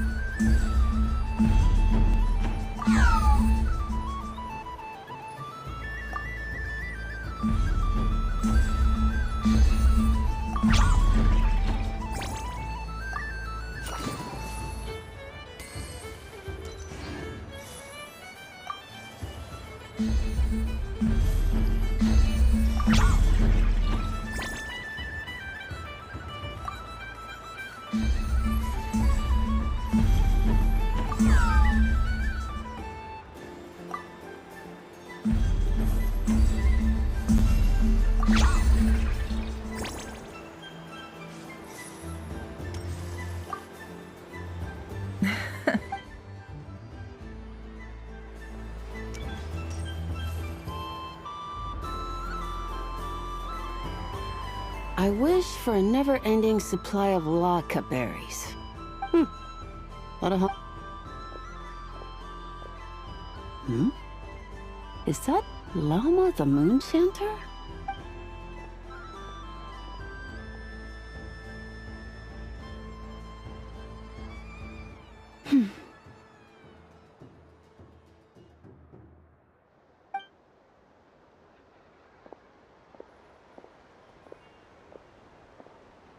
I wish that the long plume ibises would stop biting me. Oh dear, poor Llama. All right, I'll write that one down for you. I got it. While everyone else is celebrating MoonPrayerNight, you're as busy as ever. I don't mind. It's rewarding work. A good kind of busy. My antlers are at their heaviest tonight, and the Kuvaki waves are especially strong. But as I help these dear friends hang their wishes up, I feel a great peace within myself that is hard to describe. You see, they're all such beautiful wishes, and they are ones that we can fulfill by our own strength. Do you blame me, Llama? I want to hear your honest answer. It is by the help of so many people that I can return to the moon. But I feel as though I've hardly done anything in return. You've done plenty, Columbina. I say this in earnest, both as someone who knows your history, and also as a friend who has seen what you've been through. What about as a moon chanter? I feel proud to honor our moon goddess's wish. And I'm sure any moon chanter in history would have felt the same way. Thank you for your kind words, Llama. But... Since you asked for my honesty, I won't lie to you. My feelings are mixed right now. Besides pride, I also feel, I suppose it's a reluctance to let go. Once you return to the moon, we will be far apart and separated by a false sky. I'm sure those of us left behind will gaze up at that sky, yearning for the moon once in a while, just as you used to do. I will miss you, Llama. I will miss you all. I hope to stay in touch. I will try and find some way to send messages down from the moon. Perhaps you could use Kuvaki. I've heard Yehoda say that signals can be sent using long and short waves, or strong and weak lights. That sounds a little complicated. What if we forget what the signals mean? We could prepare a codebook beforehand, but... You're right. It wouldn't really suit you. Still, whatever happens, I believe that you will find your own unique way of communicating with us. And now that I think about that, my heart feels lighter. Because you trust in me? Yes. I have faith in you, and in the power of truth. In my experience, the truth tends to be difficult. But that's what makes it stand out from what is false. So I'm confident that your thoughts and your love will shine through the curtain of lies. We will know it when we see it. Thank you. Now, could you help me hang up my wish? Is this? I wish that all who dwell in this moonlit world can find a place to belong. And I wish that I shall one day see my friends again. It's 2 wishes. I hope that's not too greedy of me. Not at all. And I think you speak for us all with the second one.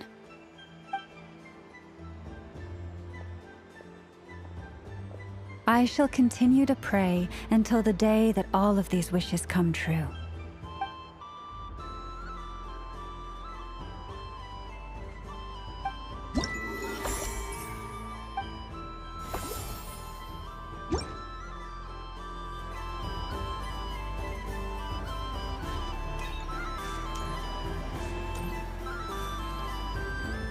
Sunny days! I prefer... Ah, very well. This most... what?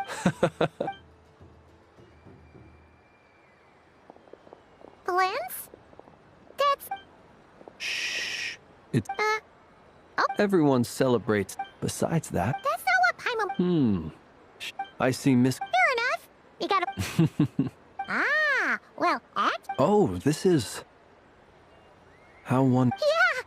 We just met Barca, and he said that having everyone draw their own... Ah, Varka. Ever the maverick. I see his artistic skills are... truly... In that case, I shall paint something on Mr. Albedo's behalf. What? Ahem. Welcome home, Moon Goddess. Phew, that was close. Hello, Flins. She recognized you right away!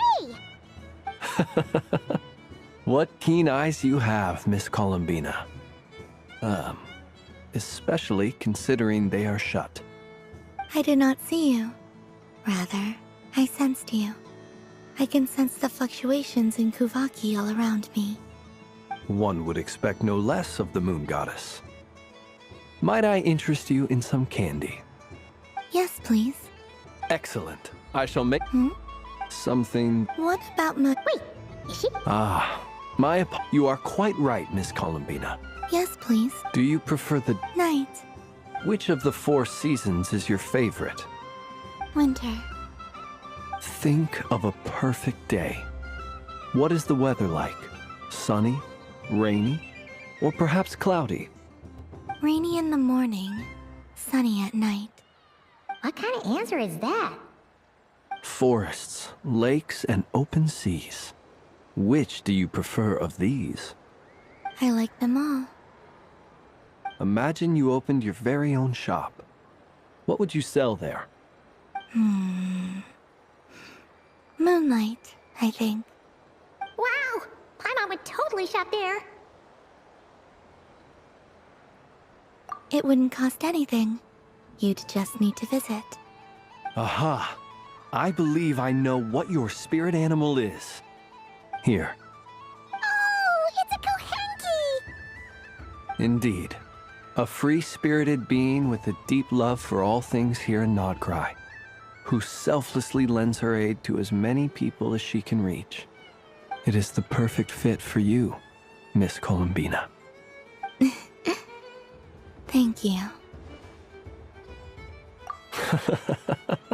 It would be my honor. But you shall have to forgive me. We have known each other for quite some time. I doubt there is any answer I could give that would come as a surprise to you.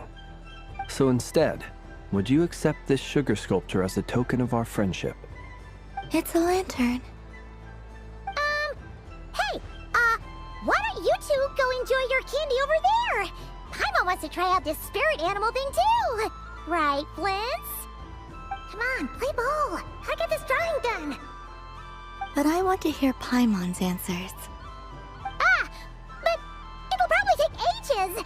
Paimon's a complex soul. And we don't want your candy to melt while you wait, huh? Oh.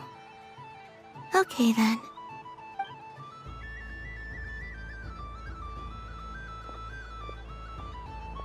Phew. Nice excuse, Lady Paimon. That was some quick thinking. Yeah, no thanks to you. A little help next time?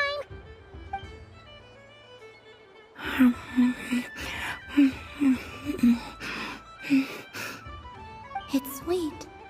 Is that Laka berry? I wonder what flavor the traveler got. This way, this way!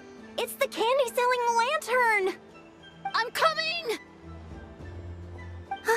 Of course. Traveler, maybe we can share? Yes. I found out recently that people share their food sometimes, so I'd like to try it. Or... is that a no? Thank you.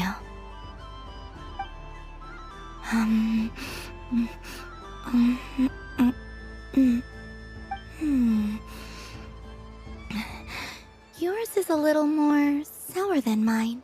Here, you try it. Are you sure? Amazing. My sugar sculpture has shrunk, yet my heart is filled with feelings of sweetness. I will remember this feeling. Sure.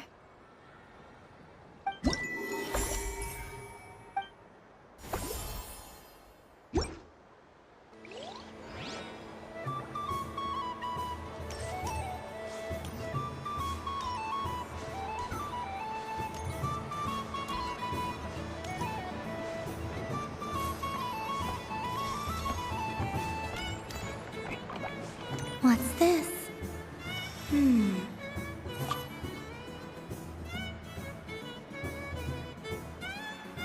Come on, Citrus. One more round. Just one more. But my neck... You should take a break. Yeah, don't... Hey, don't look at me. What are we gonna do then? Do you need any help? Yes, we do! We need one more player for our game. All right. Could you teach me how to play? It's really simple. You just throw the dice and move by that number of tiles. First, Rolling a hamster means you move one tile. A paper frog is 2 tiles, and a flying squirrel is 3 tiles. Okay. So, in that case, please take...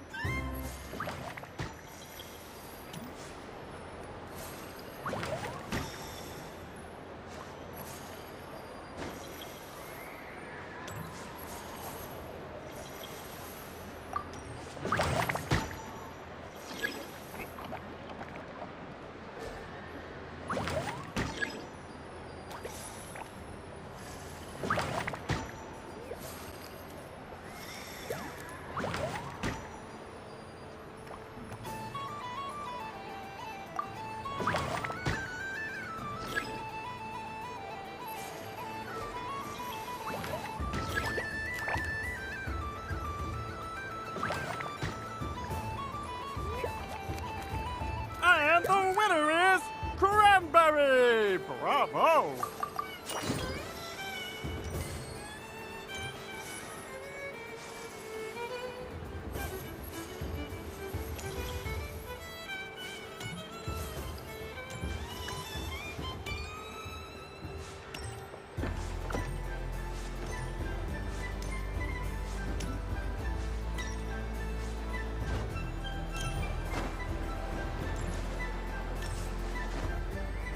What's this?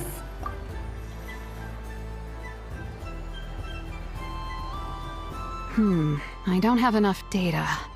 Need more samples. Is this one of the amusements? Or is it a research project? Bit of column A, bit of column B. I'm currently running some synchronization tests on these bots. Basically, you need to press the button to help them successfully obtain the treasure. But you've got to time it right. I'll record your data, which will be used to improve the robot's accuracy. But, ma'am, I mean, Moon Goddess, don't you think you should take your eye mask off first? There's no need. I will be all right. Okay then. Whatever you're comfortable with. Great.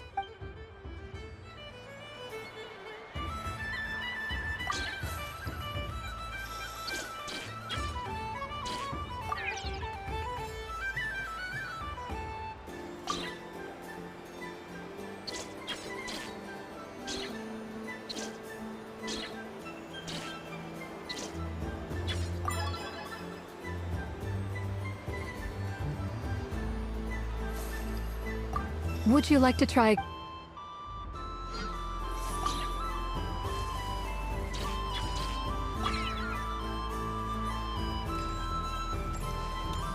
There are so many attractions here. Since I rarely get out, I might as well make the most of it. Moon Prayer candy! Beautiful! Candy? To share? I wonder what flavors everyone would like. Welcome home, Moon Goddess. Sure. I knew you would. Now, what flavor would you like? I'm not sure. What flavors do you... Is this for yourself or as a gift? A gift for my friends. Ah, I see. In that case, I'd recommend apple, lockaberry, or midsummerberry. Those... Do you have nocturnal blossom flavor? Huh. I've seen couples give those as gifts before, but I did not know they were edible. No? Okay then. Moonfall silk... You did say this was for friends, right? Maybe Smetana then. Hey, now that's a creative idea! While we're at it...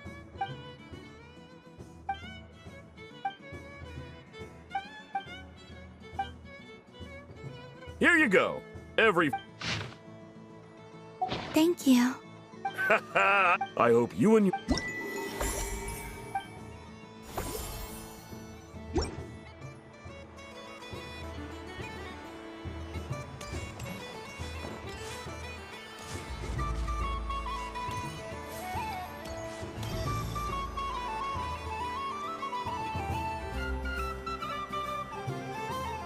Well, well, look who it is.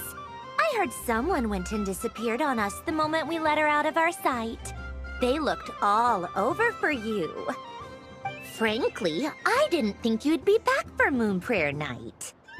Were you worried about me, Sandrone? You would like that, wouldn't you?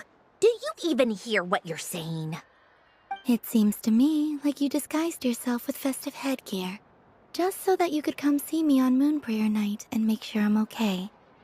You didn't even bring Polonia with you. You? Ugh, I thought you couldn't see. I cannot. But I sense the confusion of those around us rippling through the Kuvaki currents. Based on what I know about you, let me guess what you're wearing.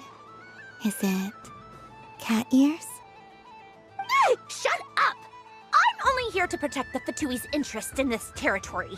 Running into you was pure bad luck. Really? But you were the one who asked Arlecchino to help everyone find my name. Columbina! Ugh! Just one more word, and I'll unscrew your vocal cords. It's Columbina Hyposelenia now.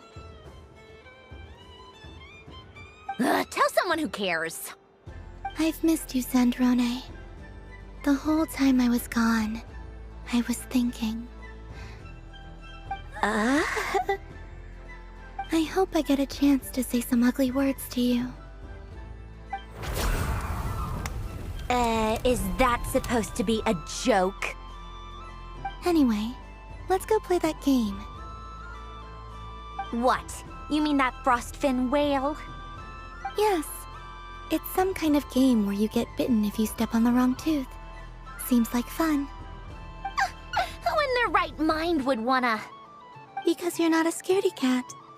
Fine! You wanna play? Let's play. Don't complain when I kick your sorry butt. Lovely. You old geezer! I'm gonna beat the pants off you! Just you watch! I almost forgot. Sandrone? What is it now? You'd better not lose, or I'm going to beat your head in. What? Allow me to demonstrate since I'm feeling so nice. You just step on the teeth, like this.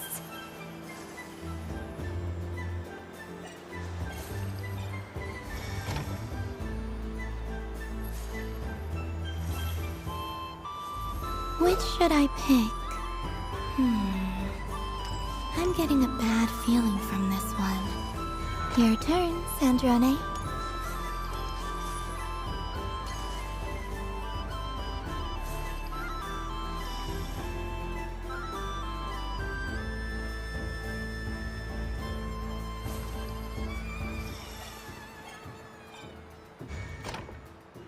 Don't come crying to me if you get bitten.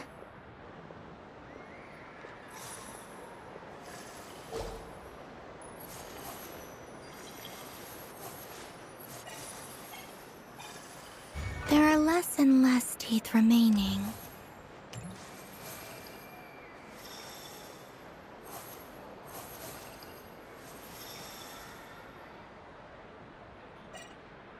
Huh? What's that noise?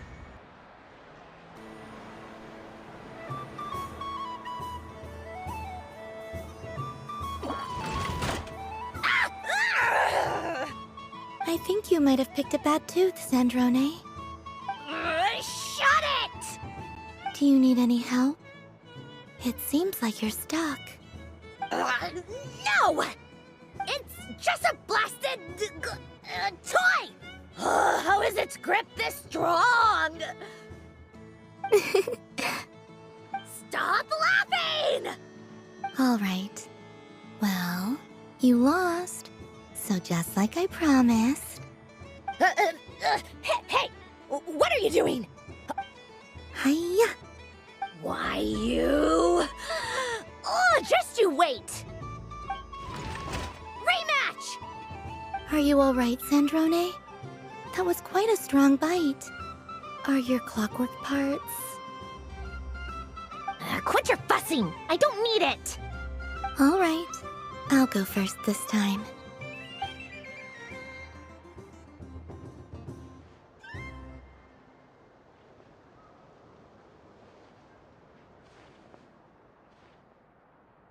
I see it now. She can sense which teeth are rigged. So I just need to avoid the same ones that she does.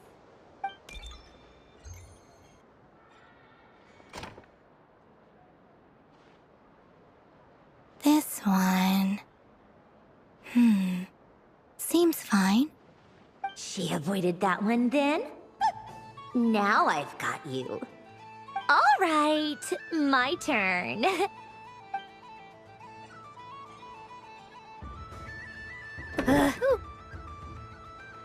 What? Looks like you lost again, Sandrone. Wait! There's more than one bad tooth! Bonk.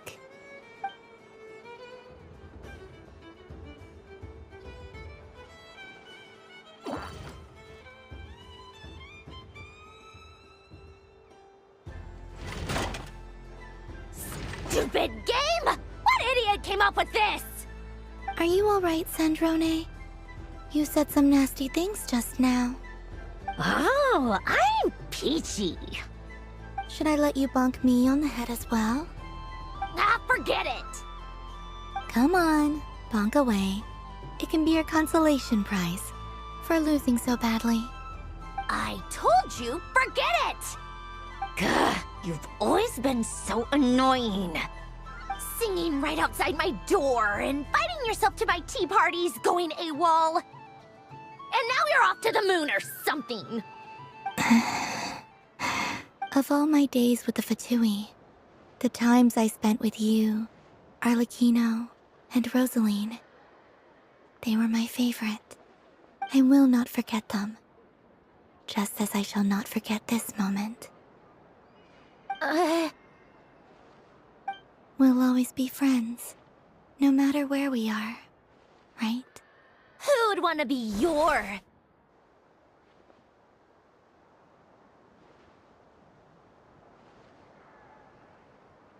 I'll miss you, Sandrone.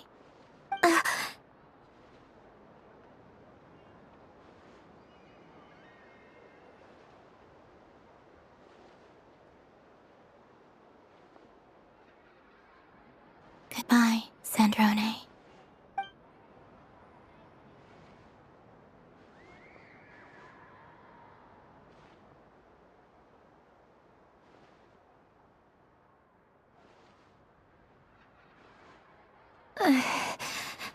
I'll miss you too, Columbina. Sorry, what was that? Ah! Ah! Yeesh! No need to freak out. What's wrong? We've been looking everywhere for you. What do you want? Oh, nice ears. What do you want? This. Huh? It's your turn to draw something. You're one of her friends too, aren't you?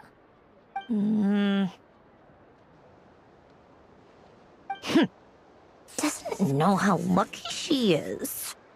Sorry? Nothing. I'm done. Take it. Oh, that was fast. Oh, and one more thing. Last time we spoke, you mentioned you were interested in the Narcissan Kreuz Ordo's research, remember? There were too many people when we last met, so we didn't get the chance to do this. What are you talking about?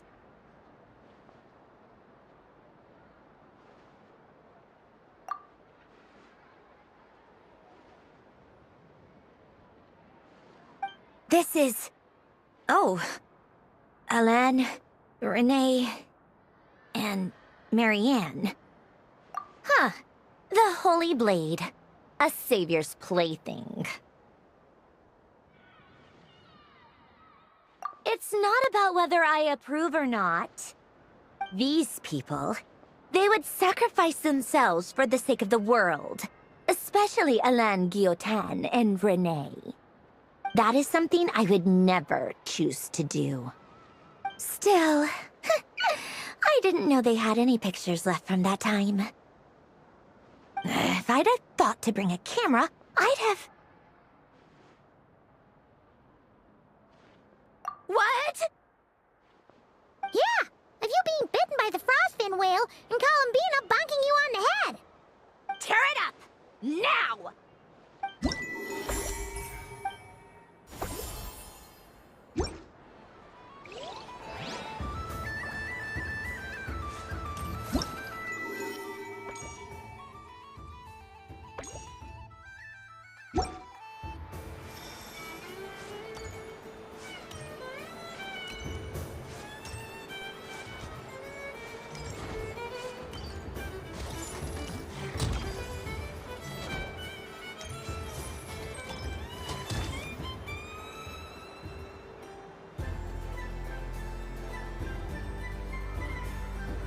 Doesn't make any sense. How am I losing every single time? Wait, Inefa, you're cheating, aren't you? Yeah, that must be it. I am not cheating, I know.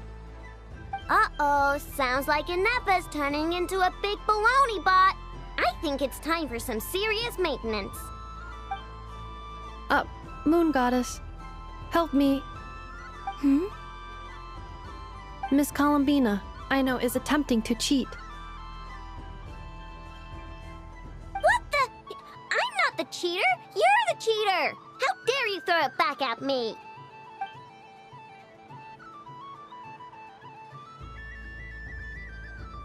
All right, fine. Let's all laugh at I know. Just you wait till I get home, because I'm gonna make a game bot that can win 100% of the time. Let's see you laugh when I come back and beat your butts. You'll all have your heads covered in stickers when I'm through with you. We came to check everything was okay after all that yelling, but,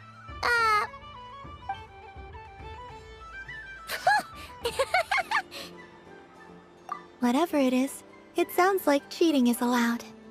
Kuhenki concentration. Each player starts with differently colored Kuhenki. Each round, they draw one Kuhenki from their opponent.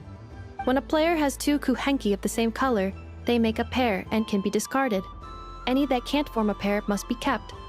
The round ends when a player can't form any more Kuhenki pairs, and that player gets a sticker.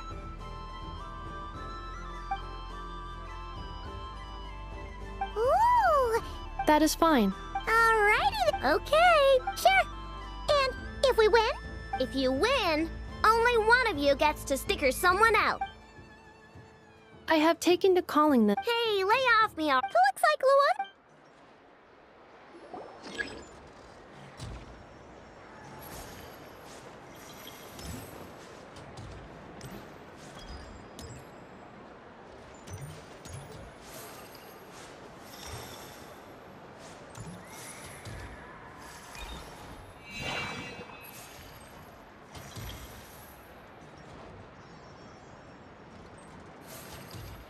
Nice! That's a pair!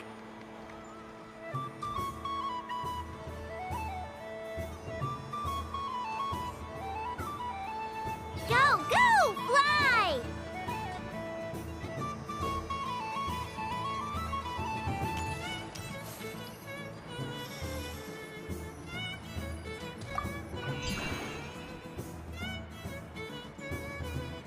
Go on.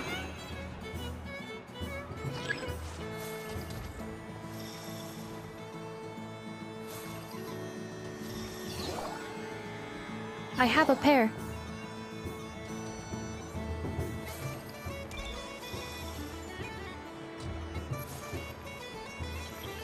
Uh-oh! We gotta pick up the pace!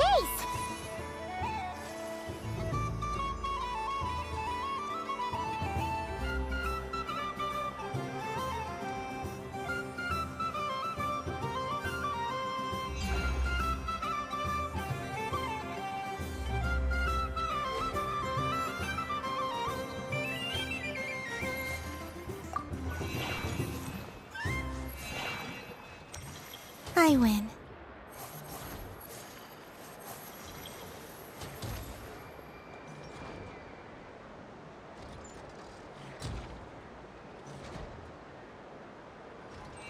Phew, that was too close. I thought I was gonna lose. Good luck, everyone. Aw, we're out!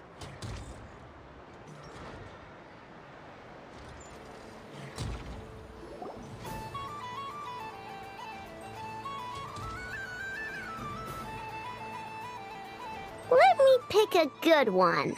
You're not looking very pleased with yourself there. I won. Duh.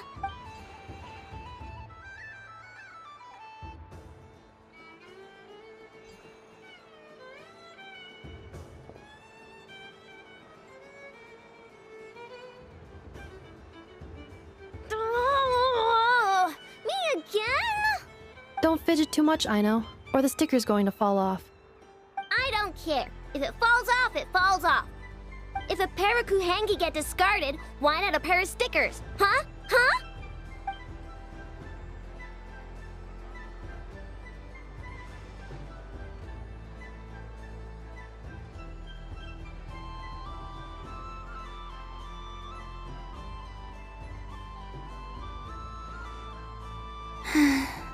I've... Sticker, sticker, sticker!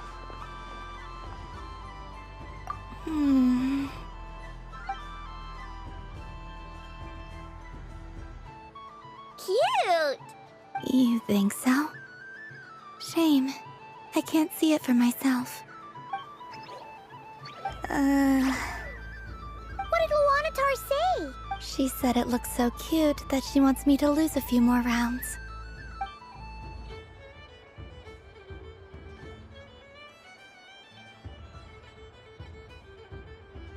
Who put these stickers on Paimon's eyebrows? Ugh, she can barely... All right, now, I think we got enough evidence to prove that there's a serious problem here.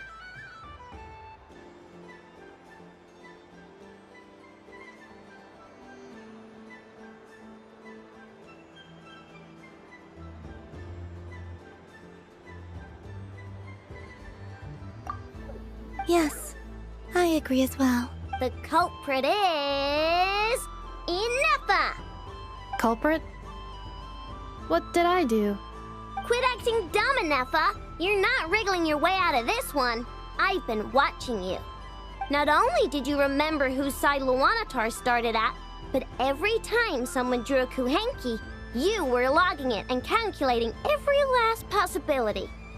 Which Kuhenki pairs were gone, who had what color Kuhenki in their hand, even our facial expressions. You were keeping track of it the entire time. Exactly! Exactly! Why I no said? Putting aside the fact that running calculations is not against the game rules, do you have any evidence to support your allegations? But that's not against the rules either. So, she admits it. She certainly does. Alright, everyone grab a sticker. It's time to get Nefa back. But... Take that!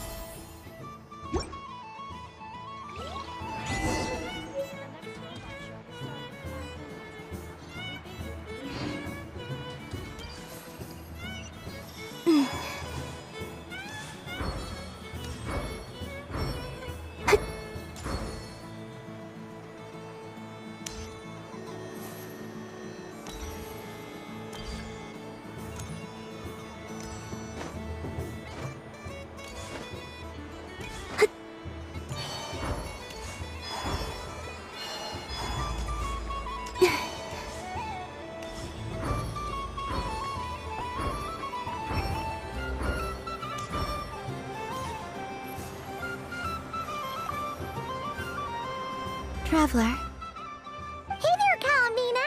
Are you done checking out the... Are you sure you don't want to look around? Right now, what I'd like to do is...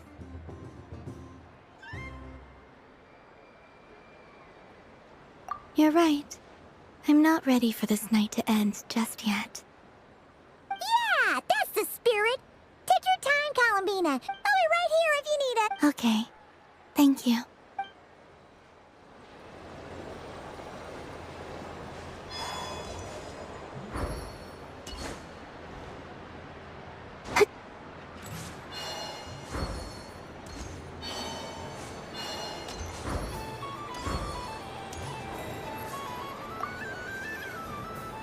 Traveler. Columbina!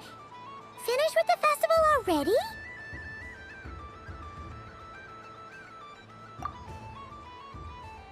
Oh! What about you, Traveler? How does... Oh... Yes. Okay, gotcha.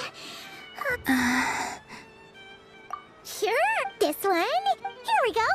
What? It's so...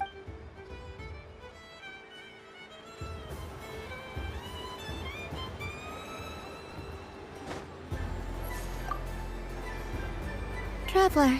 Columbina! Finished with the festival already? Really? You're sure you don't want to have a little more... Yes. I am sure.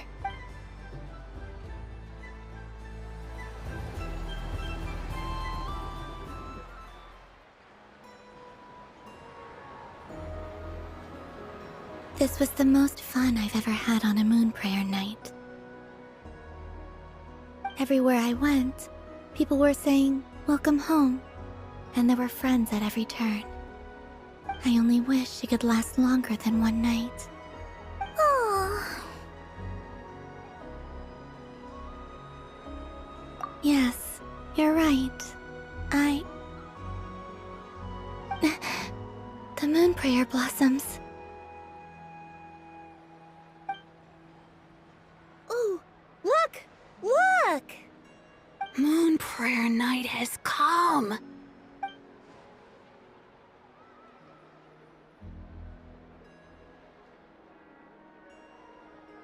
The moon. It's so beautiful. Happy MoonPrayerNight, dear. Happy MoonPrayerNight. Happy MoonPrayerNight.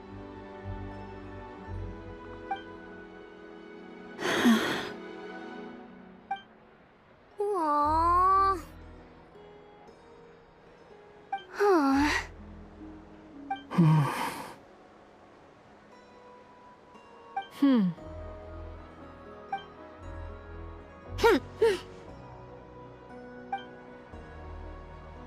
Time flies when you're having fun.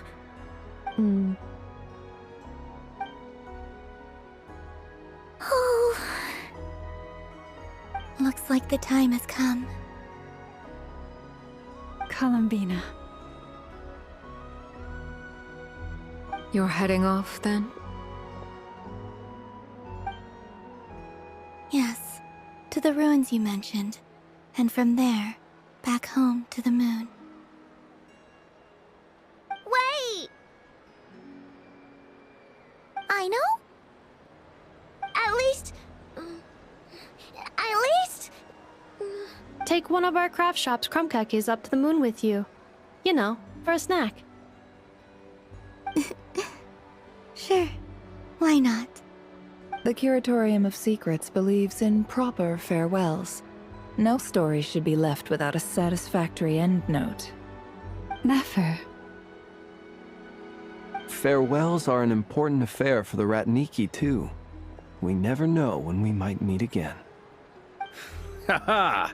And here I thought grand farewells wouldn't suit tonight's mood. But I suppose friendly passion is not to be stopped, eh?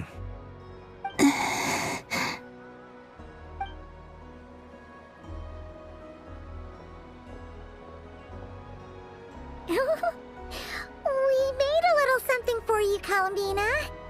Ta-da! What is it? A MoonPrayerNight greeting card with drawings by all of your friends. You did mention that you'd like a portrait done, so I took the liberty of creating one for you. I, meanwhile, did the portrait of Mr. Albedo, and Mr. Varka did the same for me. I mean, I think my work was pretty true to life, don't you think? The picture of Ashru was my doing. The two of you seem to get along rather well. Wait, was I the only one who did a full-body picture? That's so embarrassing. I did pictures of me and Anefa. I did my own portrait and one for Hat Guy. Plus, there's the two mages, Arlecchino and Sandrone. So, if you ever miss us, just flip the card open and we'll all be right there with you. I don't know what to say. Thank you so much, everyone. This whole MoonPrayerNight was more than I could have ever asked for. It is the greatest gift I have ever received. Lama, I figured it out. Figured what out? Remember how the Frost Moon Scions used to use milk as invisible ink to write hidden messages? That was a very long time ago. Oh, are you saying? Yes. When I miss you all, I shall use moonlight in the same way, to write words that only you can see upon the moon itself. Wow, that sounds lovely. Quite. But how will we see them? Simply open your windows on nights when the moon shines bright, and the moonlight will naturally flow towards the words I have written. That sounds most fitting indeed. Very true to form. I'll try to write them in places that won't disturb your sleep. I, for one, would sleep all the better for having read one of your messages before settling down for the night. Exactly.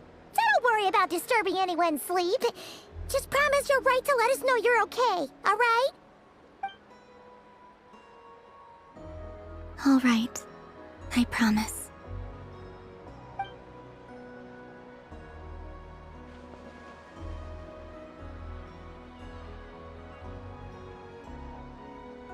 In that case, Columbina. I'm ready.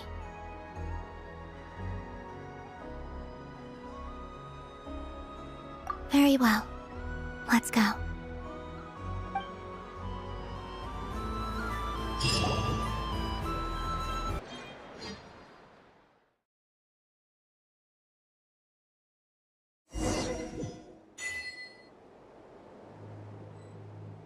In just a few moments, I will be gone. I still don't know what to expect on the moon.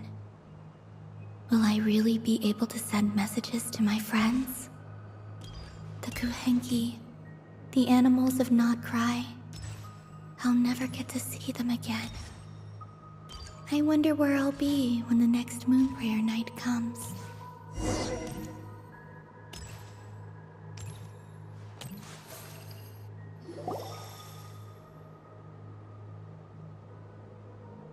This is This is where the people of Hyperborea used to communicate with the moons.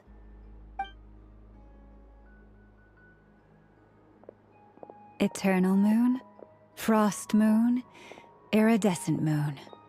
When the power of all three converge, the gate to the moons shall open.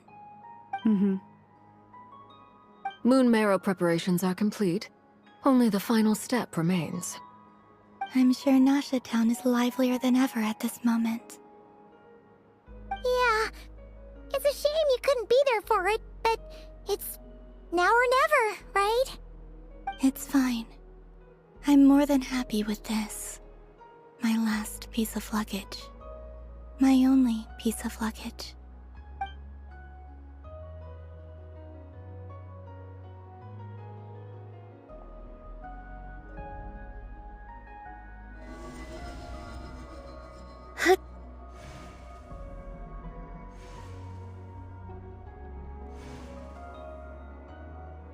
I can already feel the moon calling to me.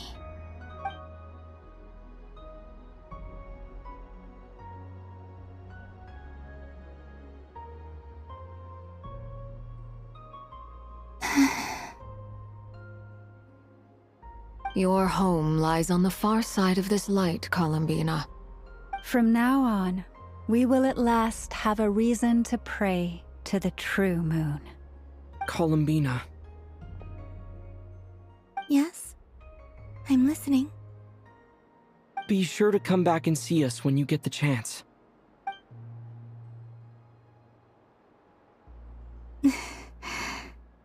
Of course. But if that chance doesn't come, then remember that you have friends on this planet. People who will miss Columbina. Yes, I will. Thank you for everything you've done for me. And remember, come night or day, the moonlight shall always connect us. Well then, farewell, my friends.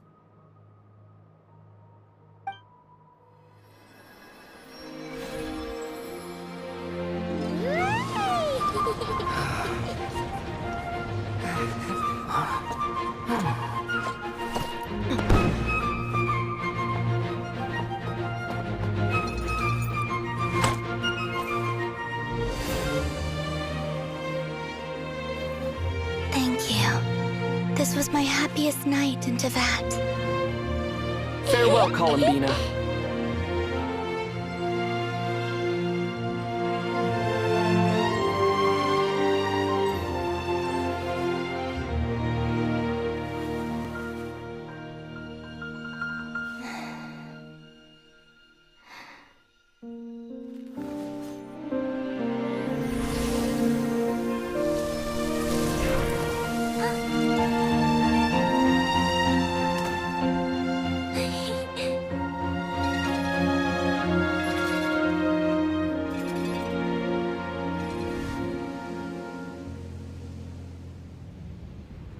The moon really is closer than ever tonight.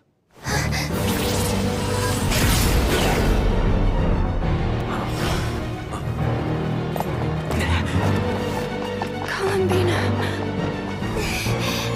All three moons in one place. Time for one final experiment. Reason, life, death, time, and space. They all believed I would fail.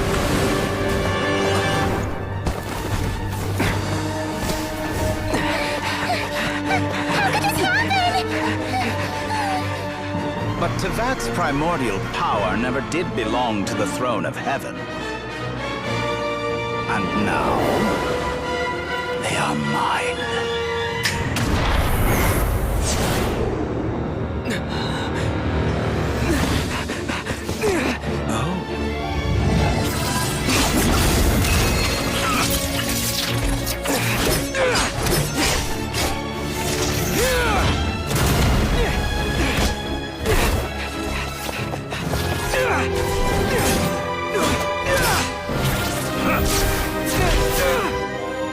No, as long as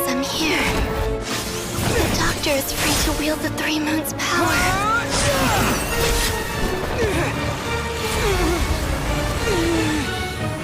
It's the only way.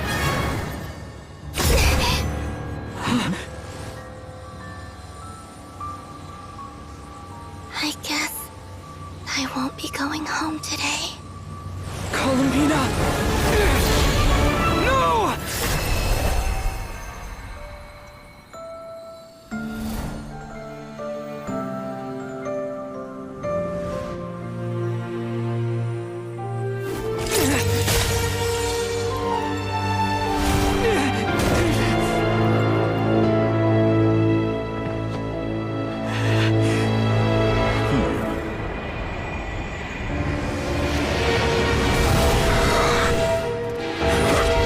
Stubborn world, do not try to control me!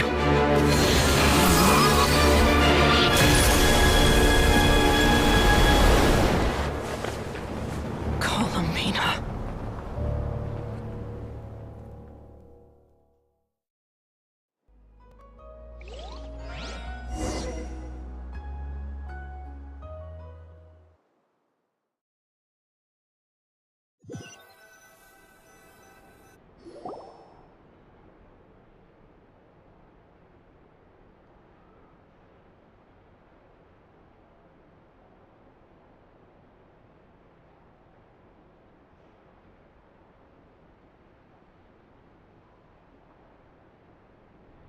Are you all right?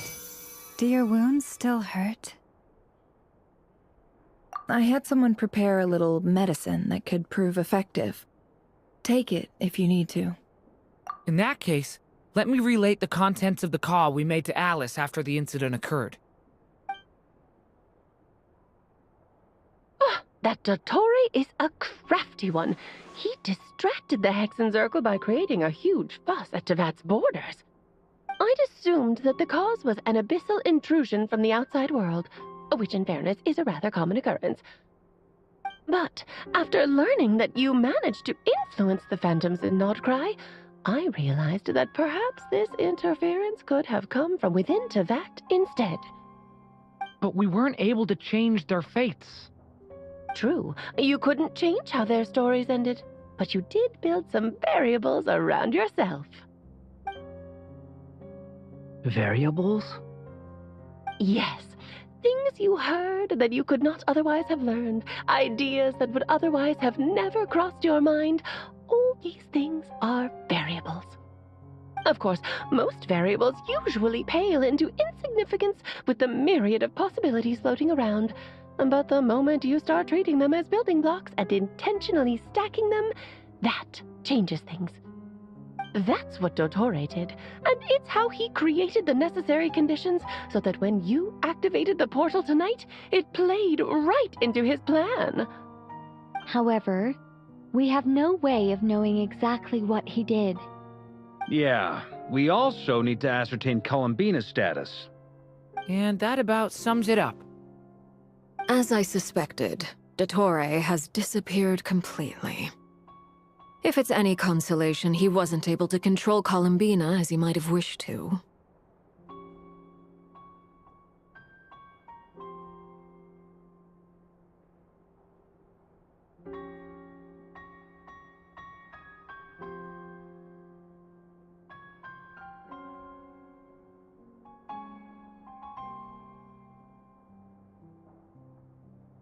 Oh no!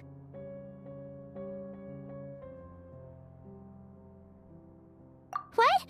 She did what?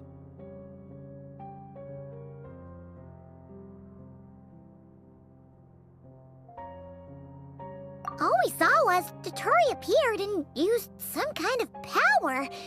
The next thing we knew, he and Columbina were gone and you were falling into the sea.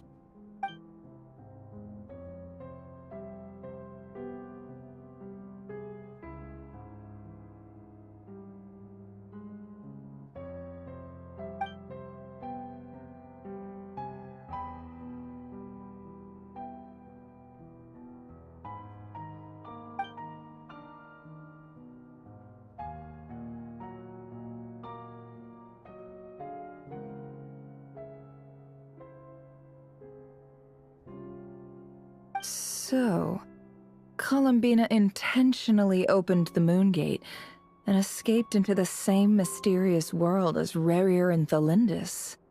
Sounds like bad news.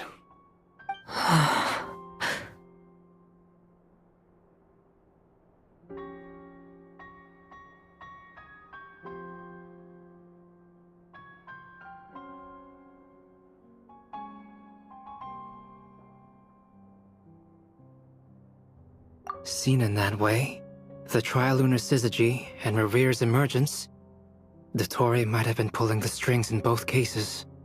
According to Miss Alice, he is attempting to transcend his destiny and finish an experiment that only a god might complete. An utter lunatic. Wait a sec, where's Hat Guy? Seems like he'd want to be here for this. He took off with the Dodo communication device after we spoke to Alice. He said he had a hunch that he wanted to investigate by himself. The look on his face was terrifying. I've never seen him like that before.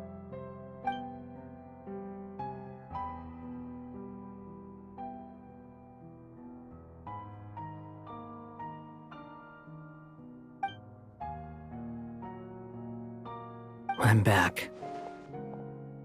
Hat Guy! I went to look for the Hyperborean phantoms again. I think I've gotten to the bottom of it. I got them to talk to Nicole on the other end of the communications line.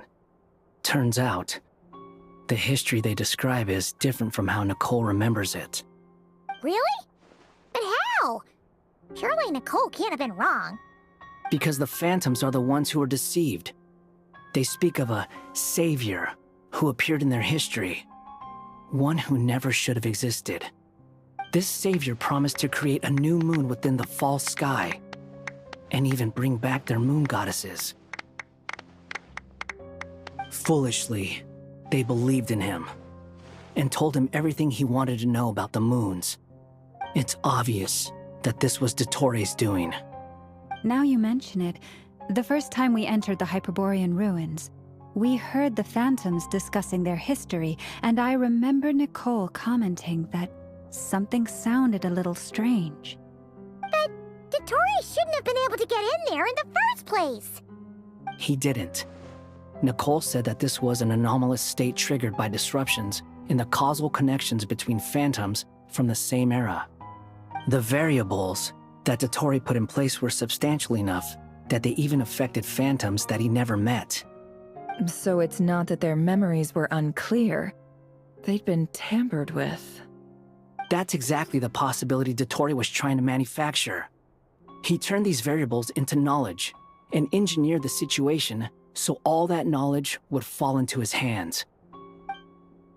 Then, he harnessed that knowledge on MoonPrayerNight to truly create a false moon.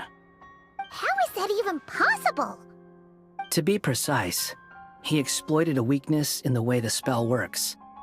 The spell senses Kuvaki to detect the moon's location. So, as long as the false moon more strongly resembled the moon than the frost moon beyond the skies, the gate would teleport Columbina to the false moon's location. In other words, to Dottore's side. Once he had her under control, the teleportation spell remained active, and he manipulated her power to seize both moon marrows. At that moment, the moon marrows disappeared right before our eyes. It was already too late, even as we were leaving the ruins. By then, Dottore had already amassed the power of all 3 moons. So, where does that leave us? What do we do now? I'd certainly like to know what Her Majesty thinks, now that the concerns I expressed to her have come to pass. But we cannot simply sit and wait for her to decide the matter. And in any case, it is not the Fatui Harbinger Damselette who sees us as her friends, but rather Columbina Hyposelenia. If, even in such extreme circumstances, Her Majesty will not lift the prohibition on Harbingers drawing steel against one another, then I will do as my heart demands. I will fight as Peruware instead. Oh, Arlecchino! Time is short, so I'll make the first move.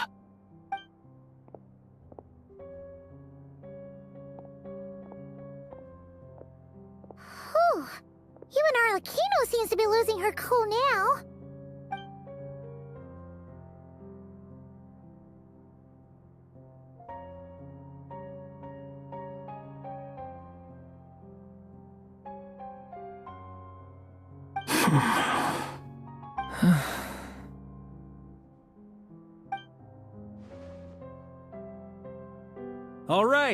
All right. Lose those dejected looks for a moment and let me get a word in. It looks bad, I won't lie. Very bad, in fact. So Dotori's pulled some real dirty tricks to gain the upper hand. For now. And yeah, it's to the point where even the mages say that his variables have affected destiny. I'm not so sure, though. Many have told me that Tevat's destiny is fixed, and that does appear to be the case. Well, what makes Dotori so sure he'll be the exception? And since he was able to stack these variables up, who's to say we can't do the same? You of all people should not be discouraged, traveler from afar. This isn't over yet.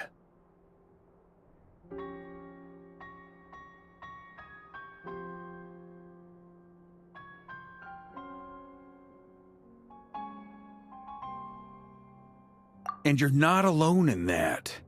Everyone here does, whether they've spoken thus far or not. But none of us are the type to sit back and wait for the sun to shine again. That's exactly how a knight should roll. If they knock you down, you get back up and get back in it. Don't forget, Honorary Knight, you're a legitimate member of Mondstadt too. Fark is right. This is far from over. Dotori's already way overdue a butt-kicking given his past shenanigans. And after this, he's earned himself a double dose. That's what I'm talking about. How's everyone else feeling? I'll use Kuvaki to investigate Columbina's whereabouts. I am not ready to give up either. Leave the intel gathering to me. Whatever happens within Nod-Krai's borders, when the Curatorium of Secrets wants to be in the know, we always find a way. Aino and I will do all we can to support you. We will attempt to reverse engineer Dotori's actions and seek a breakthrough that way. Alice and Nicole are busy dealing with an emergency at Tevat's borders, so they can't return just yet. But they're both very angry about this. They've asked Albedo and me to act on the Hexen Circle's behalf and do everything in our power to fight back against Dotori. Are you ready then? We're going to have to conduct a lot of research, even in the early stages. I'll do my best. As for me, I'm pretty familiar with Dotori's way of doing things, so I can try to predict his next move. I'll help with your investigation. Nice! Looks like we have our basic division of labor. I'll get in touch with Flint's and Itlua, get them to have a chat with their Starshiner. It couldn't hurt to bring the Lightkeepers on board as well. At the same time, I'll pass on instructions to the Knights present in Nod-Krai to assist the Lightkeepers and other organizations in ensuring the safety of those living here.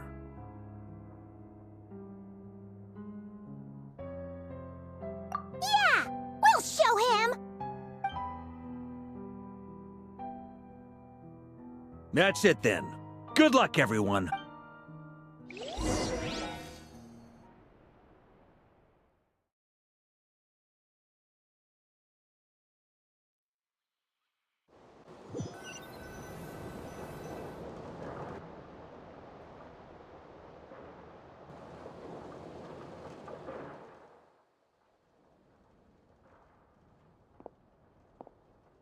I never thought that Columbina would become my real name. It went from being a Fatui code name to something my friends call me. And remember, come night or day, the moonlight shall always connect us.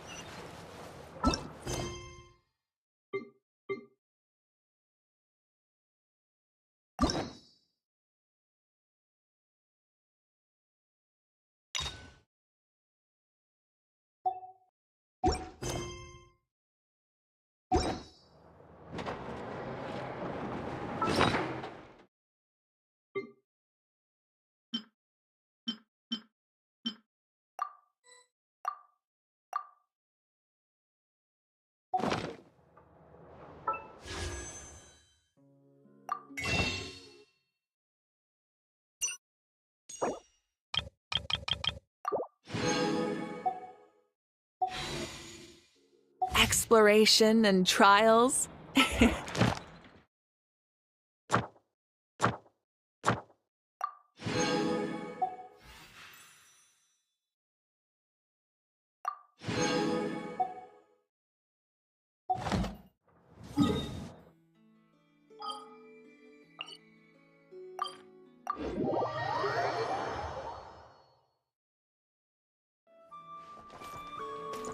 Add Astro. Thank you for Add Astro.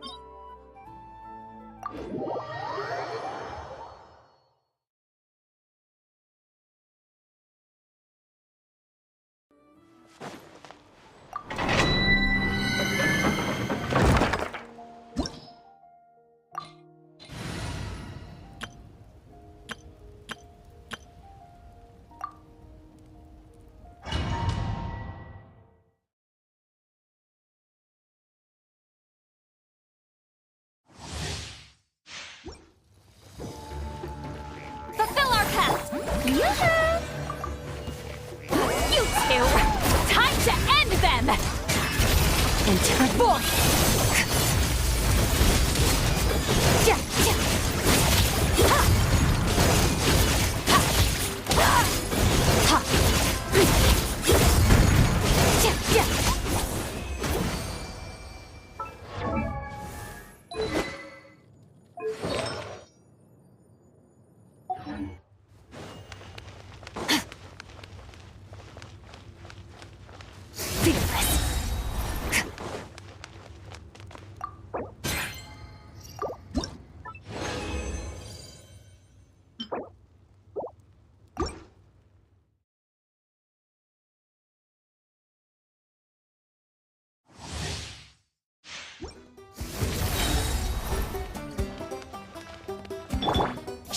mercy! Shower me with praise! Truth bomb! Say cheese! Paradigm shift! Extinguish!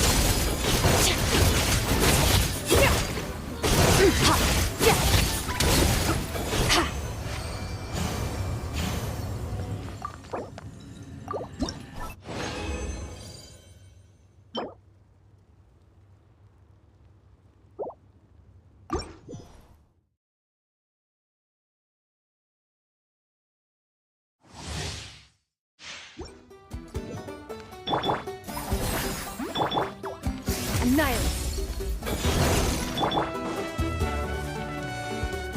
Yoo-hoo! Hold that pose!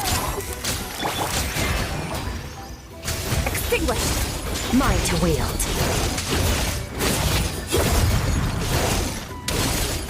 Ha ha!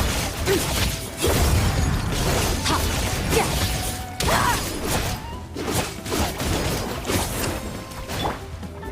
Strike a pose!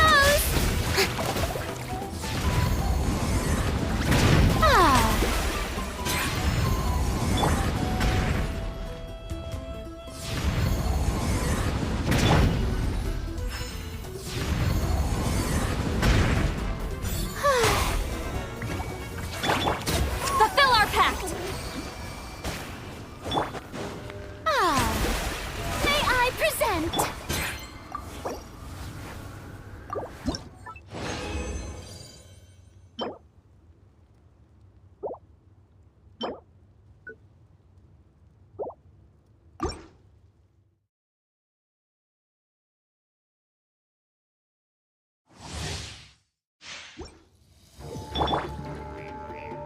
Yoo-hoo!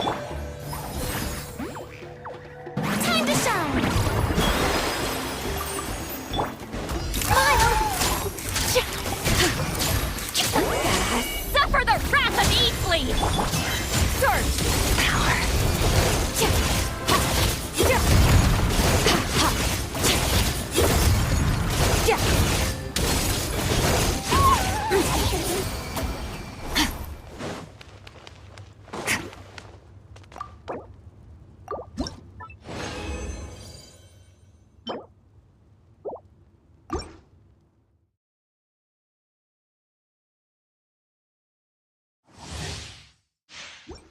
Fearless!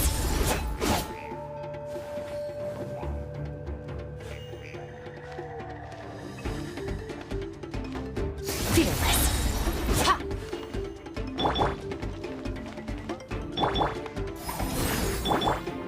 Strike a pose! Hard-hitting exclusive! Say teeth! Into the void! Extinguished! Ha! Ha! Yeah! Yeah! Yeah!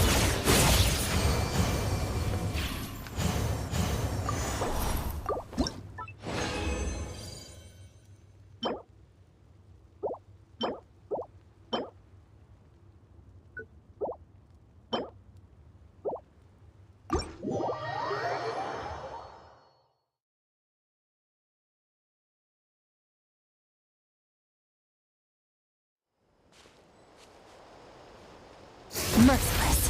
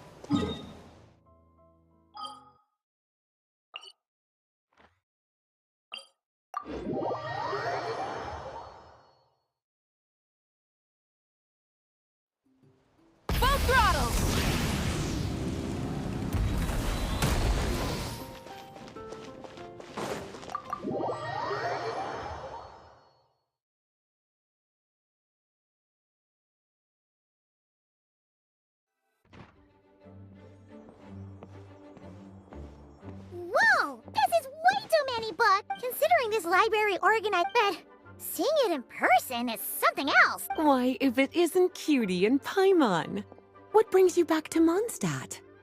Let me guess. You missed me so much you just had to come visit. Is that it? You've become quite the flatterer since we last saw each other, haven't you? Found you! We were starting to think you weren't clocking in today. Well, I wasn't planning to. But then, Catherine mentioned someone had finally accepted an important commission for the library. So I came to check on things. Might you both be here for that very commission by any chance? Ah, music to my ears.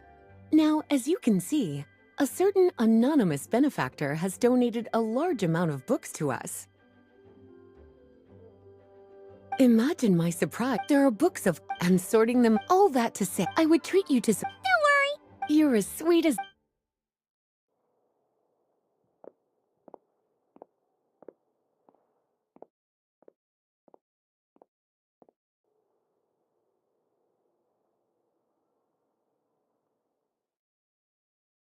Finally! We made it to the last stack! What even are some of these books? A Hilichurl's Guide to Running for Your Life. What's this one? The Little Witch's Dictionary?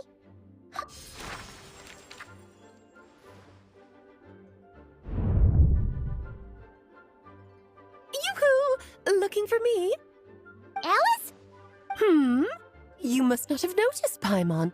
I wasn't the one who barged in at all. When you opened that dictionary, you entered a mage's domain. What? Ugh! Paimon knew that book had issues. Have you ever read the storybook, The Little Witch and the Undying Fire, by any chance? No matter.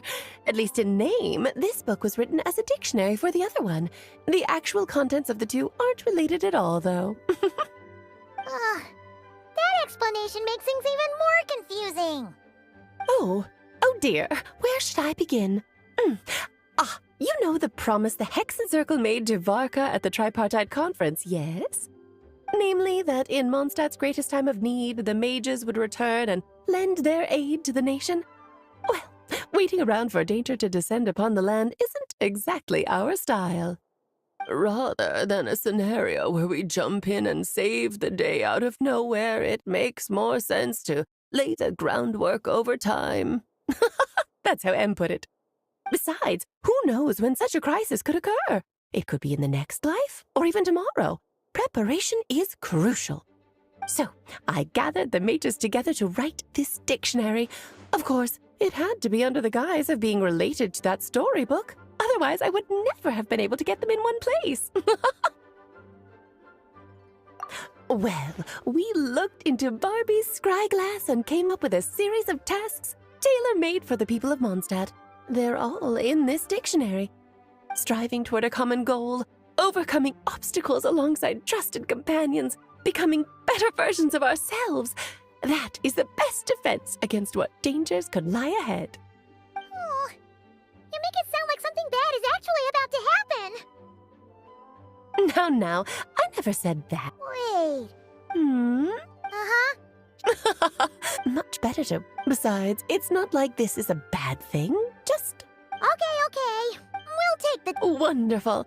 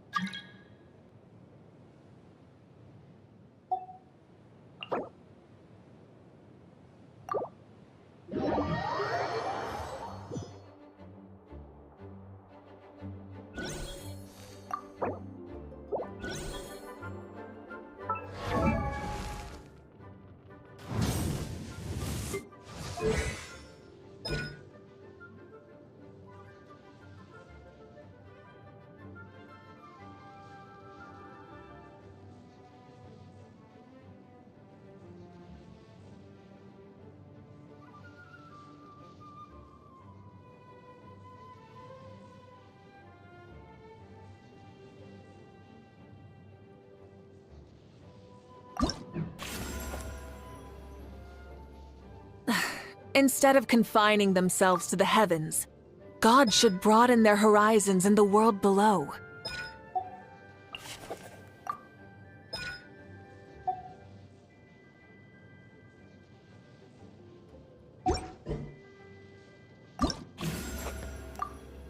Many insects have a compulsion to follow the light, and humans are the same.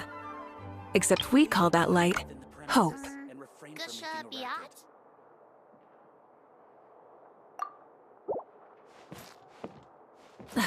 Instead of confining themselves to the heavens, God should broaden their horizons in the world below.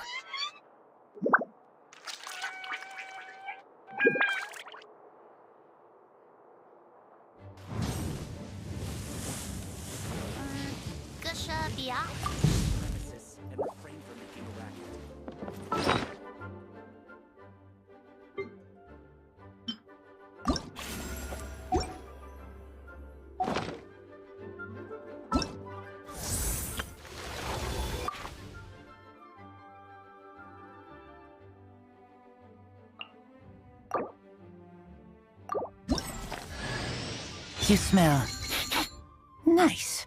Let's hunt.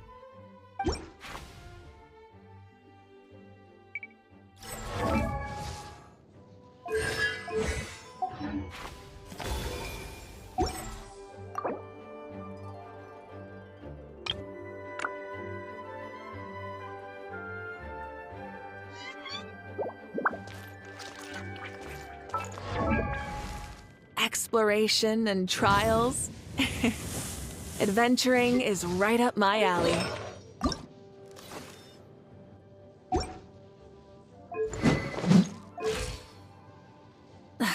Instead of confining themselves to the heavens, God should broaden their horizons in the world below.